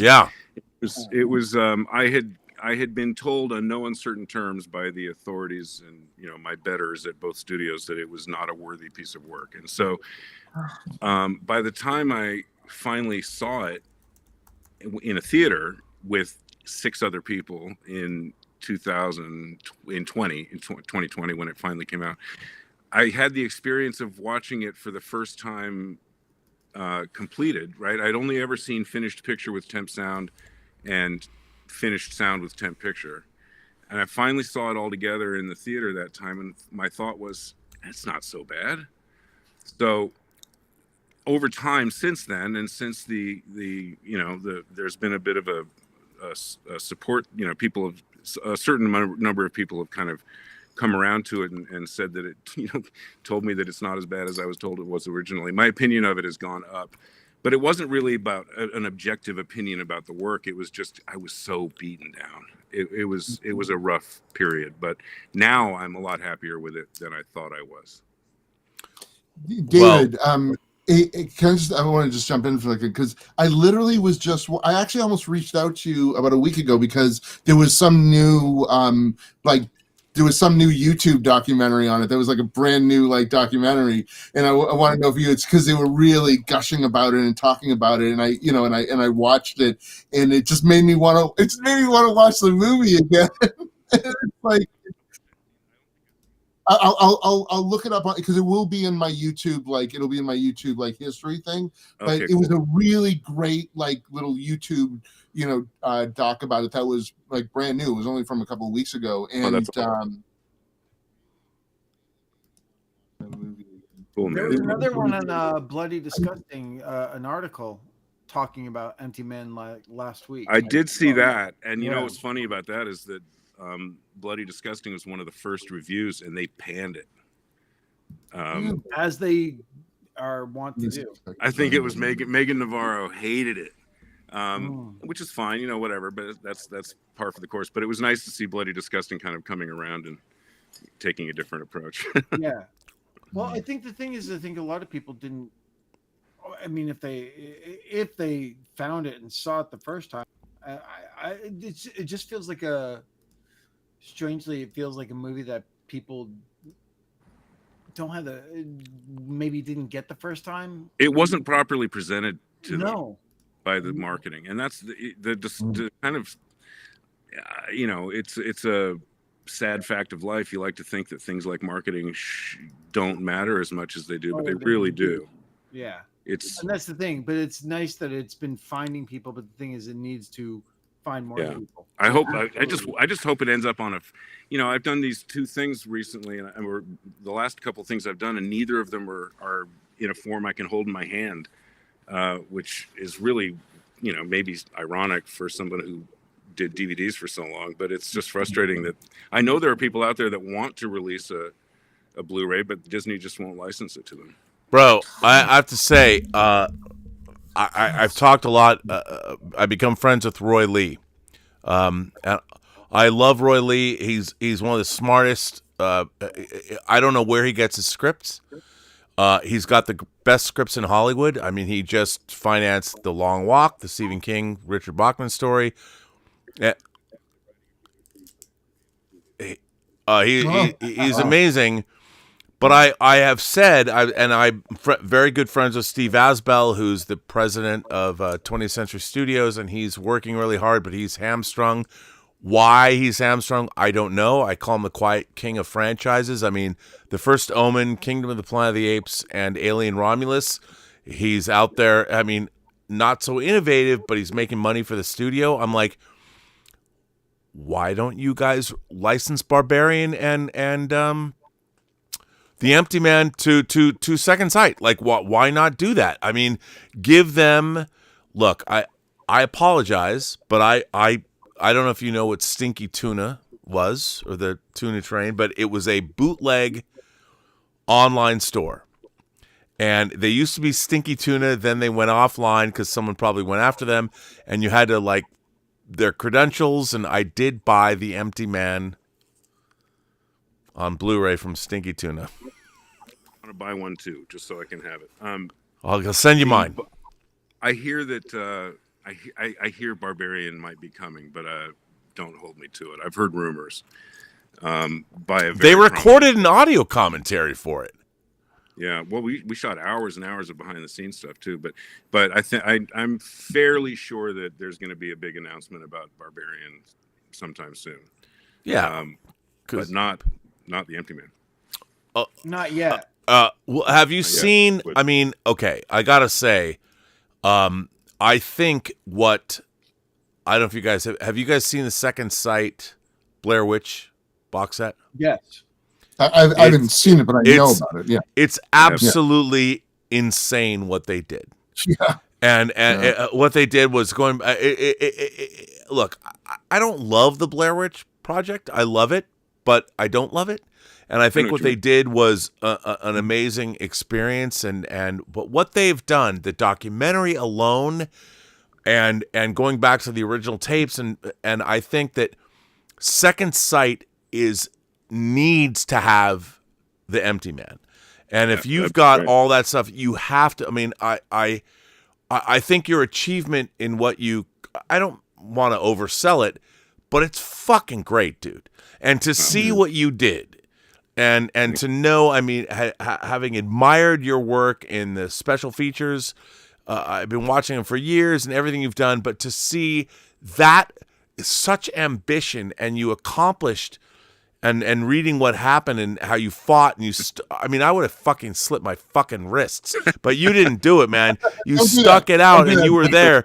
I mean, my God, dude, The Empty Man is a staggering achievement. It really is. To slit other people's wrists. Yes. Well, that's good. That's good. But I mean, I have to say that it's a real honor, by the way, to have you. It's so funny. This show always got the craziest people at midnight. But I'm trying to get this streak off my camera. No, it's fine. It looks cool. Okay. yeah, it's a lens it's a lens flare, dude. No, just go with it. It's a cool lens flare. It's not a J.J. Abrams lens flare. So yeah, no, but I mean, I'm going to ask you something. Like here, you get your and you didn't just make some little movie. The Empty Man has huge ambition. It's a big first film, I would say. It's not Citizen Kane, but it's a pretty big movie. It has a lot of ambition, and you got it done. But you went through fucking hell.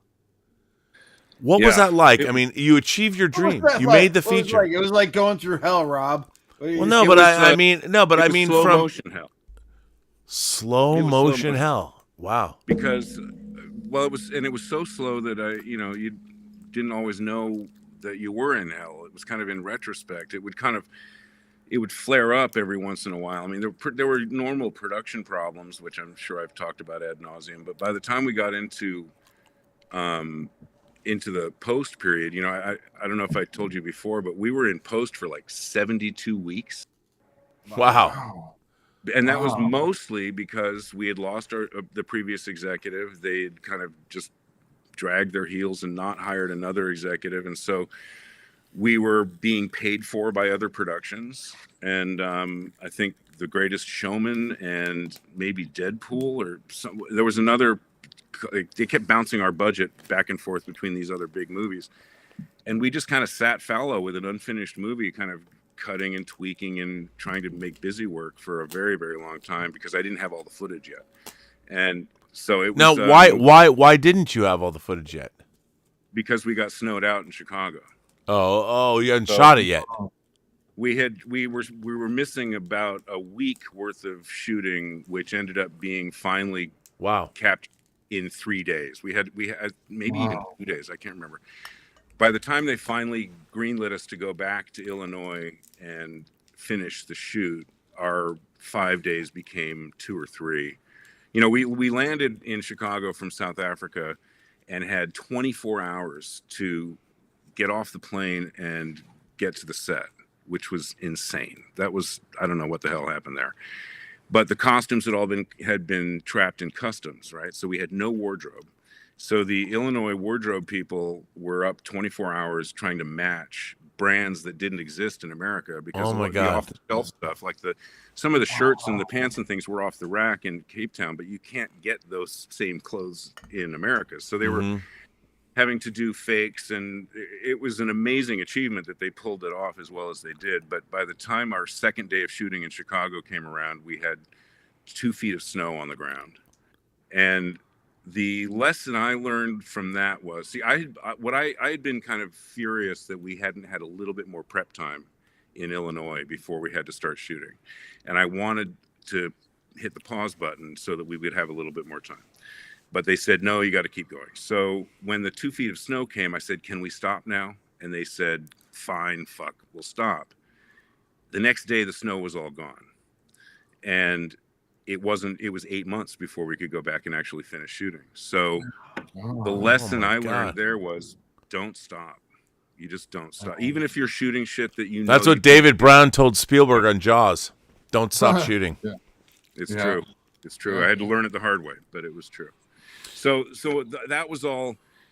So then we had, I had previs plugging in the holes, and we were trying to, but I couldn't really feel the movie and until we had all the footage. And then we got, by the time we got it all, it was just, you have 2 weeks before the first test screening, if that makes any sense. Sure. Well, I mean, guys, we have David here. I think we're all in agreement. The movie's great. It is. No, thank you guys. And I'm a huge fan of the film, and it was funny because I was surprised that a movie of this caliber, it was released, there was a trailer, but I have to ask you, David, it's funny because I feel a kinship to you because I made a movie that I can't even get 25 years later. My executive producer will not let me access to my own movie, you know, and I did 2 different versions of it on disc, and it's like, why not? Like, I understand you might not be happy in your life right now, but what difference does it make? Like, why let me release the film? So what is it like? I asked the question, what is it like for you? You've done so many accomplished documentaries about other people's films. Now you finally get to make your own, and you went through a singular hell that not a lot of people go through. How were you able to persevere and finish and get it done? How were you able to, I mean, not slit your wrists and not jump off a cliff or not whatever? You managed to get it done, and you managed to work it out during a tumultuous time. What kept you going? What was it that made you finish? I think that's the answer to that is something that you can only kind of figure out in retrospect. In the moment, it's just, I'm here finally doing the thing that I've been telling myself that I was meant to do since I was 6 years old, right? And since I asked my mother who made Jaws, and she said the director, right? So, and I told her when I was like 6, that's what I want to do. And it never changed. And so by the time I was there doing it, it's like there's no other choice. You have to do it. Like, it's not just about a, fiscal responsibility, and I've signed a contract and I have dues to fulfill and people who are counting on me. All that factors into it. But mostly it's just, this is what I'm here to do. And if this is the way it's going to be this time, you just roll with it as best you can and hope that it's better the next time. I mean, I guess. Did you ever, look, there had to be a lot of despair but you kept going. You were pretty sneaky too. Like you did a lot of stuff. You're on the Fox lot. You're like, hey, what's up? Like, you really, the making of this movie is really interesting, at least what I've read. But I when I would read these stories, you kept going. You didn't give up. You pushed it. Well, there's nobody wins. Nobody wins if you give up. It's like there is no giving up, because ultimately it's the same argument you have with people who want you to make changes that you don't agree with. It's like, if your name is going to be associated with the movie for the rest of time, then you can make those choices. But if it's my name that's going to be on the movie, then let's do it my way, Right. And so those are the kind of conversations you have to have. And the other thing is that there is a lot of joy in it too. And I think it's not, the hardships they make for, they're all true. And there were more that I haven't even talked about. But the other thing that keeps you going is when you put one shot next to another shot and they come to life. Oh, I know. And like when Chris Young delivered this, there was one cue in particular that Chris delivered to the editing room, and I hadn't even heard a sketch yet. And we just synced it up to where it was supposed to start and sat back and watched it. And it's like, your heart gets bigger. And so those that's the thing. I love the fact that you got Chris Young, and I love the fact that it was a lot of people think of Chris Young as just being the orchestral composer and stuff like that, and not know his experimental side, which you got to tap into so well.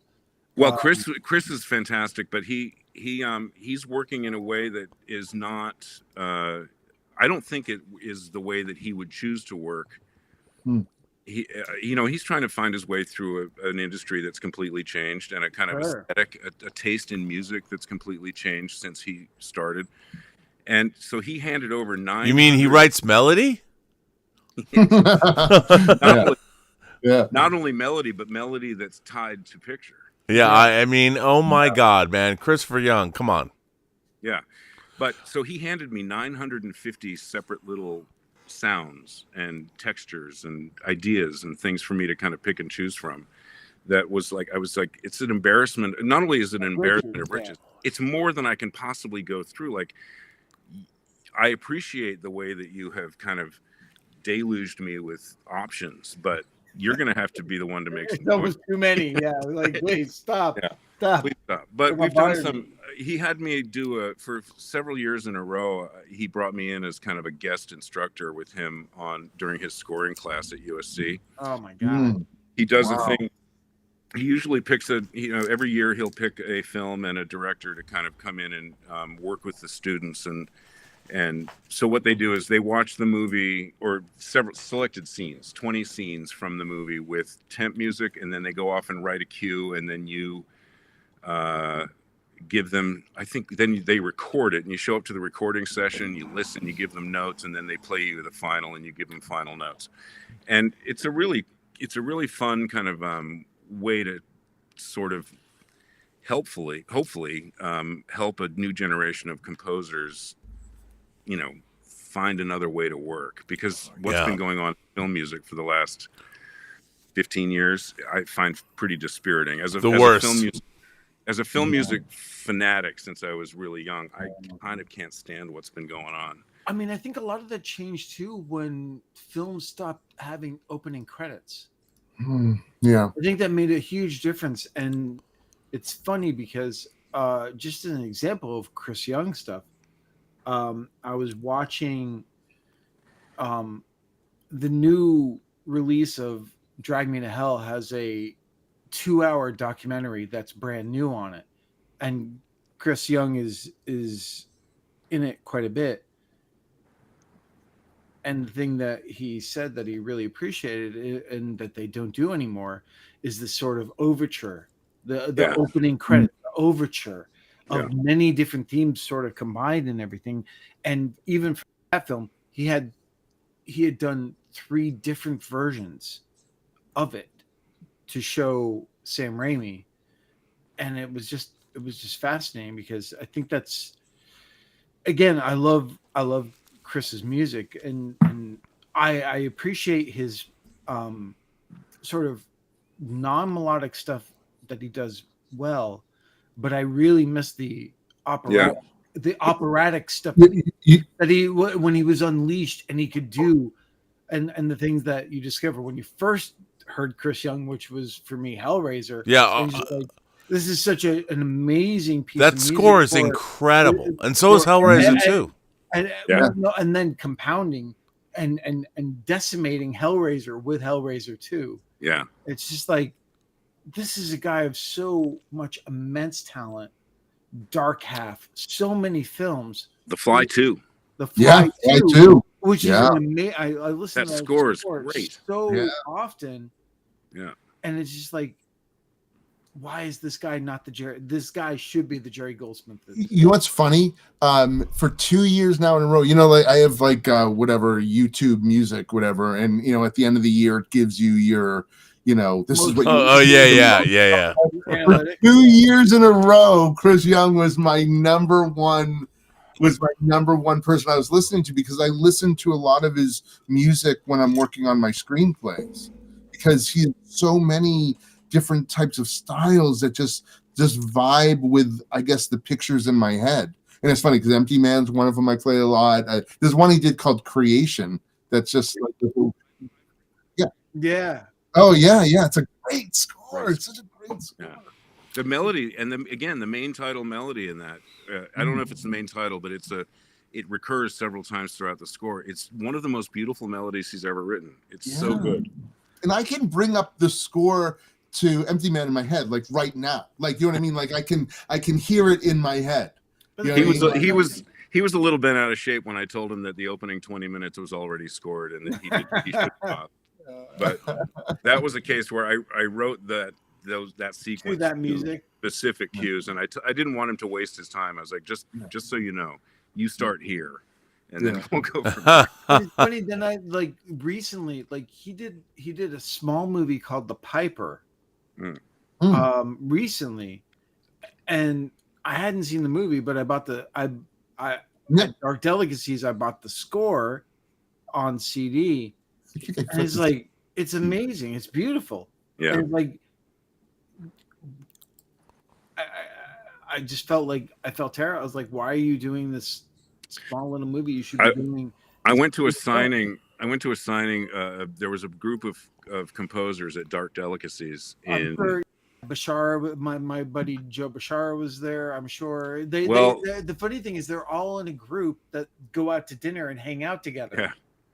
It was Jim Sherman. I think it was Richard Sherman, the Sherman brothers. The Sherman brothers, yeah. And I think Alan Menken was there, Mark Shaman, and Chris Young. Old and school. I showed up with, this was a number of years ago. It's probably 15, 20 years ago. And I showed up with a stack of my old Chris Young LPs, DEFCON 4 and Flowers in the Attic. And, yep. DEFCON 4. Amen. And great artwork, Prank, by the way. His first score, Pranks. And the Power. The Dorm the Drip Blood. The Dorm the Drip Blood. And the Power, where he ripped off Saint-Saëns Carnival of the Animals. The Power with La Bamba. Yeah, with right. No, that's the first Power. Oh, the first Power. That's the first Oops. Power. No, the Power was before that. The Power was another. It's like Chris Young's second score or something like that. And he was clearly drunk at the signing, as he should be.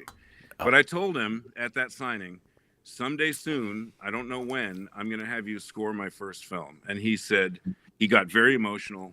And he proceeded to sign all of my records to Daniel. Wow. That's how out of it he was. But by the way, I just want to say I found the YouTube video that I watched a month ago that I almost reached out to you. It was called The Empty Man Explored. What is the real from the empty man and what it really wants? Oh, what is the real form of the empty man and what it really wants? It was something on Marvelous Videos. Yeah, I watched it about a month ago. Yeah. Ideas about what it's all about. I think it's great. Yeah. Well, I'll look it up. You know, David, I look, Dave Parker and I having known each other for like 30 years and being in the special features game.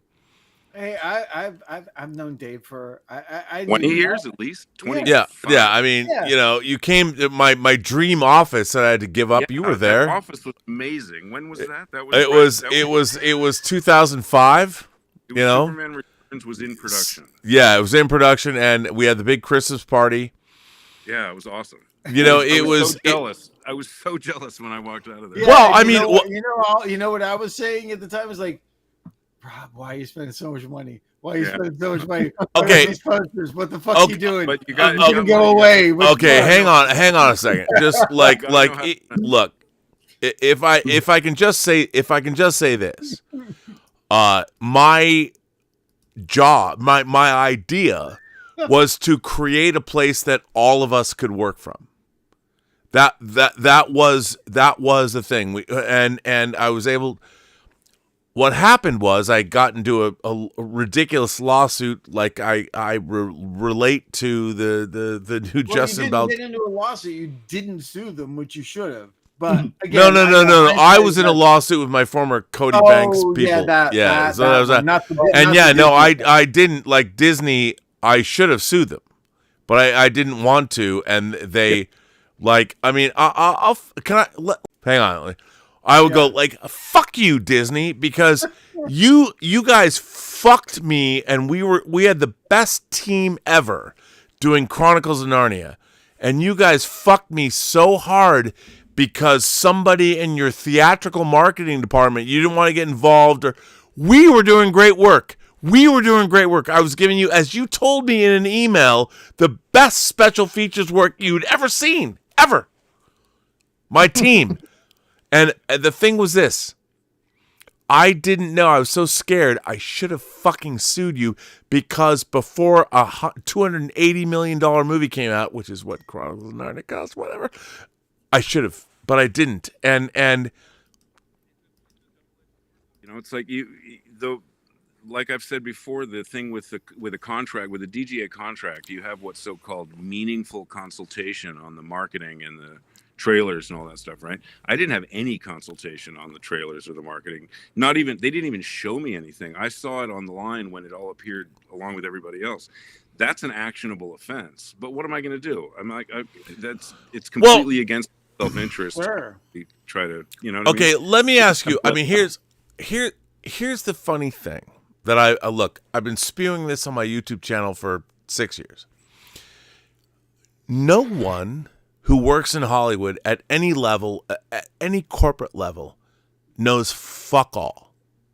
They don't know anything. And I would say to you, in terms of what you just said about composers and Chris Young, you know more about making movies and about marketing because, like all of us, we've covered it.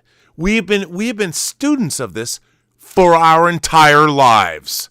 And what we're dealing with is people that come from Ivy League schools, which is fine. You know, okay, great. You've got a great education. Yeah.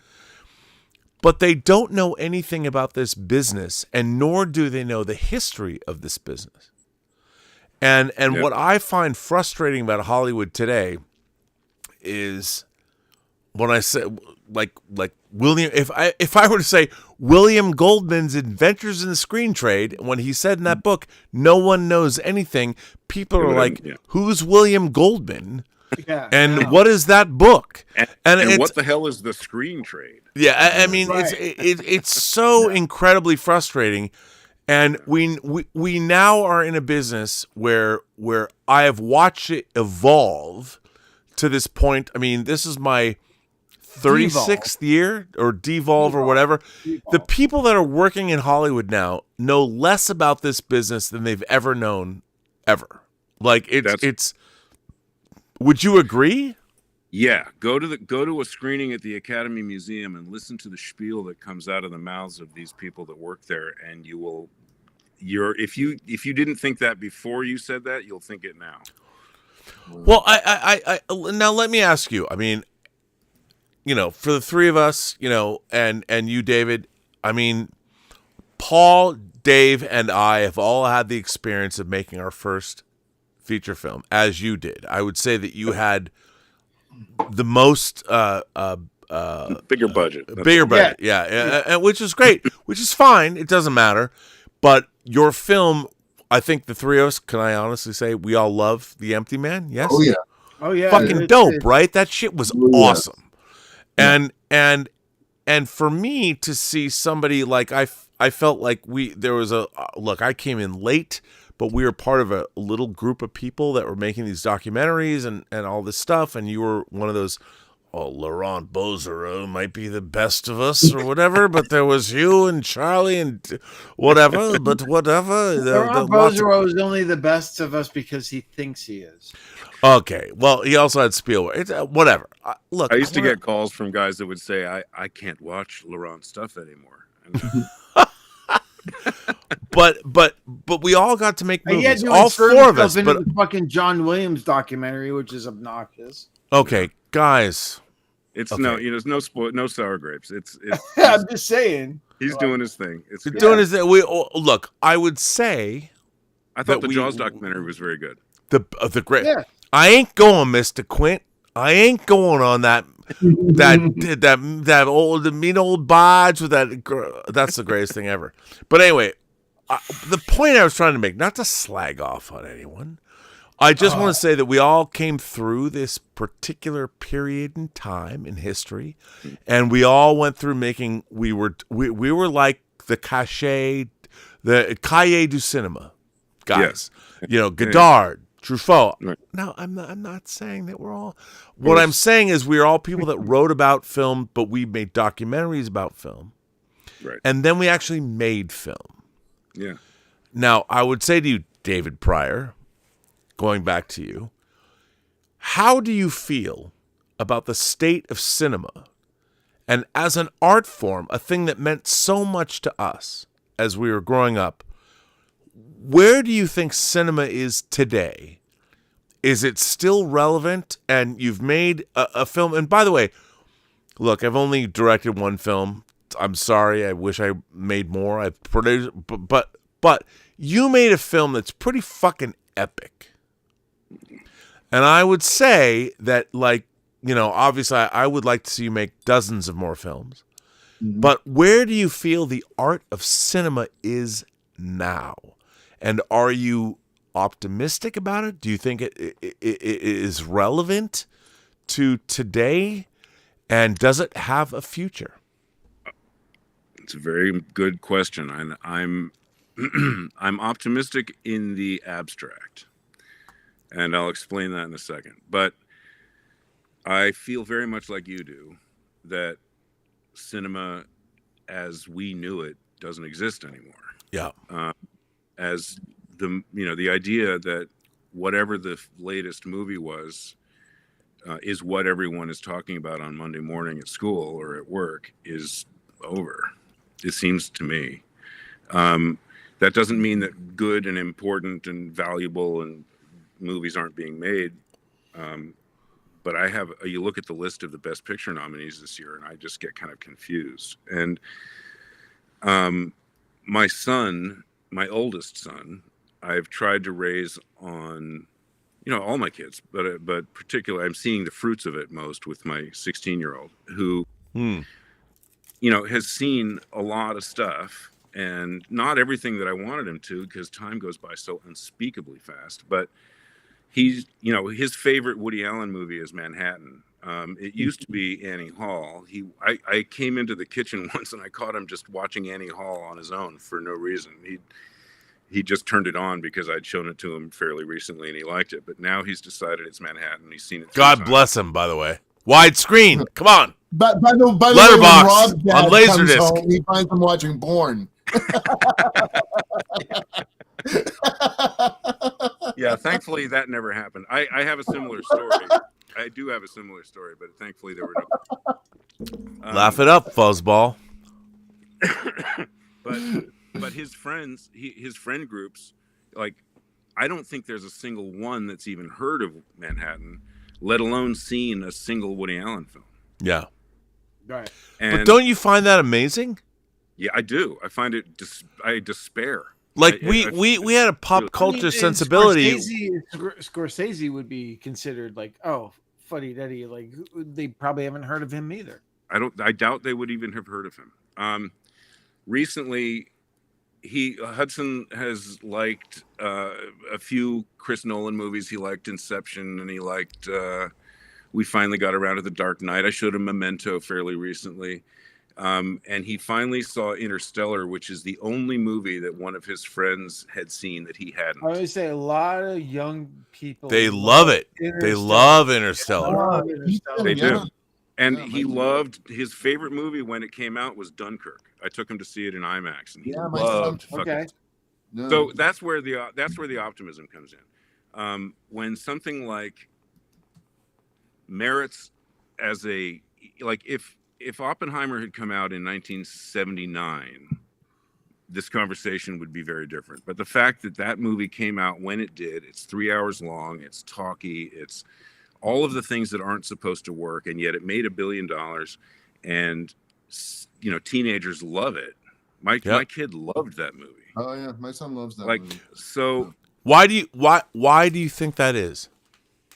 It's an interesting thing. I think Chris Nolan has figured what the formula for Chris Nolan is I think very, very complex ideas and very analytical and cerebral stuff that's presented in an almost obnoxious sensory overload kind of way.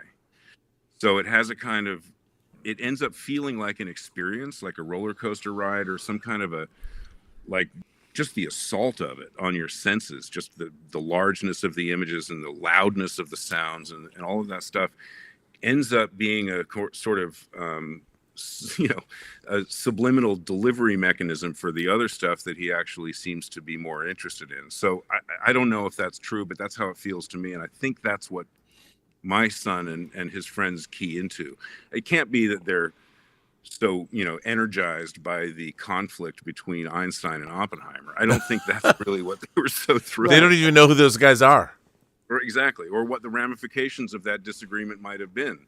So I think it's more about he's found a way to deliver an experience for younger audiences and he smuggles in some other stuff for older people too. And, it seems to be working for him. So good for him. I mean, I have my qualms here and there, and I still think he has a really hard time with screen direction, but, who am I to talk? Well, okay. I have one more question. I have to run out and pee, but I'm going to ask you this question. So I'm going to give it over to you for give me 5 minutes and talk about this. But here's the thing: The Empty Man is a hugely ambitious. You watch a horror film and it usually is like a one location thing, or it's in a neighborhood or whatever. But The Empty Man begins in like the mountains, Yeah. and it's hugely ambitious from a horror, if you want to call it. First of all, let me ask you this question before I leave. Do you think The Empty Man's a horror film? Yeah, I think so. I mean, I say that mostly because I was always irritated by directors who would do interviews in Fangoria. Yeah, we all were. Yeah, so I don't want to be that guy. But yeah, I mean, I think it's certainly intentioned. My intention is that it was a horror movie, but it was a horror movie with some other stuff going on at the margins. Margins? I would say your film is about existential dread. I mean, it's got... But I think that's horror. I mean, it's like that's the kind of stuff. It's literary in the sense that it's not that it's intended to be, it's not highfalutin. It's that those are the kinds of experiences as a reader mostly. Yeah, totally. That I loved. I thought your film was so very, very, very literary. Thanks. And I think it's like, if you're going to try to tap into whatever it is that Lovecraft was able to do, or that people like, that Arthur Machen and like the writers that jazzed me so much when I was younger. It's like, it's not the creature in the dark revealing itself to be 10 times larger than you thought it was. Although that's really fun. I love all that stuff. It's very pulp and it's really cool, but it's more of the sense of this story is going to hurt me. Right. Like there's my God. Yeah. About it happening. Yeah. Paul, Dave, I'm gonna go drain the main vein to be horror about it. You guys, I'm giving you the floor. David is on screen. Ask him whatever you want. Oh, what am I? I'm just in the dustbin or something? No, I said Dave and Paul. It's up to you guys. I thought. No, you guys. Dave is on screen. Mr. Pryor is on screen, but you guys have the floor. I'm just gonna go pee. Oh, Jesus. Stop talking and go. Everybody wait quietly until Robert. A moment of silence for Robert. It's funny. He was mentioning Blair Witch Project, and there was a time back in before QuickTime was a thing. I was there at this place when QuickTime was kind of being unveiled by Apple. We were editing on a very early Avid in Brentwood in the offices of Wendy. Can't remember her last name. Oh no, Bonnie. Sorry, Bonnie something. She was the co-writer of Tron. Oh, okay. And we were using their offices late at night to cut my short films and things. And they would get these submissions from movies and producers that were trying to get something off the ground, and just kind of blind mailing anybody with a Los Angeles address and an LLC after their name. And this thing came in, and we decided to just take a look at it because clearly they didn't care, and it was midnight or something. And we opened up this package from these guys that were talking about these disappearances in Burkittsville, Maryland. And I was like, what the hell is this? And we put in this tape, and it was like it was a pitch for the Blair Witch Project, but they weren't revealing that it was all fiction. Yeah. Right? They were trying to send this little trailer, and they had all these printed materials and everything. And I was like, wow, this is kind of weird. And the more you read, the more it becomes clear, like, okay, this is bullshit. But it's kind of cool, and I kind of admired the effort. And then the movie comes out a year and a half later, 2 years later, whatever it was, and it's like, people are believing this? I couldn't believe that it had worked. Like the whole thing had worked. It was an amazing, like, self-sell. It's funny because I definitely got a VHS tape before the movie came out, and knew that it was a movie. So it was like, okay, yeah. It was like, all right, I don't know if this really worked. Yeah. The ending really worked. When they got to the house, it was like, that really worked for me. The rest The of thing it, that the I thing would that pissed never me off forget. most, the thing that pissed me off most was how they had the one moment, because I liked the movie. I think it works really well, but and my kids really like it, but the moment in the tent when they wake up in the middle of the night and they hear something outside the tent, and the Yeah. idea is that something is pressing on the sides of the tent. Mhm. That moment could have been so much stronger if they had just shot it a little bit better. Right. And I was like, there was stuff like that. But It was one of those movies where it was like, boy, we watched it and was like, yeah, all right, there's some effective stuff in this. But we, at that time we were like, oh, we want to make movies. We want to make film. We want to make a real movie and stuff. We never would have thought of that ever. Never would have. And it was like, that was the genius of what they ended up doing. Obviously, with Sure. the cannibal movies and all that, but the idea of taking your limitations and turning them into strengths, because there's nothing about that movie that would have been better if they'd had a 35 millimeter camera and a full crew. No. and No. all. It would have been a deterrent, It actually. would have been worse. It would have made Yep. them worse. So, genius move on their part. But the thing is, when you realize, because they've obviously, I know Adam Wingard tried to like do it again, not Blair Witch 2, but when Yeah. Blair Witch came out and stuff. Yeah. And it's just like, some things are just, they only work really well that one time.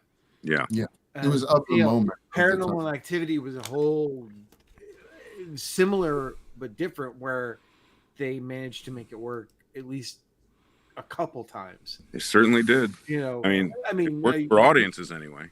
For the audiences and everything else. But I'm curious, because you chimed in the chat and everything, and we were talking about what 25 years now, I guess, is the litmus, and I'm just forgetting what movies came out in 5 years. But what do you think are modern classics? No, Masterpieces. Masterpieces. I popped in with Zodiac. I think that stands up. Oh, Right. You know what? It's funny. But I think it's probably one of Fincher's lesser appreciated movies when you talk about his stuff now. Yeah, maybe. I mean, I think there's a vocal fan base for that movie. I've heard people consider it his best film. But yeah, I mean, I think I don't know. It'll be interesting to see. I mean, how do we know? What are the metrics by which we can judge whether something has kind of continued through time or not? Like The Godfather is so essential a part of our culture that people who've never seen it know what it is. Okay. And they can watch that show, The Offer, and go, "Fuck, this is amazing! This movie is a masterpiece." And I've never seen it, but this. Right. Yeah. Well, okay. Look, here, I have to ask you all. I'll ask you guys all. I mean, time is the great, it compresses everything. Time, history, and the movies that are considered classics are not because we've deemed them as classics. It's because history has shown that they are. And my whole thing is that, look, The Godfather 1 and 2 are my favorite movies of all time because they're great stories well told. And I would say that in addition to that, there's lots of movies that I particularly like. I love Almost Famous, especially the longer version. I really relate to it. And I look at that film and I think Almost Famous is a timeless classic. And the only people that don't recognize that are people who haven't seen it. And I would say also that I was at Sigus for the second time, and I went to a double feature. I saw Kyushi Kurosawa's Pulse, and I saw Amelie. And when I saw Amelie, it was a movie that really spoke to me. I'm like, if any movie could my worldview. If there was a film that could the optimism or the whatever, I watch. Amelie has nothing to do with me, and yet it has everything to do with me. I watched that film. I'm like, oh my God! I was like, that film. I just showed it to my son recently, actually. I mean, the whimsy. Like, I'm not a whimsical guy.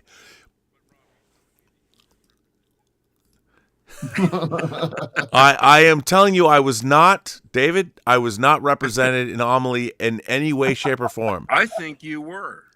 Well, and that's why you love it. I think you were represented, but it wasn't the surface bullshit, unimportant things that people seem to think matter these days. Do you know who I was? You know what? Okay, you've just codified something that I think is incredibly important. On the surface, I personally was not represented. There was no person, there's no character in Amelie that I would be represented by. But you know what I was represented by? When Amelie put the box of treasures in the phone booth, and that guy came in and answered the phone, and he opens up the box, and he realizes it's his treasure box from... Dude, I cried because because I understood what that guy was feeling. I mean, as somebody who's a collector and I have to tell you, I was sitting next to my friend Steve Melching, who is not having you must have gone to Sigis at some point. Have you? Oh, you never go. Oh, you should go. You got some. They should have brought you there for the Empty Man. Fucking Fox. Jesus fucking Christ. That would have been nice. They still should bring you there. They'll show you a retrospective thing. You got to go to Sigis. But anyway, so I'm sitting in a theater, and my friend Steve Melching is sitting next to me. I am involuntarily crying. Tears are streaming down my face as I'm watching this guy open his chest of his childhood, and then he's going into the bar and sitting next to Amelie, and she's trying to figure out should if he doesn't respond correctly, she's not going to be a do-gooder. And I'm watching this after I've seen Pulse, which is still one of my favorite horror films of the whole 21st century. I love this movie. So I've seen Pulse in a theater, and now I'm watching Amelie. So I'm on a roller coaster of emotions. And I'm like, Jesus fucking Christ. Here's a Japanese film, and here's a French film, and they're all fucking amazing. And I live on this planet, and it's fucking incredible. And the first time I ever showed Free Enterprise is at this very same festival. It's we live in amazing times. And yet... we have to deal with unbelievable douchebags who have no idea, no conception of what it is we're doing. And like I think we have to get cultural appropriation redefined as a compliment and not a oh man. All cultures should be appropriated at all times by all artists, and that's the only way that we find out what binds ourselves together and what the But Paul, I'm curious, what did your kid think of Amelie? Oh, he enjoyed it. Like, it's I'm really actually proud of my son. He watches some, because it's funny. Sometimes he'll just go. It's funny. He would go on TikTok and go like, I would say, hey, let's watch a movie, right? And he'll go, okay, let's watch. And sometimes it'll be the most random things. But I always tell him like, look, you just trust me on certain films. But like we literally just watched like the 4-hour version of Das Boot a couple of weeks ago, and he loved it because he loves World War II movies. Yeah, like it's funny. We just watched the other day a Peckinpah movie that I had not heard of, The Iron Cross. Oh, with David Carradine? Yeah, but you know what? Both of us actually didn't love it. Well, like, you don't have to love every fucking Peckinpah movie. No, I know, but it was like, do you know what my biggest problem with it was? Which is funny because I had a hard time buying that Donald Sutherland and James Mason were Germans. You know what I mean? Like it was so weird. Like I wasn't buying that these were actually Germans. But you believed he was an American president. What's that? You believe Donald Pleasant was an American. yeah, exactly. No, because we watched a lot of challenging movies, but yeah, it was because I want him to watch City of Lost Children because I love that. Jean Pierre, Janae and Farrow. I love them. I love them as directors. And what's that? Yeah. Oh, really? Wow. In a couple of shots, Wow. Bit of it. How was he? Just out of curiosity, He was very, very shy at first because his English wasn't very good. But I'd been on the set for about 3 weeks, and one day we were passing each other in the hallway, and he finally said, "Hello, alien." I absolutely You were adore like, hello. City of Lost Children. I absolutely, because I love Delicatessen, but like City of Lost Children is a movie I think that's a real special film. Yeah, you know what I mean. It's a real special film. So I want to, and my son was taking French, so that's why we were watching it. But what I think I got off track on something. I don't know, but I'm glad that my son wants to watch some interesting and challenging movies, which is really nice. Yeah. So Rob, and Dave, I know we got to wrap it up, but I'm just curious. Do we? You think? We can just keep talking forever. I'm here, but what do you guys think about the state of cinema currently, and is there a future for it? I think there's a lot of really interesting stuff. Unfortunately, the things that I seem to like don't make any money. Like, I think Better Man is one of the cooler movies to come out. I haven't seen it yet. And it's bombing horribly. It's okay. I didn't know anything about Robbie Williams. I knew he was. All I knew is he was a singer. Right. That's all I knew. He was very popular in England, but that's all I knew. And I went and saw it. I was like, this is fantastic. This is a really amazing movie. Okay. A lot of reviewers are advocating for that movie. Here's like, to be honest, flat out, I haven't seen a Better Man, but I'm a big Robbie Williams fan. And here's what I don't like. Everyone who's seen this, I got an email from a friend of mine who works for the Seattle International Film Festival today, who I've known for 40 years. He said, I just saw Better Man. It's one of the best films I've seen in a year. Everyone loves it. Wow. And here's what I don't get. And here's what I think is wrong. We are filled, Hollywood is filled with a bunch of incompetence. Like there's, like it used to be that marketing a movie, A Better Man is a very unique film. When you have it's a biopic about a guy who has been transposed with an ape, a chimpanzee. It's a wild, crazy film, which required an amazing marketing campaign. It's a film, by the way, that was independently financed and cost over $100 million. 110. 110 million. It's an insane amount of money. So you would think that this film, now here's what I don't get. The people that made it knew that nobody in America knows who Robbie, and by the way, I found this on Twitter over the last 5 days. I'm like, how do you, like I was tweeting out his Millennium documentary, his Millennium music video, which starts with a riff from John Barry's score from You Only Live Twice. And I'm like, because I'm a huge Brit music fan, and I have hundreds of CDs from Britain, and they had Music of the Millennium CDs that they'd released, and Millennium and Angel that were two Robbie Williams hits, and he was in Take That? I didn't understand how unknowledgeable Americans are about Britpop. And I thought, anyone who watched Love Actually, don't you understand the Christmas #1? In the UK, there is not another country in the world where pop music means more to the entire country than in the UK.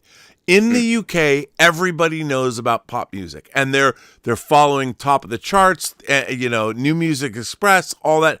They know. And they don't, it's not just the youth, it's the entirety of the UK.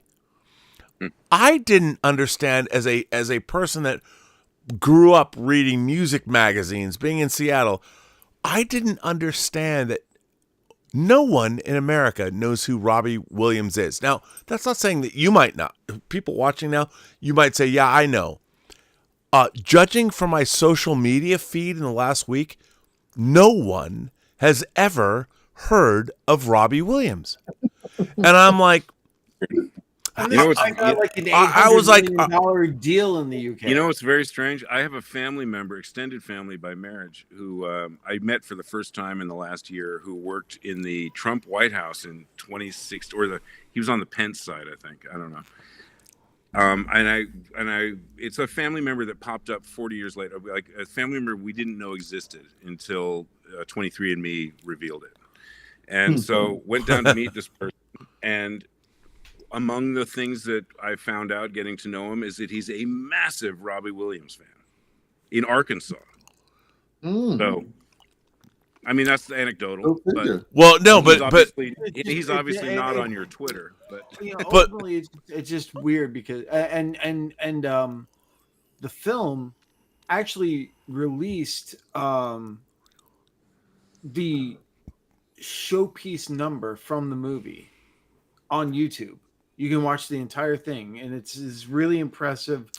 Oneer. It's a one shot. It's a oneer. Obviously done with computer and stuff like that. Yeah. But it's really impressive. And it was when I saw it in the theater, it was like this is the number. They just put it on YouTube. I mean, I think in hopes of like getting people to go. Well, I mean, here's the funny thing. I mean, music biopics about American artists are always. I mean, Bohemian Rhapsody, you know, the Elton John biopic, Walk the Line, Johnny Cash. I just saw the Bob Dylan one, and I'm not a Bob Dylan fan at all, like zero fan. But I went and saw the film, and actually quite enjoyed it. Well, the funny thing to me is that optical disc retailer in the world. We sold more CDs and lasers. That's all we sold. So I was very much into world music. I was in the 80s. Yeah. It's amazing to me. Like I thought, and when the UK, because I'm always buying UK compilations of 12-inch remixes and stuff. I thought everybody bought, like they had the music of the millennium. They had these big compilations that I would buy from Amazon UK. If I go back in my Amazon buying history, you'd see it. Right. I thought everyone knew who Robbie Williams was. Like, and I found out in the last week nobody knew. Yeah, and weird. I thought his song Millennium or Angel. I thought that those, because at the turn of the century, that's all I was listening to, because I'm buying all these foreign discs, and so much of my music, I mean, my 12-inch remixes, most of them were either UK or Japanese, and I didn't understand that. It's always a little dispiriting when you find out the stuff that you take for granted is really just you. And that you aged out, basically. Everyone else is listening to it on Spotify. But it's not even aged out. Look, here's the thing. It's about pop culture. What I find so disheartening, I think David can speak to this. All the three of us, we weren't just interested in movies. Yeah. Like when we heard Hellraiser, that Christopher Young's score for Hellraiser, I don't think when I heard that, I'm like, this is the greatest horror film score I've ever heard. Ever. Like, you know, like ever. Like, and you bought the CD, and if you're a film fan, you heard it and you played it, and you're like, it was fucking amazing. It was basically the score for Star Wars, but for a horror film. I mean, that's what Christopher Young did. Am I wrong? Yeah. No, you're right. You're totally right. And so, but here's the thing. The rest of the world, no one gives a fuck about movies anymore. We were breaking down films. We're like, storyboards. Well, let's get it's Star Wars. Let's get the Ralph McQuarrie portfolio. Let's get the storyboards. Let's get the music. No one gives a fuck. Now, I wonder, there might be an element. I've been worried about this for a long time, but there might be an aspect of ease of attainment that has diluted all of that. So, because I remember trying to track down the soundtrack from Days of Heaven. I saw it in a theater when I was 9, and I flipped out for the music. I'd never heard anything like it. I loved it. I didn't know a soundtrack had been released, and I would call record stores all over the LA area for months and months and months, and none of them had it. And finally, I found a place in Santa Monica that had one, and I asked them to hold it for me and demanded my mom get in the car right now, drive me to Santa Monica to get that soundtrack. And when I got it, it was the most prized thing I had. It's that something like that would never happen. The effort that went into getting it might have been part of what made it precious. Can I tell you something, Joe? For me, it was. Wait, I want to jump in. For me, it was the score to Secret of Nim. Yeah, God, I love that score. I love that. Yeah, and I found it at Tower Records. Like, I think it was like Tower Records. It was something like that. It was like just $4.95. You know, it was like really inexpensive. But I had been looking for it for. And then then you look for then you look for the most obscure fucking soundtrack that people wouldn't even like think of, like, and then that's fucking $40 now. At least. Working in DVDs in the first place was that I had made, and it took a lot of effort to track down, but I had made a cassette of the complete Alien score because I had figured out which tracks were from Freud and which ones were, the cue by Howard Hansen that's at the end of the film, and all of the stuff that wasn't on the actual official soundtrack. And I built this tape, and I gave it out to friends, and I gave one to Charlie. And when he was doing the first DVD release of Alien, he asked me to recreate that for the DVD, and that was my first job in DVD. That would not be a hard thing for anybody to do now. No. And so specialized knowledge doesn't have a premium anymore. Yeah. Well, okay. Go ahead, Dave. I'm sorry. I didn't mean to interrupt you. No, Dave Parker. I didn't. Go ahead. No, it's fine. No. I'm just agreeing. Well, here's what like David Pryor, all of us, we've all made movies. I mean, here's what I'm grappling with in my life existentially. And I'm asking myself, do I want to continue? Like right now I'm making an audio drama, which has no picture, and I'm taking all of my skill of making whatever. But for the very first time, I feel I've finally made something that represents my creative ability. I mean, I know it's only an audio drama, but I would say that the best thing I've ever done, there's no compromise. I'm like, if you don't like this, I'm a failure. I think no creative work is ever only it. But I do feel that in terms of what I wanted to do, I've been afforded the wherewithal to make something that I've got the script. I didn't write it, but I've got the great script. I've got the actors. I was able to do whatever I wanted to do and made it great. And it's very fulfilling to me. I'm very fulfilled. I feel very fulfilled. Other people think, the rest of the world, my girlfriend, whomever, like, we're gonna make us some money from this, and blah blah blah. I'm like, I don't know. I've never thought about that ever. In terms of, I've never done anything. I've known that I didn't think I was gonna get rich doing anything I was doing. I just wanted to make stuff. And in the case of this, I think I'm making something that I really believe in, and I think it's great. I've got a great writer. I think it's great.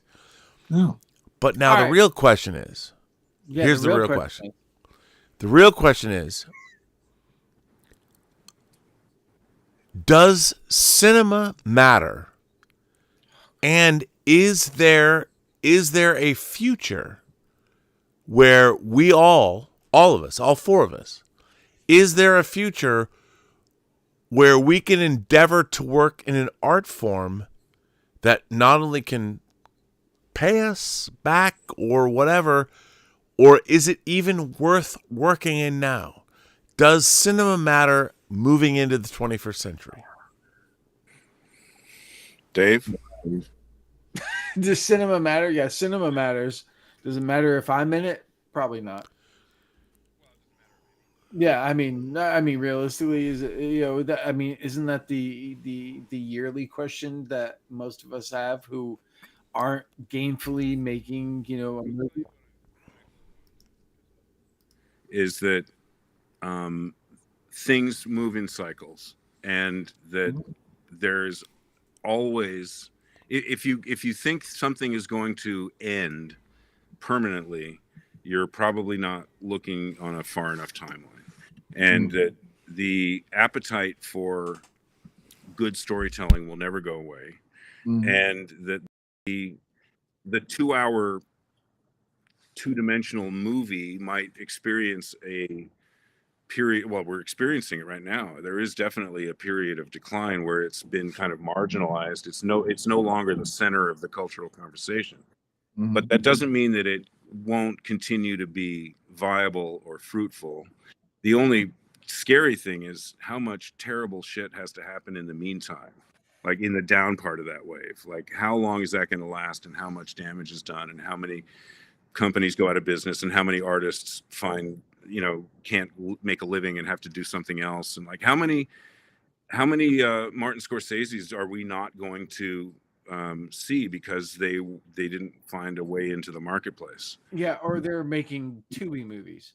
Yeah, I mean that's the thing. It's it's such a different world and everything. And the thing is, it's like, would we have ever in our time guessed that people that we grew up with, like a John Carpenter or a Joe Dante, even, or a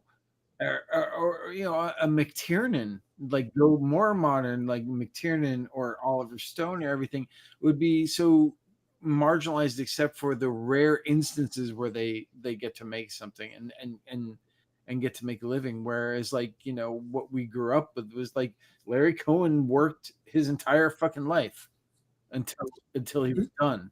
It's just sort of it's like, well, fuck, I know I'm not even close to being where those guys were back in the day, never mind now. It's like, what hope? It's like it's that weird thing. It's like, well, because I'm not, there's always hope that I can do something that breaks through, or fuck, there's no hope. It's both sides now. It's really weird. Well, here's the thing, what's really interesting is I always like just think of myself as a creative. You know what I mean? Like as a creative. And there's things that I love to do. Like even as a writer, I write in all different genres. Even though I'm sort of known for horror and sci-fi, I write in all different genres. And I write nonfiction, I write short stories, I write novels, I write comic books and graphic novels. And to me, it's just about being able to express myself, creatively and pay my mortgage, you know what I mean? Pay my bills and be able to take care of my kids and so forth, and still have a fulfilling, career, and, feeling that, okay, well, I've never had a plan B, and this has been going on for 35 years, you know what I mean? It's like, I'm getting to the point, but in my mind, I don't feel like I'm, all right, well, now it's time to slow down. I still feel like I'm just getting started. And that's the thing about it. And as long as I can express myself creativity, and that's the thing, is like I enjoy teaching as well. So there's a lot of, I'm always finding that if this isn't work, because look, I've got 4 movies that are, in different, work, you know what I mean? Like there's so much stuff that's going on that it all makes me happy. So it just, well, yeah, and I think the thing is, I think your point, Paul. I think the more that you put out there, as Rob eats his chips or whatever he's eating. What? I'm trying. I'm trying to give you guys your due. The bag noise is fucking epic, man. It's just it's epic, and then you come back on after you've filled your maw.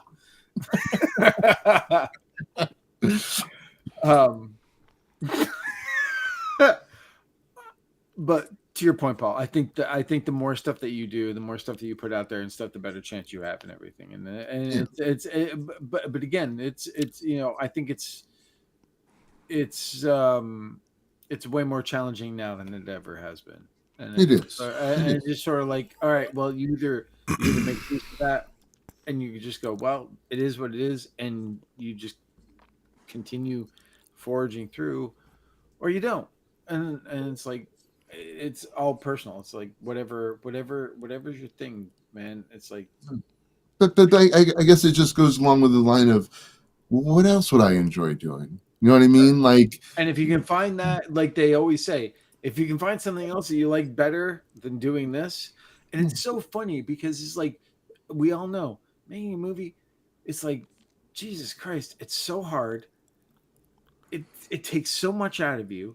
It's such a battle nowadays, more than ever. Yeah. And the fact that, I mean, we're complete masochists. The fact that there's those moments, there's those little sparks and everything that make it all worthwhile. That you go, all right, I'll take the abuse again. But it's worth. But you know what I find odd. Here's what I would like to say. I find odd about movie making. My first job, I mean, after Leatherface, I worked on. I was hired by Warner Brothers, and I watched many movies get made, like Bonfire of the Vanities. I mean, I was there. Fred Caruso, who's a Godfather producer, I saw a lot of crazy shit. What I don't understand is that the people that actually make movies are really proficient in their jobs.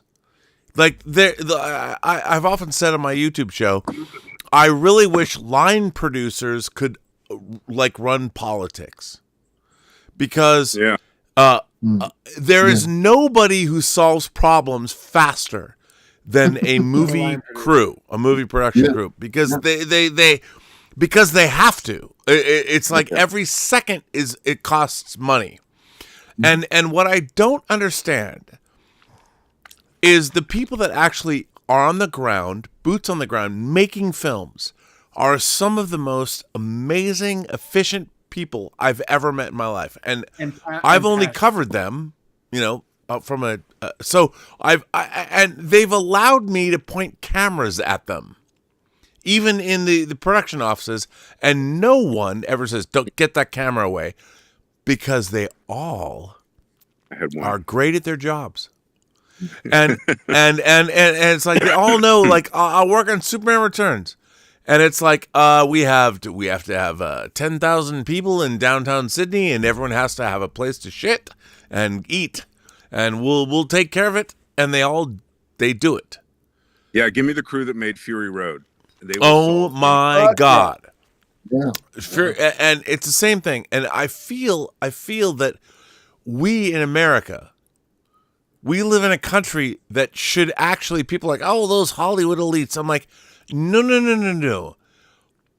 Hollywood should run America, because they're the only people on earth that understand that every second on a clock, tick, tick, tick, every second is $50. Mm-hmm. It's $50, or it's $100. Or in some cases, it's $200. Imagine if you lived your life where every second that ticked away cost $200. That's Hollywood. That is you can Hollywood. read about it in my book, On the Set. Well, there you go, Paul Salamoff. On the set. And the thing is, that's why Hollywood productions, and by the way, I'm not talking about, there are two Hollywoods. There's the working people that make movies.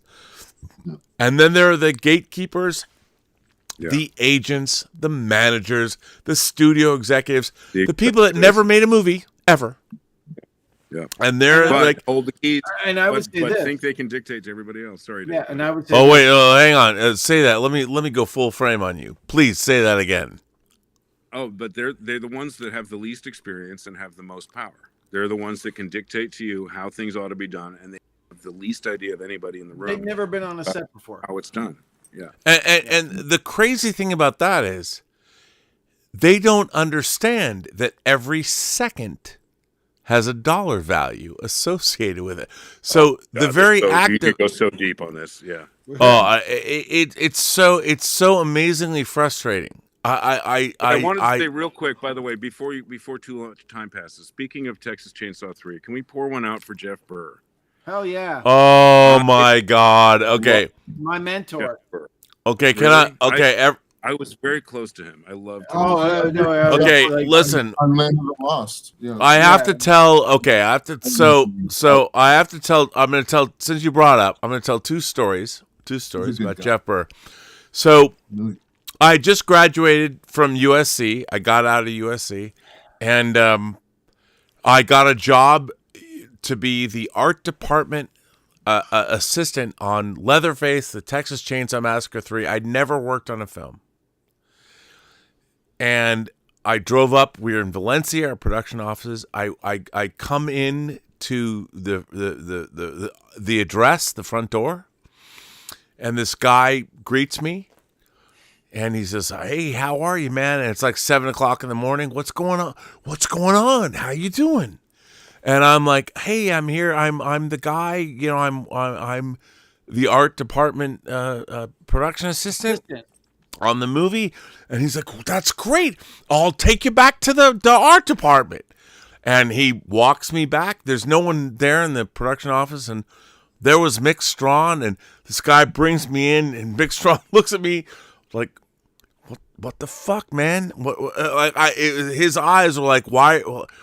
And he's like, "Hey, this is Rob Burnett. He's your art department assistant. I just met him. It's great." And then the guy leaves, and I'm standing there going, Well, that guy was nice. Don't you ever bring the director back to me again." And I'm like, I didn't know. I had no idea.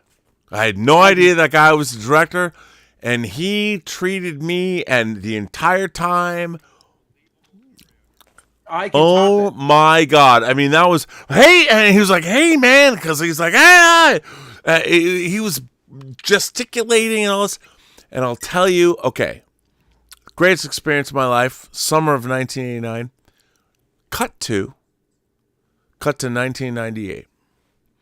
I'm directing my first film, my first only film I've directed. I'm on in front of the Galaxy Cinema on Hollywood, GCC on Hollywood Boulevard. I'm directing. Who is randomly walking down the street is Jeff Burr. Director Jeff Burr. The first movie I worked on was Leatherface, his film. He's walking down the street. He sees me. He goes, "Rob, how you doing?" Like, and now I've seen him, of course, over the course. He's like, "Oh my God, you're directing your first movie. This is amazing. Well, I'm gonna watch you do your scene." I mean, it was he got it. He was like, but the thing is, it's a solid choice. What are you talking the about? first guys, come on, man. The first director I'd ever worked for, just, by the way, randomly shows up on Hollywood Boulevard and stopped and watched, and he was so excited. He gave me a big hug, because he's a big bear of a guy. He was, and I have to say, amazing. I can top you, Rob. It wasn't about topping. I'm just saying. You can always top me if whatever. Well, I know, but you have to pay me for that. I know. My first time meeting Jeff Burr, I just moved into LA. Got a call from Chaz Ballin, who was a genre writer. Yeah. I talked to him, just said, "Hey, I'm in town. I finally moved here." This was early 90, like September 91, I think. And so we talked for a little bit and then hang up. And then 5 minutes later, he calls me and goes, "Jeff Burr is he's getting ready to do a new movie and everything, and here's his number. You should call him." So I call the production office. It was like, "Oh, okay, come down and meet us." And it was down on Hollywood Boulevard where the Music Institute is in between, near the Egyptian, and it was an alleyway. So it was an alleyway. It wasn't the McCadden, the proper one, but it was this little alleyway. And I go and I meet Jeff and have a 3.5 hour sit down as he's prepping this movie. 3.5 hours just sitting around talking about everything, and it's like, well, this is great. You got to do it. You got to do the movie and everything. It was like, and that was the start of a very long mentorship friendship with him for Party for Trancers 2. Oh my God, yeah. I was on that set, by the way. That's where I met Helen Hunt. Oh yeah, wow. Yeah. I actually so Jeff, well, I knew Jeff through you guys, but he directed episodes of Land of the Lost, which I was a puppeteer on. Right. And so it was just, he was just wonderful to work with. And I knew, knowing him personally too made it even more special. I mean, I hung out with Jeff a lot. I helped him move out. Such a nice person. I helped him move out of one apartment, and it was just like, yeah, it was.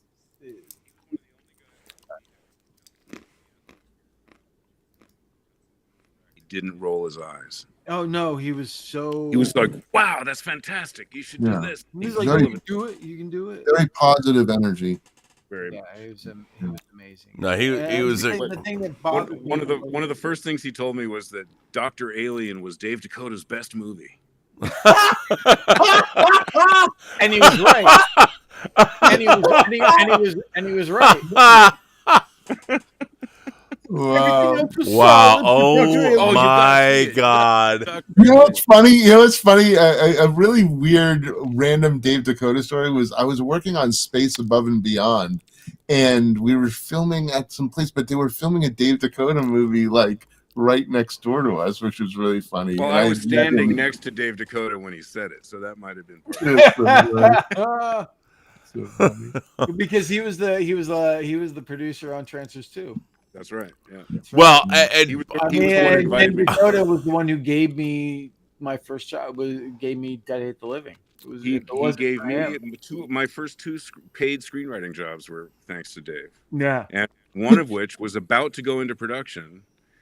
It was the day before they were going to start. They were starting casting. Second, I gotta show you guys.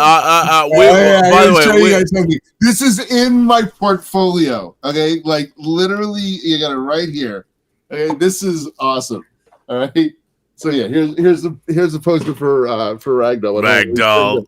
Yeah. So here's the article from which I put in my. Let's see if I can do that. Yeah, that's what got Full Moon shut down was Ragdoll. So I had built I had hand built all these puppets. I hand fucking sewed all these fucking puppets, and then 5 days before we were going to shoot this freaking movie, they pulled the plug on it. Yeah, the article from Variety's Ragdoll tosses Full Moon Paramount Video go at it.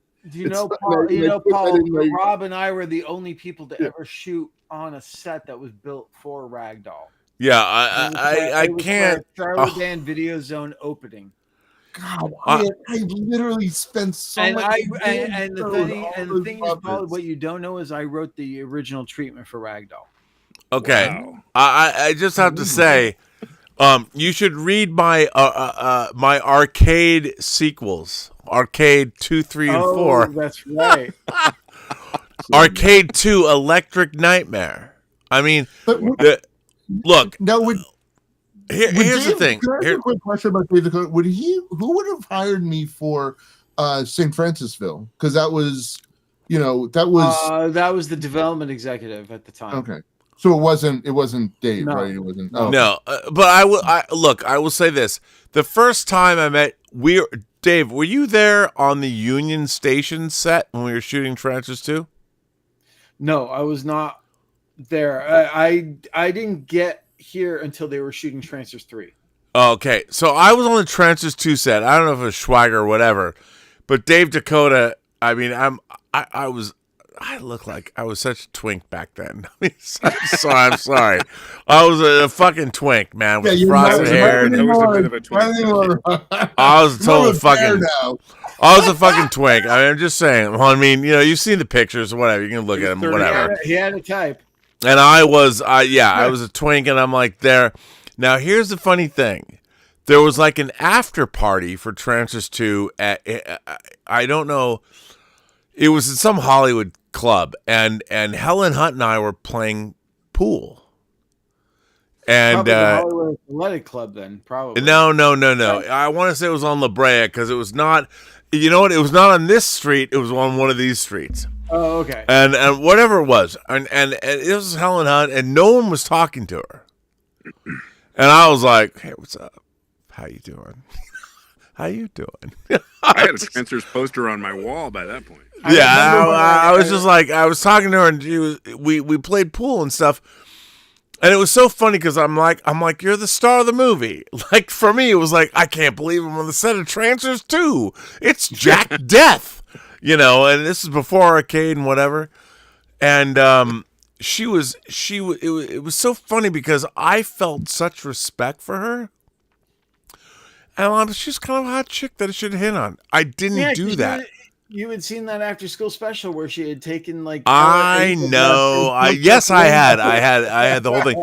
But back in the day, you know what? I had a hierarchy of. If you ever read Naked Back Lunch, in the day, girls just wanted to have fun. Yeah, well, it was a whole different world. But just look, I read William Burroughs, man. You read Naked Lunch, the whole thing on it in college. The algebra of need is a big. The algebra of need is a huge thing. It's a huge Hollywood deal. So here's the thing. I'm talking to Helen Hunt. I had no idea. I'm like, we're just playing pool. I'm thinking to myself, could I have hit that? Could I try it? I didn't. And the thing was, I was so enamored of the fact that she was one of the co-stars of the movie. I was so like, oh my God. I would never, ever besmirch myself or Helen Hunt by doing something so crass as to try and be like, hey, you want to come home with me? I didn't do anything like that. We had a great time. We had a really nice time. And I have to say, it was my one and only experience with Helen Hunt. But she was absolutely delightful. She was fine back then too. But she might have appreciated the fact that you weren't, Well, okay, Dave, you are absolutely right. You're absolutely right but the thing was, I could never. I'm like, I'm not gonna like. Even I didn't have the wherewithal to think that I was worthy of her. I didn't have that. I didn't, even though I kind of was. Maybe. Well, you lucked into gallantry by mistake. Exactly, but the thing was that time. But I saw a woman that was isolated and alone. What she needed was just some guy to come back and be gallant and go, let me. You want to play pool? Yeah. So what did Dakota say to you? Dakota was like, don't you want to come back to my house? By the way, Dave Dakota was nothing other than complimentary and nice. Yeah. I'm gay, Jason. What can I say? I knew Dave a lot better than I knew Jeff, actually. But no, Dave. And by the way, it was that to be on a set on Union Station, even though it was full moon, it was amazing. I've written scripts for Dave that I pray never see the light of day. You never know. Let me ask you this. Midnight Confidential.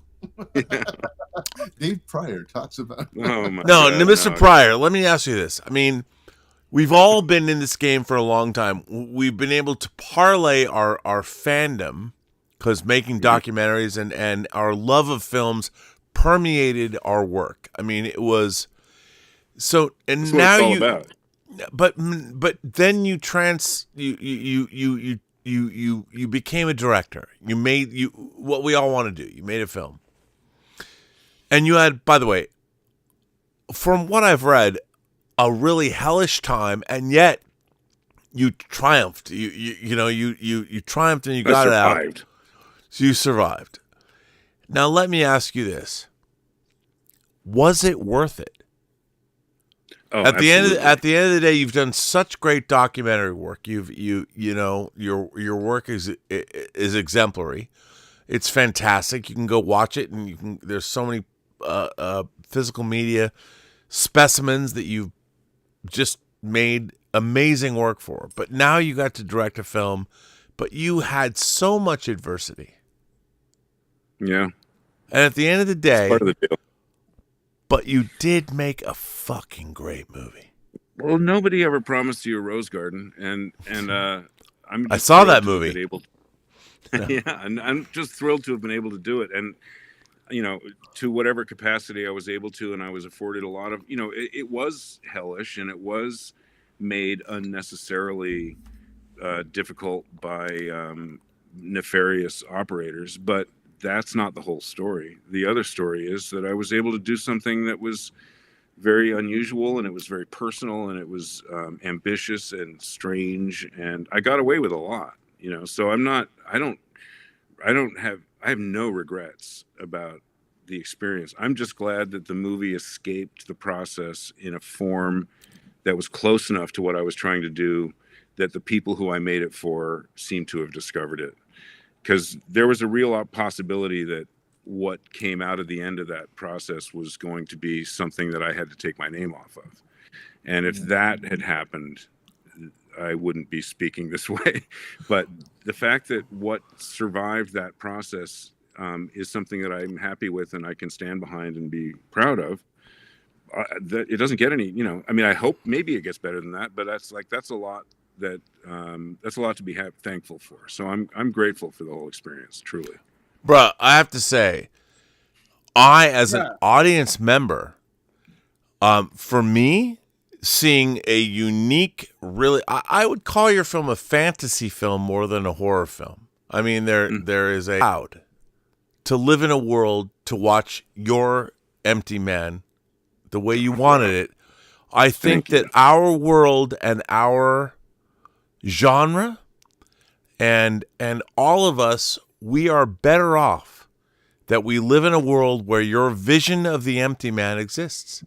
And I have to say, and I mean that sincerely. And I ask you guys. I agree. God, thank you. It's way too kind. And but I has nothing to do with kindness. It has to do with recognizing amazing work that was done for the audience. And you, man, you did it. You did it. And you went through hell. But my God, I feel we are much richer to live in a world that your film exists. I told Christopher Young because he's very insecure. He's like a lot of artists. He's very sensitive, and he's very he's not precious about his own. I mean, he's he knows how good he is, but he's not. He doesn't project a lot of. If you say something insulting about his work, he'll take it very personally, and so he's very emotional. He's very on the raw edge of his nerves. And we were recording one particular track from the finale of the movie that I had told him I had temped with a track from Runaway Train.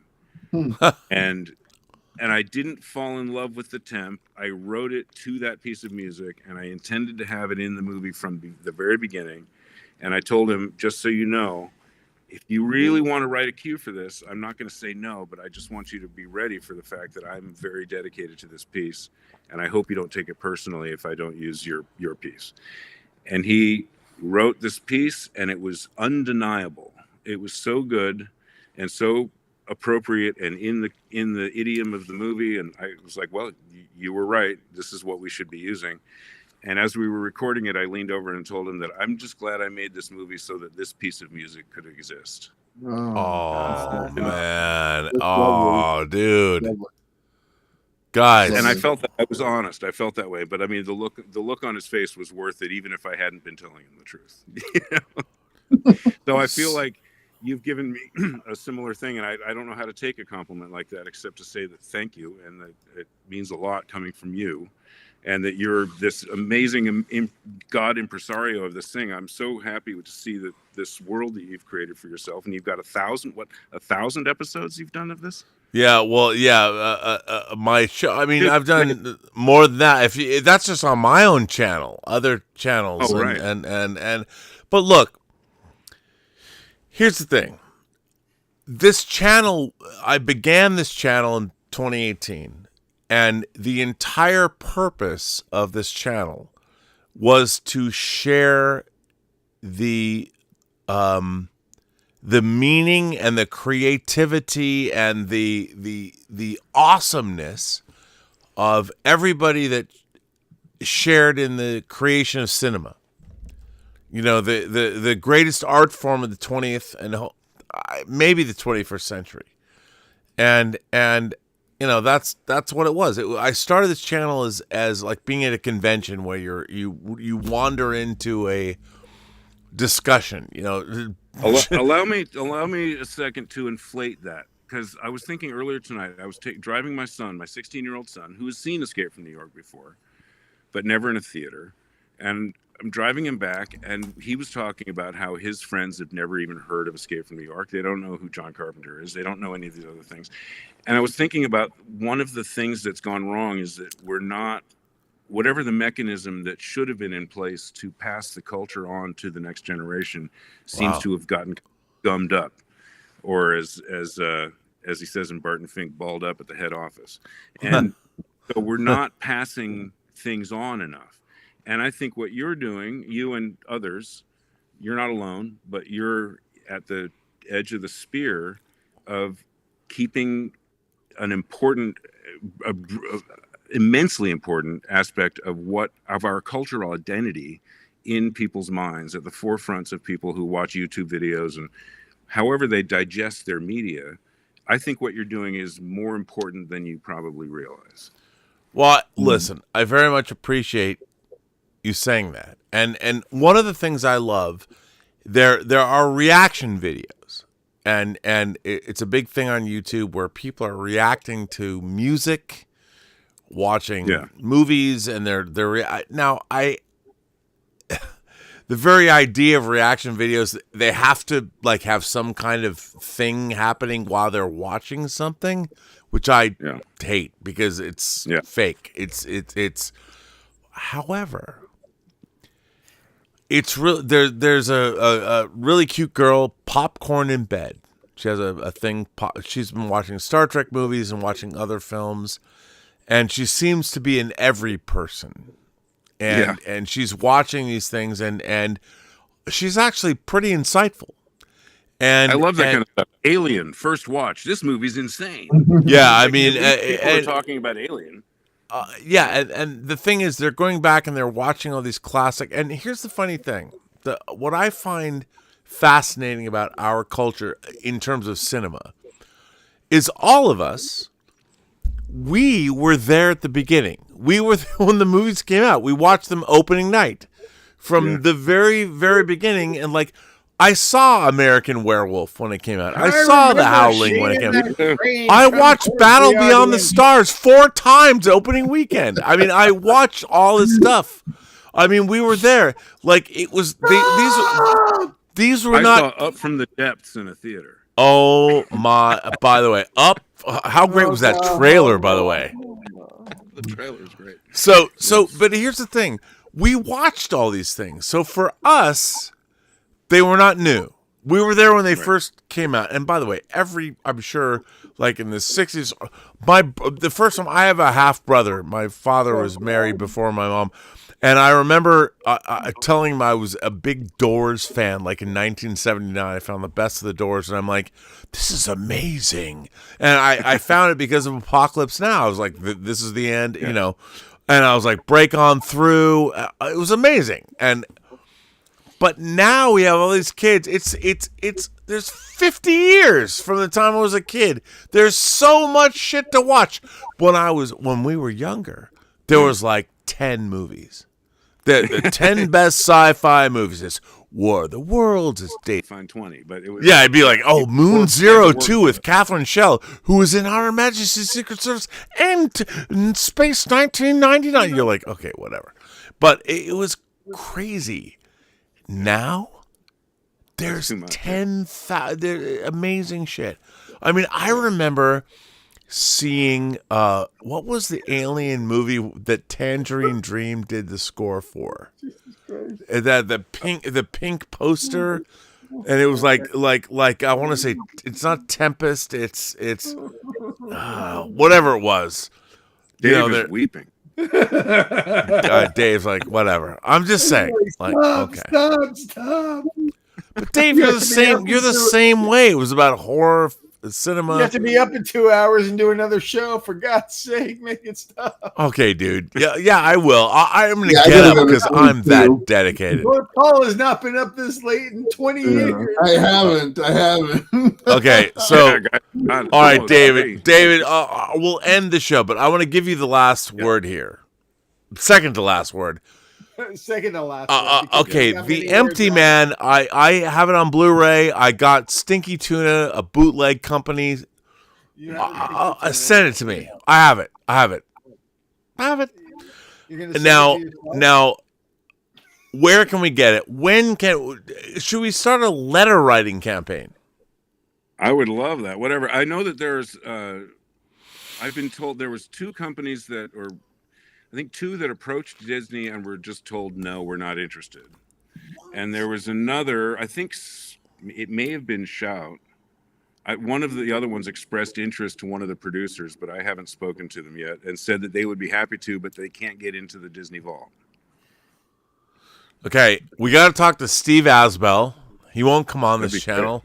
But Steve Asbell, actually, he's the president of 20th Century Studios. He knows. He's a fan. I would love to know why they just all you have to do is sit back and collect a licensing fee. What's the issue? I just Right. Oh, dude, don't even get me started. Hey, Barbarian. Look, if Vinegar Syndrome can get the keep, they can get the Empty Man. Okay, Yeah, the difference is, Paramount is in free fall. The only Paramount and MGM will license anything to everyone. Disney, where's Blood In, Blood Out? Come on. No, Yeah. Disney's fucked up. Disney and Fox are fucked up. We have to if you figure. I'd love to, even if all Steve can tell you is here's why. I would love to hear that. Here's the thing. I hate to say it. They don't even know what The Empty Man is. They don't know. Well, they Because do know that it found an audience. The executives that were in charge of burying it admitted to. I mean, it's secondhand information, but I was told that they were surprised and said, "Yeah, that movie seemed to have found its audience, didn't it?" But here's the thing. Those people are not at the level of those people. I mean, they don't know fuck all about their catalog.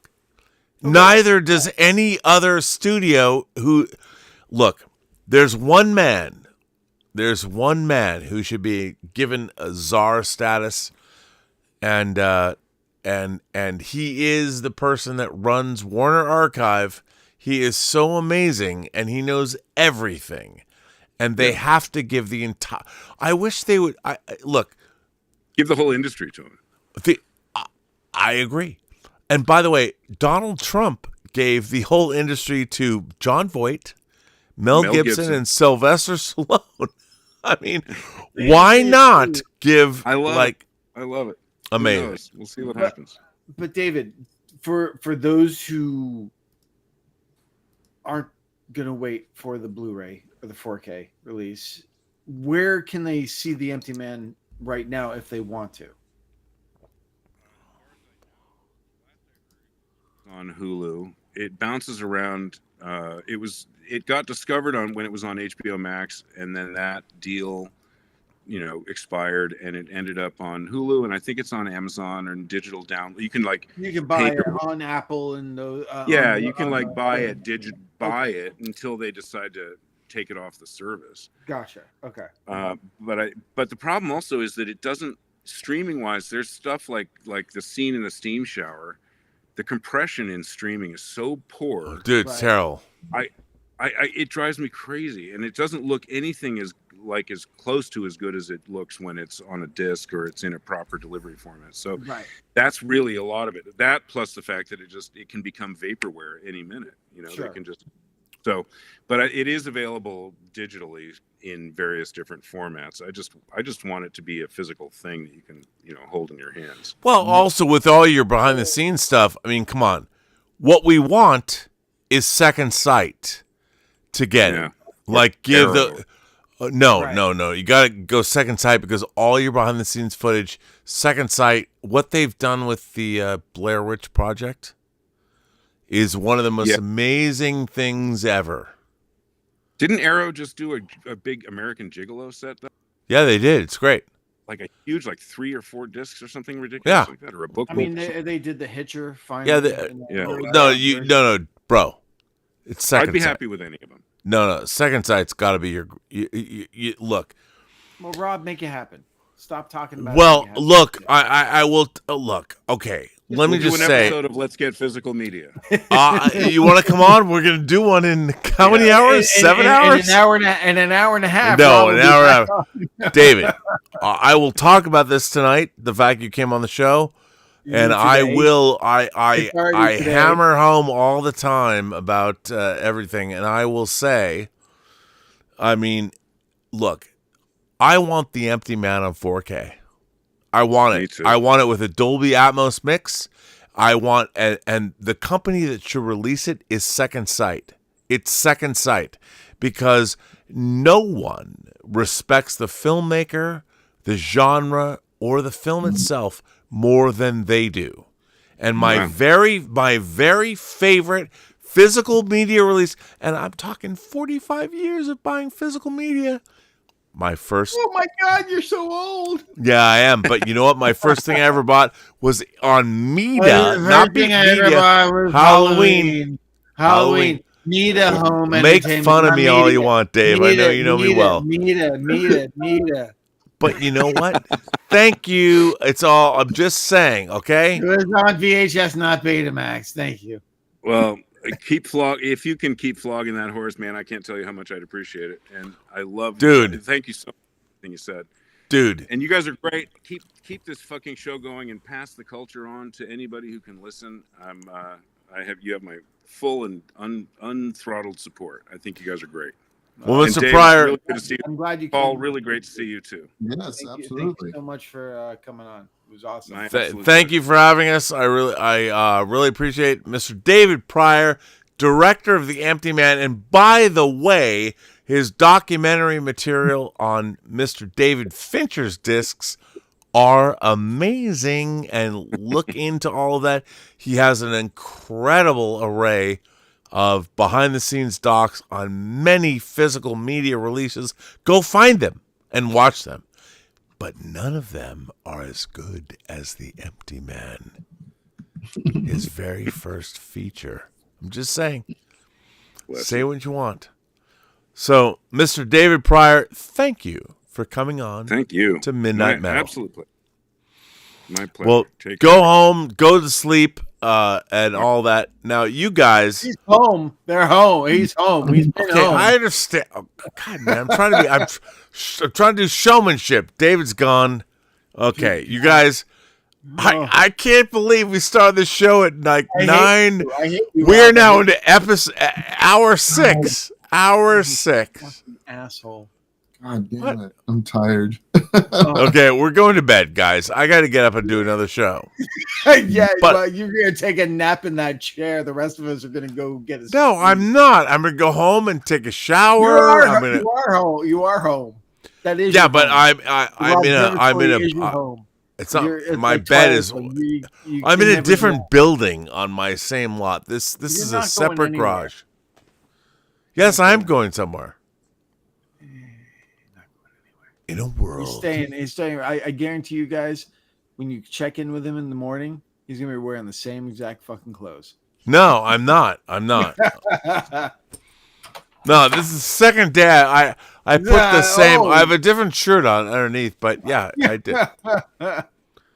No. Can I go to bed? Thank you, everyone. Not Rob for keeping us up for 6 hours. Why give me a hard time? I mean, Jesus Christ! Come on, hang on. What, Dave? Hang on. There's people have been sending in things. Might I read some stuff, guys? Are we dead? Are we in limbo? Is this limbo? Are we in hell? No, or it's just like it just never ends. Yes, please, No, it Rob, never ends. Here we go.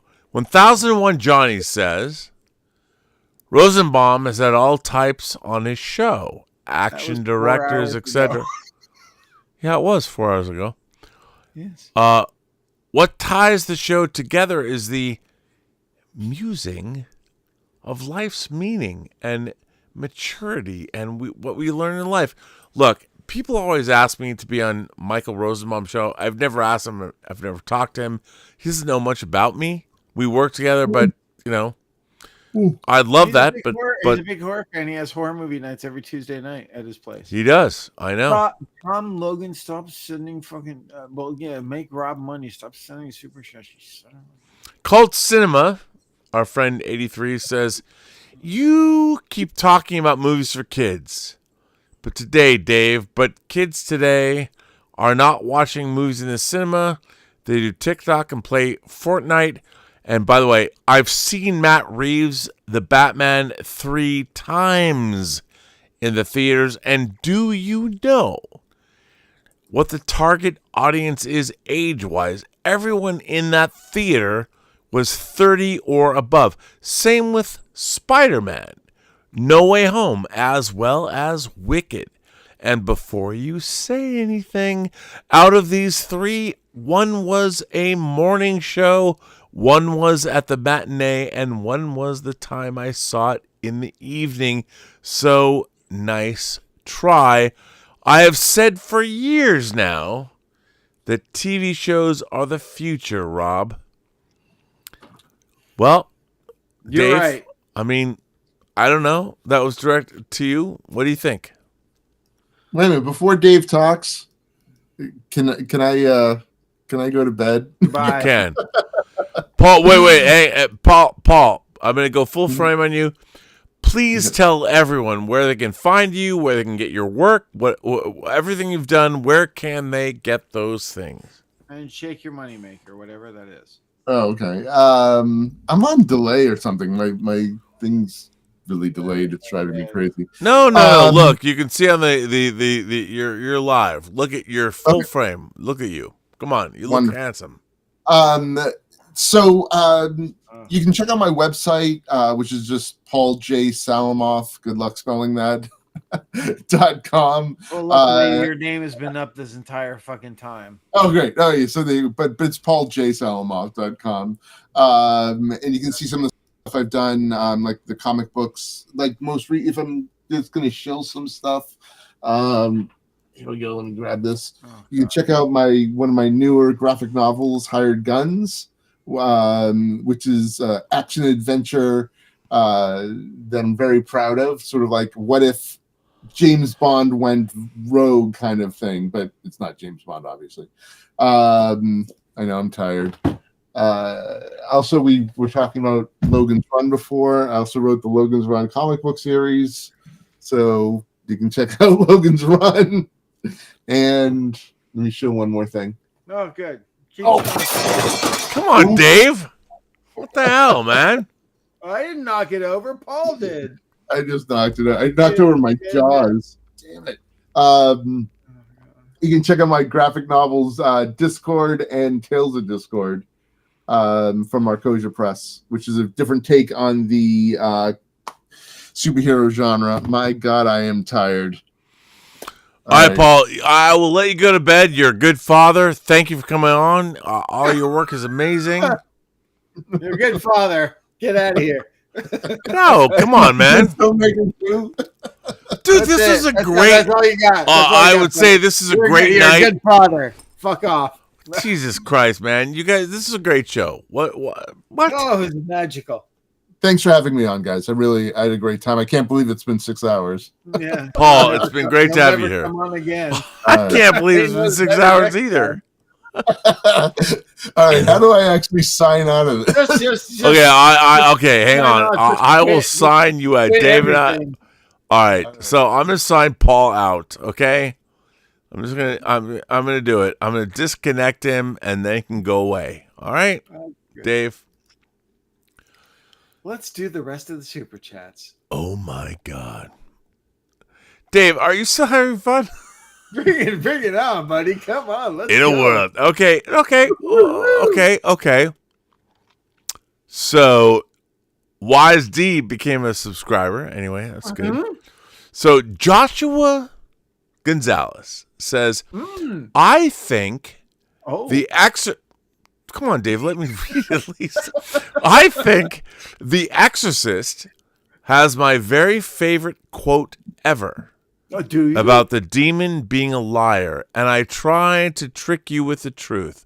Oh wait, he says, I tried to trick you with the truth, and that's very relevant these days, isn't it? Well, yeah, it is. It is. I agree. Good on you, man. Come on, man. That's great. Well, I'm not mocking him. That's great. So, Cult Cinema 83, which he has a new name. Cult Cinema 83 says, I have said for years that TV shows are the future, Rob. I mean, what does that mean? Look, TV shows are great. And Dave, you love TV shows, right? Don't you? Some. Okay, here's the thing. TV shows are awesome, but the paradigm of films in the 90-minute to 2 hours and 30-minute, that whole paradigm of storytelling, I love it. TV shows aren't that. They're different. They're like 8 hours. We made Presumed Innocent for 2 hours. No. Now, like 25 years later, 30 years later, we're going to make an 8-hour show from a 2-hour movie. What's better? And I'm like, I don't know, man. I love the paradigm of film. I love that structure. I love the 90-minute to 2.5 hour structure, which is the norm. I'm like, I love it. Why don't you love it? And by the way, why don't you love it? You should love it. Because it's great. And it works. It worked for a century. In a world where Rob Burnett's always right about everything he ever said. Oh, wait, what? Absolutely. Okay, anyway, so Dave. Yeah. So, Cult Cinema goes on to say, and before you say anything, out of those three, one was a morning show, one was at the matinee, and one time I saw it in the evening, so nice try. Okay, look, we're not trying to pull one over on anyone, are we? Like this whole channel, my entire channel, whether it's Midnight Metal or Physical Media or whether it's Raw Observations, this channel exists to foster dialogue, to talk, to have people's, like, aren't we, Dave? And this is like, I'm great. I'm very happy that he saw 3 different showings of the Batman, and it was all, but it kind of like goes to my point. It was like, with the Batman, it was like, oh, it's all 30 years old and plus. So it's like, yeah, so it's not for kids. And I'm not saying that all things have to be, but my original argument was like, well, shouldn't some of these superhero movies be at least a little accessible to, younger audiences, since they're comic book things and stuff? Maybe I'm wrong. I don't know. No, I don't think you are. I mean, and by the way, Cult Cinema, I love Cult Cinema. He's great. But he also says, I've seen Matt Reeves' Batman 3 times in theaters, and do you know what the target? No, hang on. What the target audience is age-wise? Everyone in the theater was 30 or above. Hang on. Some with Spider-Man No Way Home as well as Wicked. You keep talking about movies for kids today, Dave. Yeah. But kids today are not watching movies in the cinema. They do TikTok and play Fortnite. Okay, if you say so. No, but Someone's okay. Here's the going to thing. see Mufasa, and I don't think it's all adults. Well, I would say this. Not wrong. But here's the thing. The big thing on social media is UGC, user generated content. Here's the thing about movies or books or any like the great thing about films is they are external, like books are. They require a person to look outside of themselves.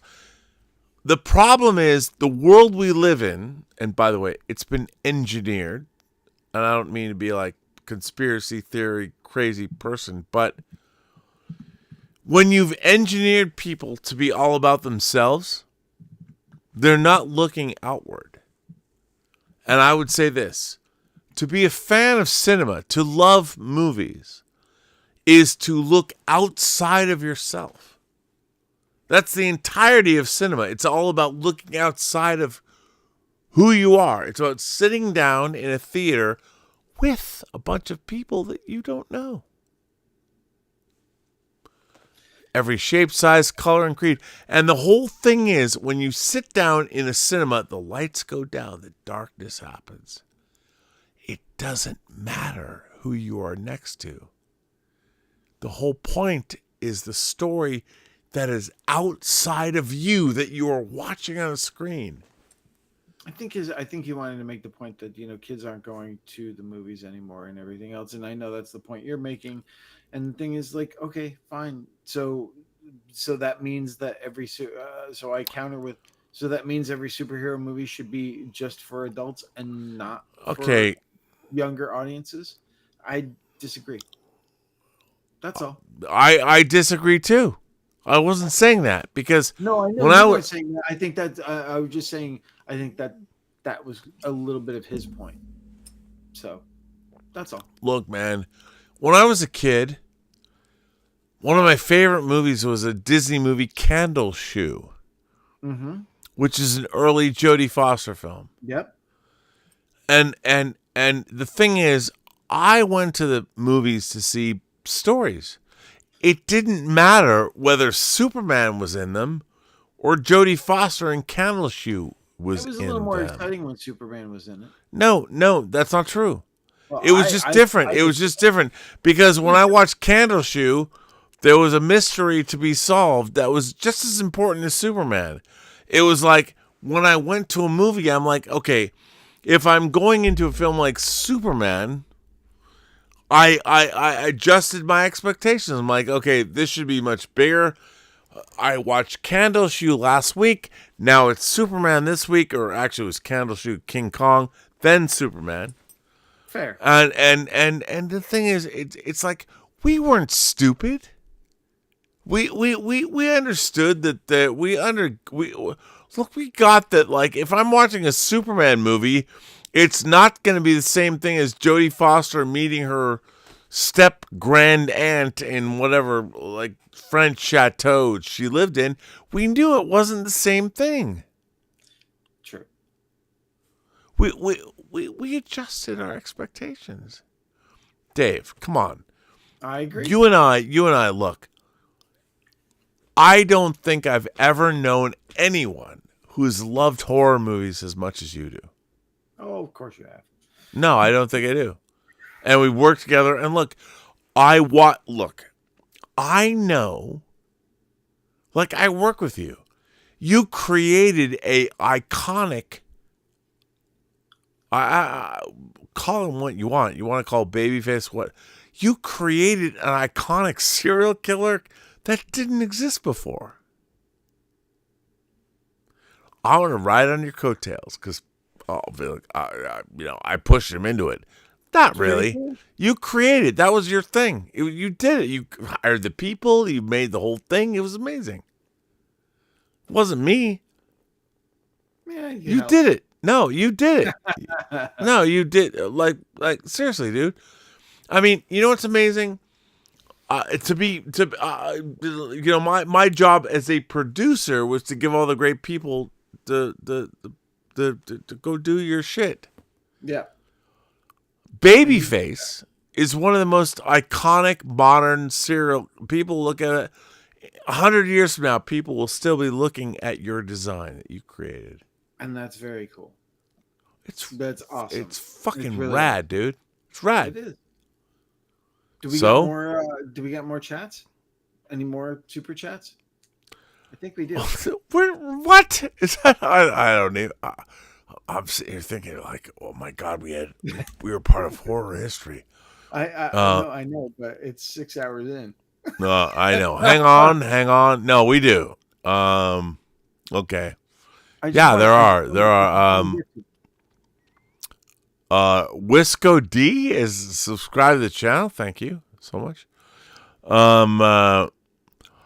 Joshua Gonzalez says, I think The Exorcist is my favorite, has my favorite quote ever about the demon being a liar and trying to trick you with the truth. Very relevant these days. That sounds so familiar. It is. What's the next one? The next one is okay. Sean Onimiya. I hope I didn't get that wrong. Hey, buddy. In Ottawa, Canada, getting ready for work. Won 1,000 or 100 last night on football bets. Love you, Rob. I'm 34. Never stop talking. I learned so much from you, brother. Well, thank you, Sean. Well, the funny thing is, Sean's not on anymore because I did text him when I saw that earlier, about an hour ago, and thanked him for. And he's like, "I got to go to work, guys." So, well, okay. And Thomas Logan says, "Why is Return of the Jedi a flawed trilogy capper? Explain, Bobby." Okay, so if you're gonna do this one, no, I'm not. I was gonna say because then I'm gonna sign off and just let you go because I know this is gonna be a long one. Oh, okay. So it's good. Look, I want to go to bed too. It's 3:23, Dave. Wait, hang on a second. Wait, there's something going on here. What's going on? Something's going on. All right. Okay, Dave. Okay, I'll let you go. I gotta go to bed and sleep, man. Yeah, you got to be up for Dieter. Dieter was on, and Dietz. I think Dietz tapped out, and he's like, "I'll see you in an hour and a half." All right. Hey, it was a great show. This was your idea, man. It was a great show. Thank you. It was. I'm glad that we had a really good talk about the topic. We had Pryor on, which was awesome. I think everyone. That was great. I mean, what a privilege. Yeah, if you haven't seen Empty Man, please go seek it out. It's definitely worth your time, and seek out Paul's movie Encounter, and all the stuff that he does. It's all quality work. We were very lucky. We had a wealth of riches tonight. Really great. And thank you everyone for sticking around and watching, even with the buffering stuff and everything else. Yeah, dude, so much buffering. But you know what I think? Hey, at the end of the day, I tried to make it as good as whatever. People watch it. It was a great show. It was. All right, Dave, go to bed, man. All right, you too. Take care, everyone. I'll see you guys all soon. Well, Dave Parker, an amazing man. We've been friends for years. I love Dave, and I hate to send him into the. I don't know. Dave's gone.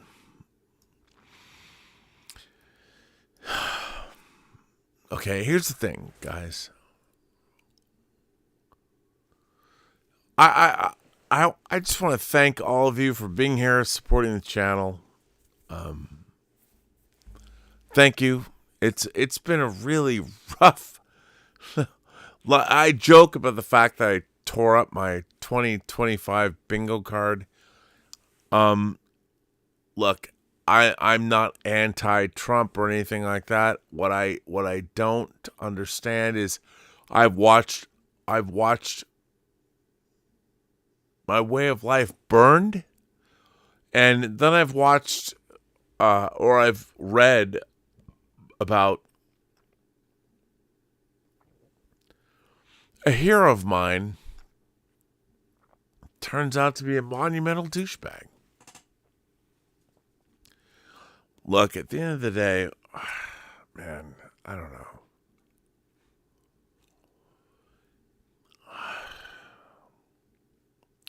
You know, here's the thing. And I don't want this to be an advertisement, but I've really worked hard on this audio drama, True Noir, the assassination of Anton Cermak, and you can see it, you can find it at True Noir. I'm really proud of the fact that I could work on an amazing script like Max Allan Collins' script. I've look, like I've said, I couldn't have written myself. The only movie I directed, I co-wrote. It's not as good as True Noir script is.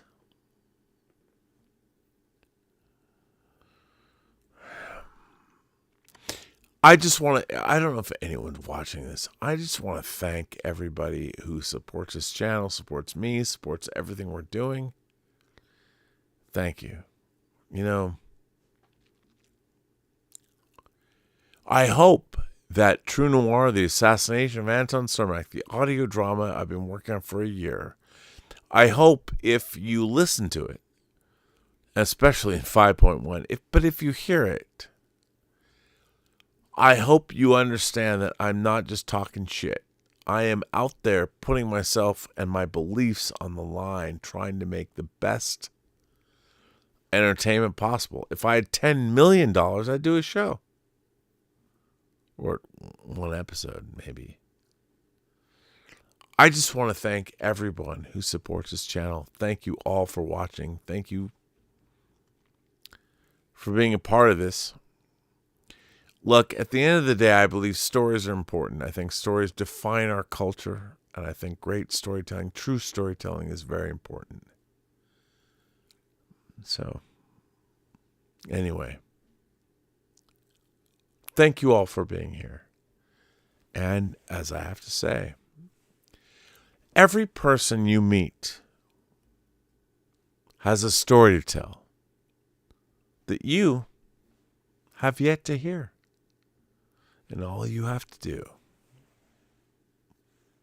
is listen. Thank you for being here. Thank you for supporting the channel. Thank you for hanging in. You guys make it all worthwhile. And if it wasn't for you, I wouldn't be here.